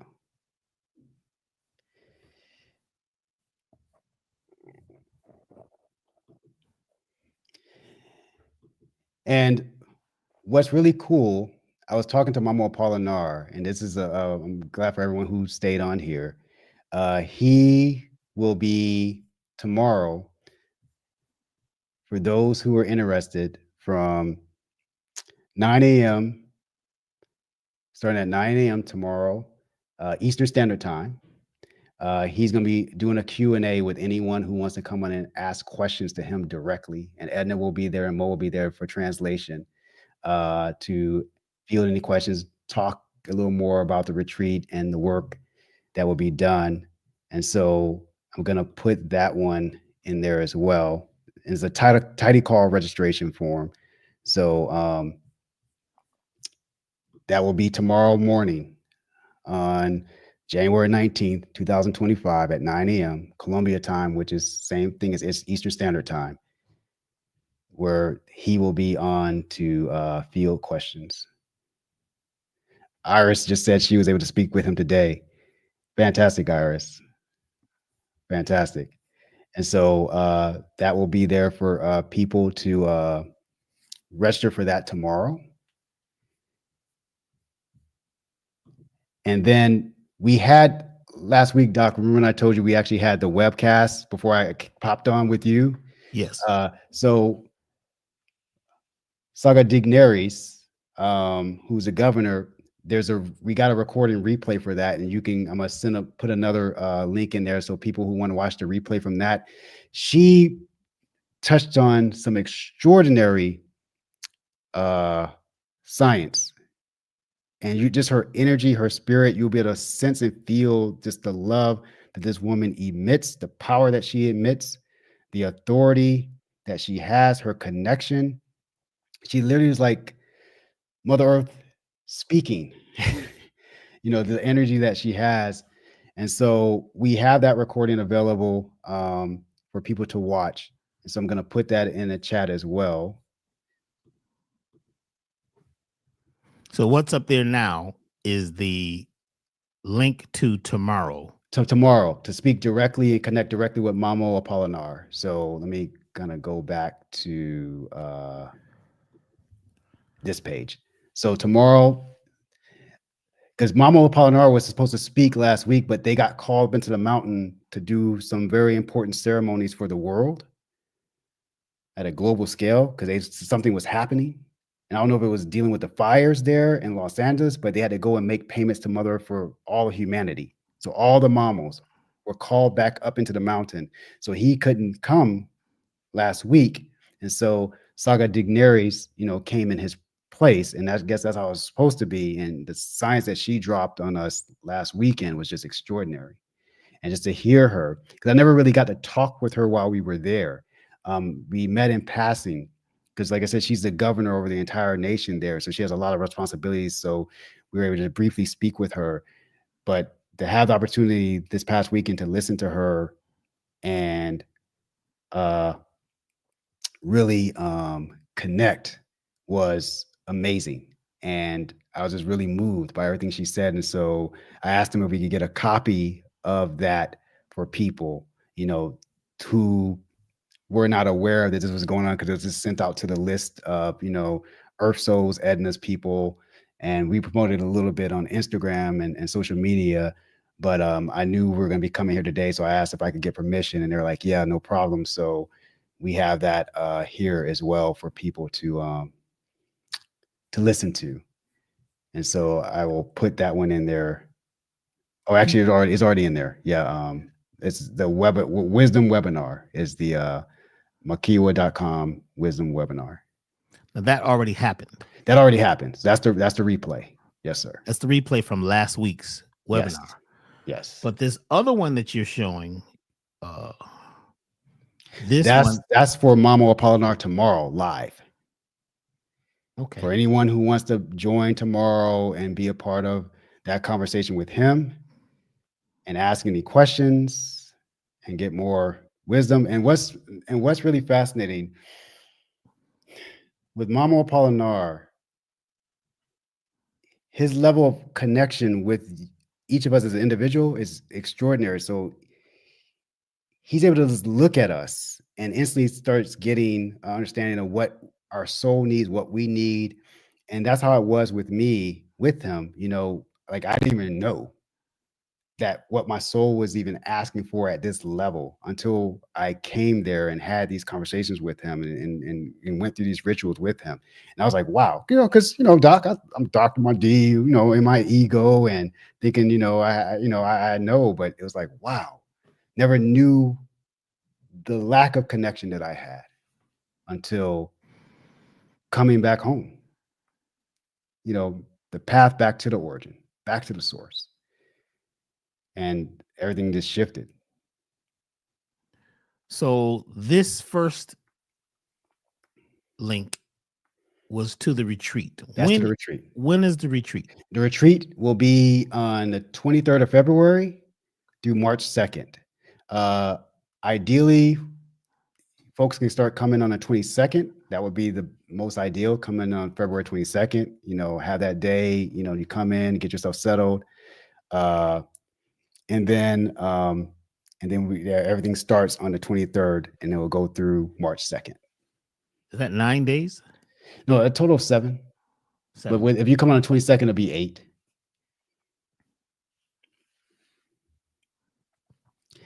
And someone asked, I think Philly Cat here asked, so the physical health.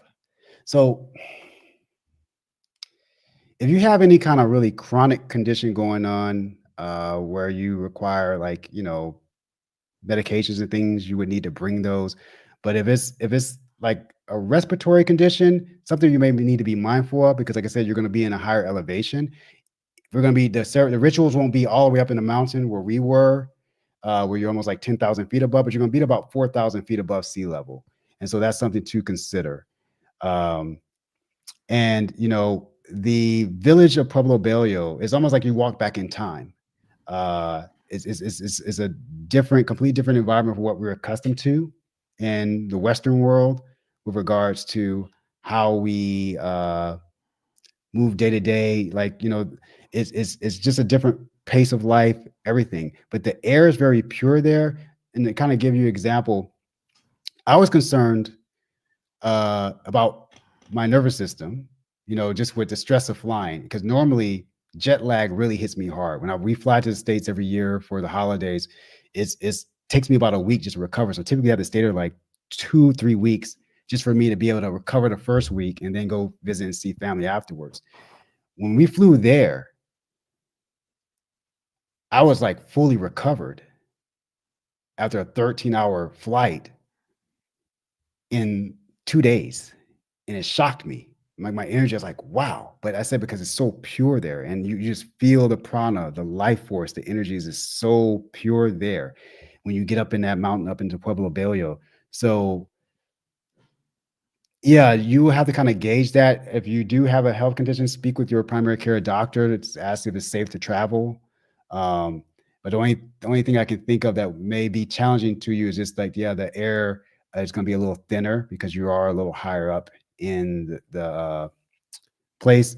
But when you get there, like I said, you'll be able to rest, that first day, and the 23rd is really like the introduction, opening ceremonies, and then we get into like the rituals going forward from there. So it's something to kind of pace yourself with. But this will be a great question to actually even ask tomorrow to Mamo Apollinar, and he'll be able to tell you directly just by looking at you whether this will be good for you or not. And so that's why I think tomorrow would be very important to really get a lot of those more detailed questions asked about, just from a personal standpoint. Okay, what do I need to do and how I need to do it, based on your personal situation, because he'll be able to assess that right there in real time, if that's a question.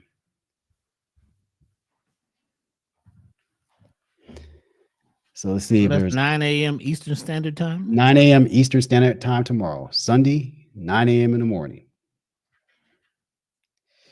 And concerning the cacao, I don't know if they have it available outside of Colombia yet. I know they're in the process of making that, because it was just local. Like, I had never even heard of that kind of cacao until we got there. And I've done cacao ceremonies, and we even have a good sister here in Spain who's from I think she's from Bolivia, Daniela, and we've had her cacao that she orders directly from I don't know, somewhere in South America. I don't know if it's in Colombia, but I know it's definitely not there from the Sierra Nevada. It's not the celestial cacao that Luz Mary deals with. That's like local there. And so I don't know if it's available yet. I'll have to check with them and see if we can have that available internationally. The link I'm showing now is for tomorrow, correct? Yes, the Tidy Call link is for tomorrow. The session with Mamo Apollinar.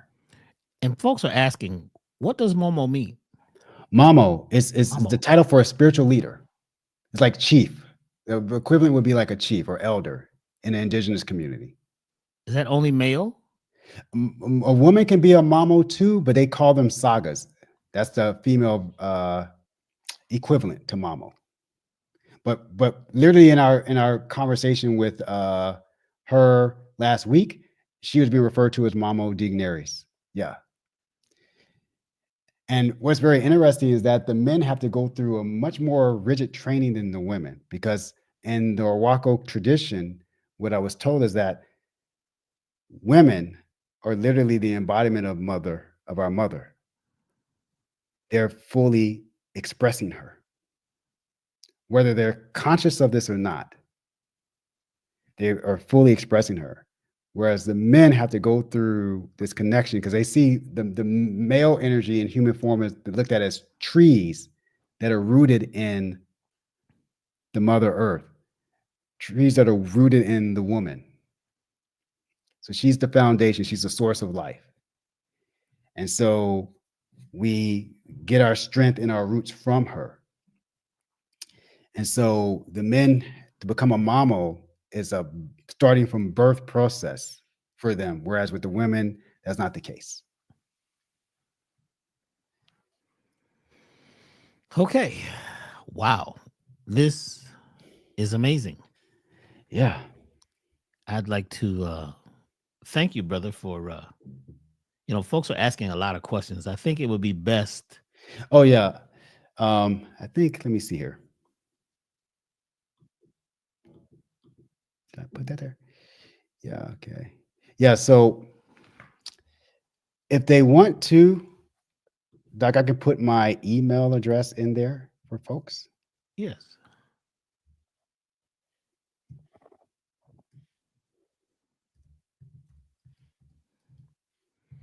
I don't know why everything you type is showing up with my logo. Yeah. Well, yeah, it's funny. Yeah. Yeah. Okay.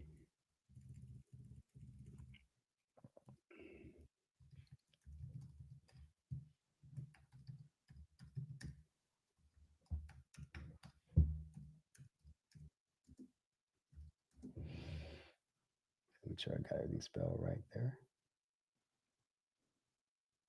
Okay. All right. So I'm putting 2 in there where folks can reach me. So there's Dr. Mahdi at the journey.com and Dr. Mahdi at makiwa.com.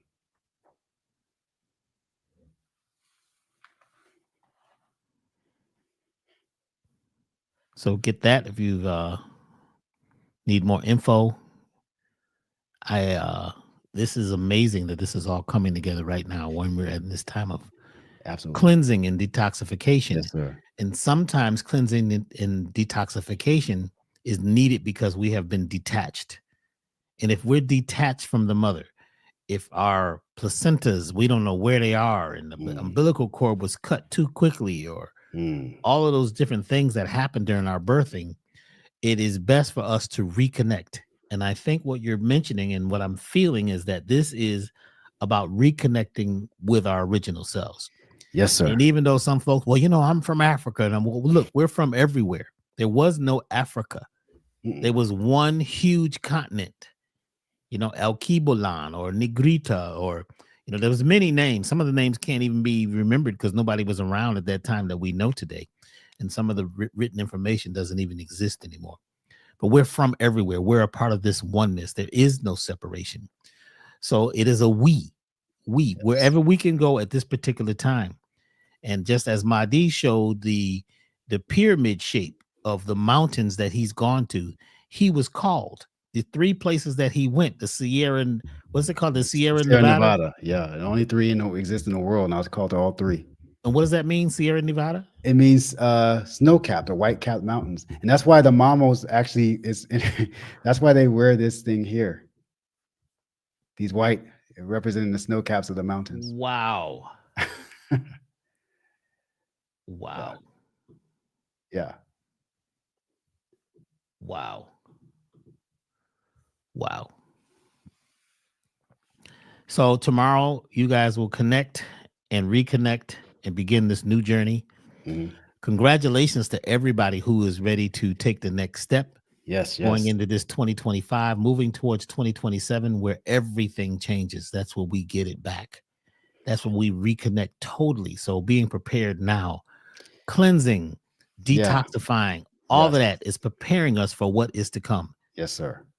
And we must be, careful not to be deluded or lost because we keep hearing all the bad things that are happening and all the terribleness that's coming about.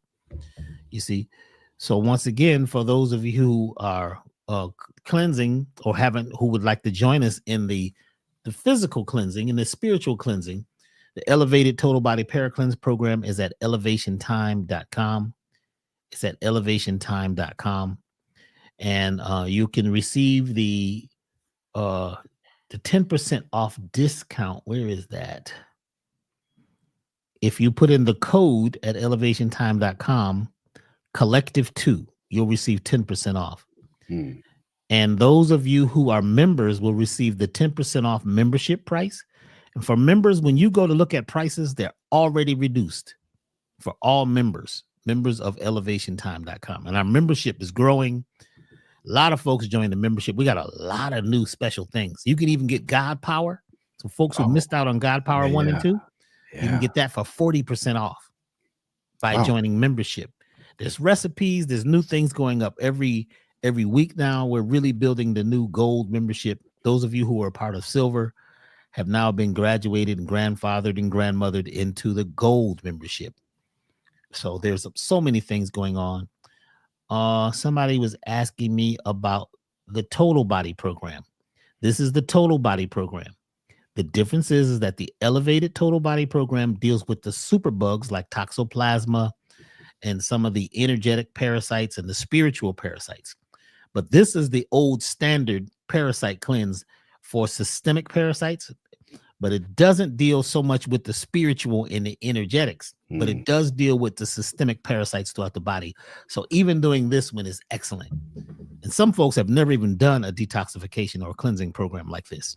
Even though they've done other programs, this is totally unique because we're dealing a lot with energy. X factor, I want to cover really quick. The X factor is for viruses. You see, some folks have latent viruses, what they call retroviruses, which is, you may have gotten those when you were a child, when you got those shots. They gave you a little bit of retrovirus. It's still in your system. So this one helps to deal with that, helps to boost your immune system.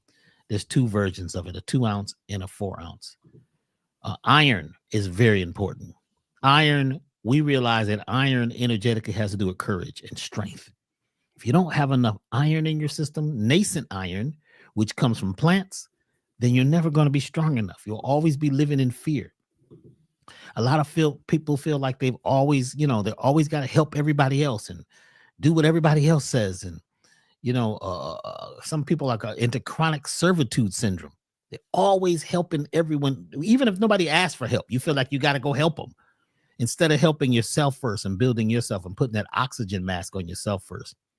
So iron is a big deficiency, especially in North America, because there's very little in the soil. So folks are loving this iron formula that we have at elevationtime.com.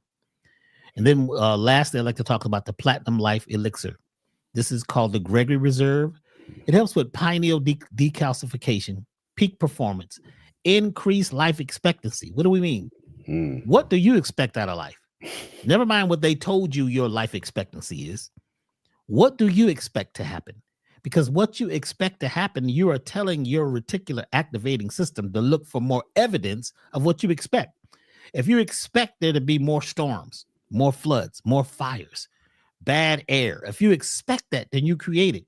If you expect people to be in the ripoff mode or people who are, basically taking over your life force, if you expect that, then you actually move towards it automatically.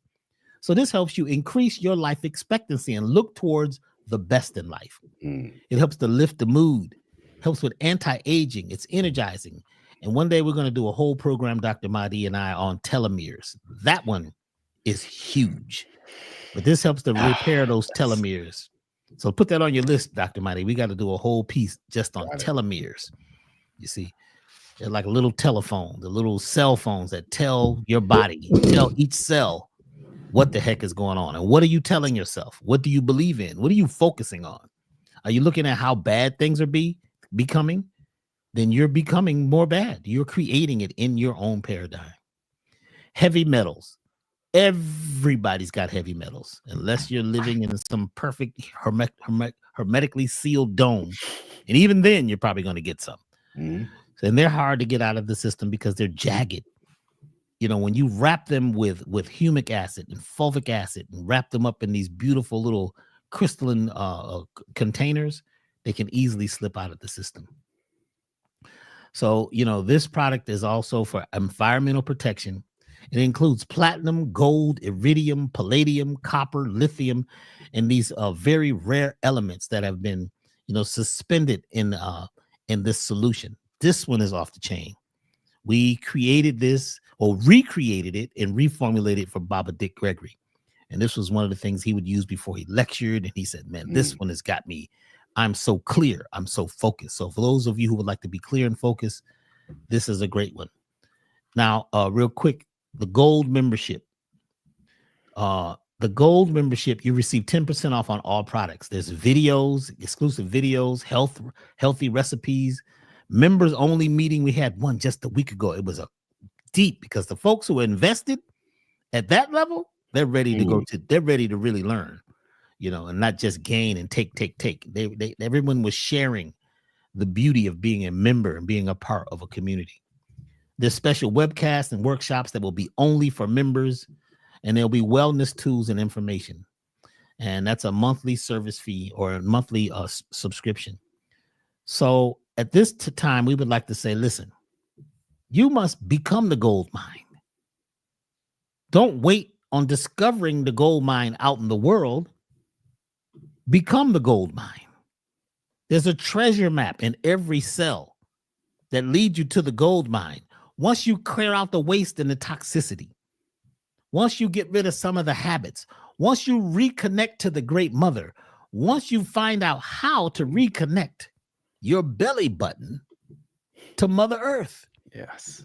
That's what the journey that Dr. Mahdi is going to be taking you on. So, you know, if you can make it, go. But there'll be other trips coming up too. There's a bunch of things that we're working on. But that will be great for those of you who are ready to invest, at that level of your life. And there was a couple questions I wanted to catch real quick. Yes, there is a liver detox part of the elevated program. Yes. Yeah. Somebody says specifically which specific matcha. I use like the high end matcha. It's a very, what's it called? Comes in a little can. It's about $100. It's the ceremonial matcha. Oh, okay. It's a very special type of matcha, which is the best or the highest vibration. But any of the matchas usually are good. Matcha is different than your average green tea. Do a little research on matcha.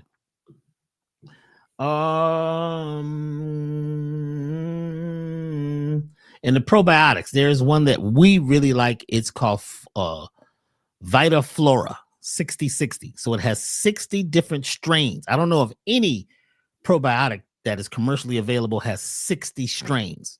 Then it has 60 million or 60 billion, you know, those little life forms in it. So it's one of the best. Let me see. Yeah. Most people who don't have enough iron are full of fear, and they feel like the world is hurting them instead of becoming powerful and courageous. Yeah, becoming whole is a deep thing, and it doesn't always feel good too. So as you're on your cleanse, you may go through days where you're up and down and you're feeling like, oh my God, I don't feel good. The cleanse is making me sick. No, you've been making yourself sick. You've been creating illness and sickness in yourself all this time. And it's sometimes going to feel rough and tough to get it out. It's going to be a challenge. When I first did my first cleanse, it was crazy. And it was Chinese medicine. Oh my gosh. I couldn't leave the house for a week. I had to stay near the bathroom. It was deep. And I was like, we got to find another way. So with this particular cleanse, no, you don't have to stay home. You're not rushing to the bathroom, just barely making it. And somebody's asking about payment plans. We do have PayPal is it called Afterpay, or you can pay in sections on PayPal now. They offer that, which is available on our website. Okay.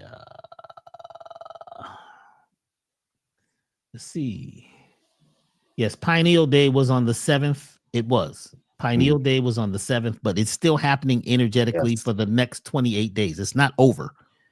Even this alignment that's happening on the 25th, this planetary alignment is actually happening now. It just reaches a peak from our vantage point on the 25th. You hear about these things that happens on this day. And if I'm not in a position on that day, then I missed it. You haven't missed anything. It's happening now. It's just from our vantage point, our perspective. Exactly. So be aligned within yourself now. Become aligned. You are aligned. Look at the opportunities. We have this cleanse we're doing as a collective. There's people all over the world doing this cleanse in different ways. Maybe not this product, but they're doing a collective cleansing and detoxification. The earth is doing a collective cleansing and a detoxification. Dr. Mahdi is taking us on a trip, a journey where we can reconnect, and there's going to be a certain detoxification going on there. Yes, sir. So this is a beautiful opportunity. People say, where can you get your matcha? I get matcha from all over. I just always get the best. I've learned that when I invest in the best and say return 1,000-fold, the best comes to me. Absolutely. And we're always looking for the cheapest. We're looking for the cheap way out. That is a part of the domestication of our mindset. That is something that we gained from being entrapped in propaganda. I talked about the propaganda earlier, that we're not worthy of the best. We're worthy of the best if you act like it.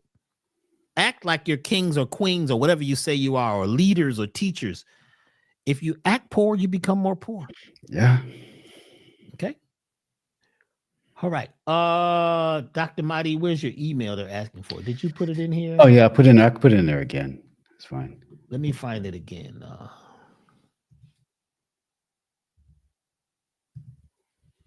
Even though it shows Dr. B's logo, when he puts it up, it's actually his email. And somebody is asking, Dr. B, do you ship to the UK? Yes.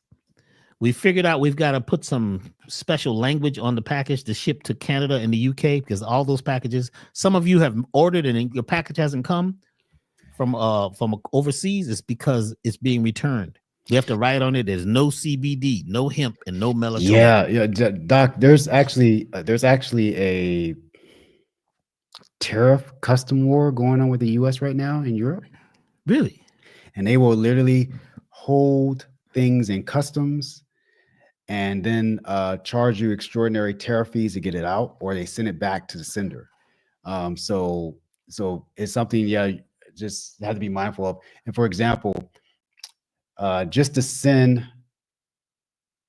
documents from the US, and I needed them quickly. Normally, if I used like UPS or DHL or FedEx here in Europe, if I send it this way, it's like $20 or 20 euros, something like that. Or if I send it to another country that's not the United States, roughly about the same for like 2 or 3 day shipping. To get something sent from the US here cost me over $100 because of this tariff shipping war that's going on right now with the US and the EU. So just anyone coming, I don't know how it is with the UK, because the UK is no longer part of the EU, so they may not be involved in that. But for the EU specifically, it's become a little rough trying to get things from the US without paying extremely high fees. And those of you who are in the States who are saying, where is my cleanse, who ordered like a week ago or 2 weeks ago, something's going on with the US mail. Everything is moving super slow. I went to our post office up the street, which is usually bustling with people working. There's been one person at the counter. Oh, wow. And they closed the place for a couple hours, talking about we've gone to lunch. I've never heard of a post office closing for lunch. You know what I'm saying? So there is a lot, but be patient. Your package is on the way. And those of you who are investing today, just be patient. You will get your program, and you can start wherever you are. You know, grow where you are. Start wherever you are in life and grow from there. You won't miss out. We're all here together. And we're having this experience together. So we'd like to thank you all for being here today. And go to elevationtime.com and you can use your discount code. That code, once again, is collective2. You can get 10% off of everything at elevationtime.com. And that's up until Monday. Members get 10% off forever. And members can use our code, that code collective2, along with the 10% off they're already getting in the membership to get 20% off. Okay. And if you are going to be there tomorrow and you'd like to be, there's Dr. Mahdi's email, both of his emails. And please check that event out. Even if you just go tomorrow and just hear and feel these powerful people as they generate that beautiful field of energy. And sometimes if you can't go on a trip, you can go on a trip energetically and mentally. Yeah. So I put that tidy call back in there too for tomorrow with Mama Apollinar to ask any questions, hear all the wisdom he's going to share. It's worth it. Whether you, are being called right now to come with us and join us at the end of this February or not, just to start making these connections, it can be quite profound. Because I heard about the Mamos like a long time ago, but it didn't register in my brain that I even heard about them until they came back again. But just being connected with them, being connected with the heart of the world there, like Doc said, the energy, the connection, that's what we're here for. That in and of itself, I think, can be quite profound. So just even allowing yourself to have the time tomorrow to, take out some time in the morning to just connect, I think it can be very beautiful. It is. And next week, we'll be doing the second week of the cleanse. For those of you, so we'll do a broadcast. Maybe if Dr. Mahdi is around at that time, he can come back on with us so we can talk about, some of the experiences that we're having. And my experience has been interesting, very interesting. It's like, I checked and all of a sudden 6 pounds just disappeared. My skin has just been glowing. I'm like, what the heck is going on? My eyes, I feel bright. I feel amazing. And my mind is getting so clear. And I thought I was clear. The ego, like Dr. Mahdi talked about, us with our ego, we're deep. We are. No, we're going through it too. Yes. And I know that personally, I needed to detoxify from 2024 because that was a lot happening. It was like a roller coaster. And I know for you too, Mahdi. I remember you came over and you looked like a wet cat. Just came in out the freezing rain. Remember? I remember. I remember you were just like, what happened? He says, he couldn't even talk. Nah. Because we all go through stuff. Don't think that because you're a healer and I'm a this and I'm a card reader and no, we all are in these physical bodies. Finding our way. But let's be careful. Okay. Yeah. Don't spread lies. Yeah. Don't throw shade. And these things that you don't know for a fact are lies. Even if it's in the news and they say, oh my God, it's in the news. That doesn't mean it actually happened the way you think it happened. All this about who started the fires, who started the earthquakes, who's controlling the weather. We are doing this. Yes. We all have to we have to recreate our connection with the Great Mother. We're going through a dimensional shift that has never happened. They say between now and 2027, there's going to be 2 Earths. I don't know if you've heard about this. The Earth is dividing itself. So there's going to be the heavy Earth, right? Where all the people who think that, things are bad and it's terrible. And there's going to be a new Earth that happens. This has happened before. There's not one Earth, There's several. There's another Earth on the other side of the sun. Literally shifting into 2 different realms. 2 different realms. Wow. Where would you like to be? Yeah. You got to be ready to let go of your heavy luggage and stop talking about how bad it's going to be. Right now, you know what I'm saying? How bad it is over in California. Actually, there's so much love. There's so many people. They're going to rebuild. Some folks, these insurance companies got rid of a lot of the insurance for folks, and at least that they're going to lose their houses. They're not. A whole bunch of people came together and said, we're going to rebuild, especially in Altadena. Nice. because that is a historically powerful indigenous town. It's one of the only places where indigenous people were given their land back. Altadena is on a whole nother level, and they're not just going to let that just die. So there's so many people giving gifts. There's so many things where, you know, they're going to rebuild it. So let's all see it being rebuilt. And what about you? Are you ready to rebuild your life? What have you gone through? Who in our lives right now are going through serious physical, mental, spiritual challenges? Don't keep focusing on the problem. What is the solution? Send the prayer as if it has already happened.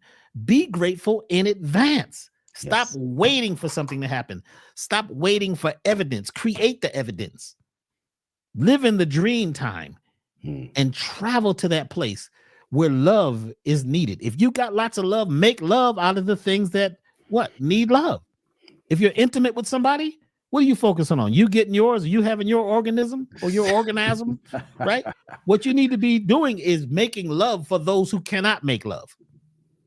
Only being with those who are where it's true love. Only make love and create love with those who are reciprocal with you. Stop using love as a control mechanism. I love you if. That's not love. I only love you if you A, B, C, D, E, F, G. That is not love. That's like a lot and control. And a lot of times it's narcissism. It's narcissism. A lot of folks, they just live in a narcissistic world, and that's normal. That's their normal. Control, power, suppression, depression, repression. We're stepping out of that. How many of y'all would like to do that together? Yes. So whether we go with Dr. Mahdi or we go with anybody else on the journey, let's go. Take your own journey inside. Introspection is the key. We've got to realize that seconds are missed moments. What do I mean by that?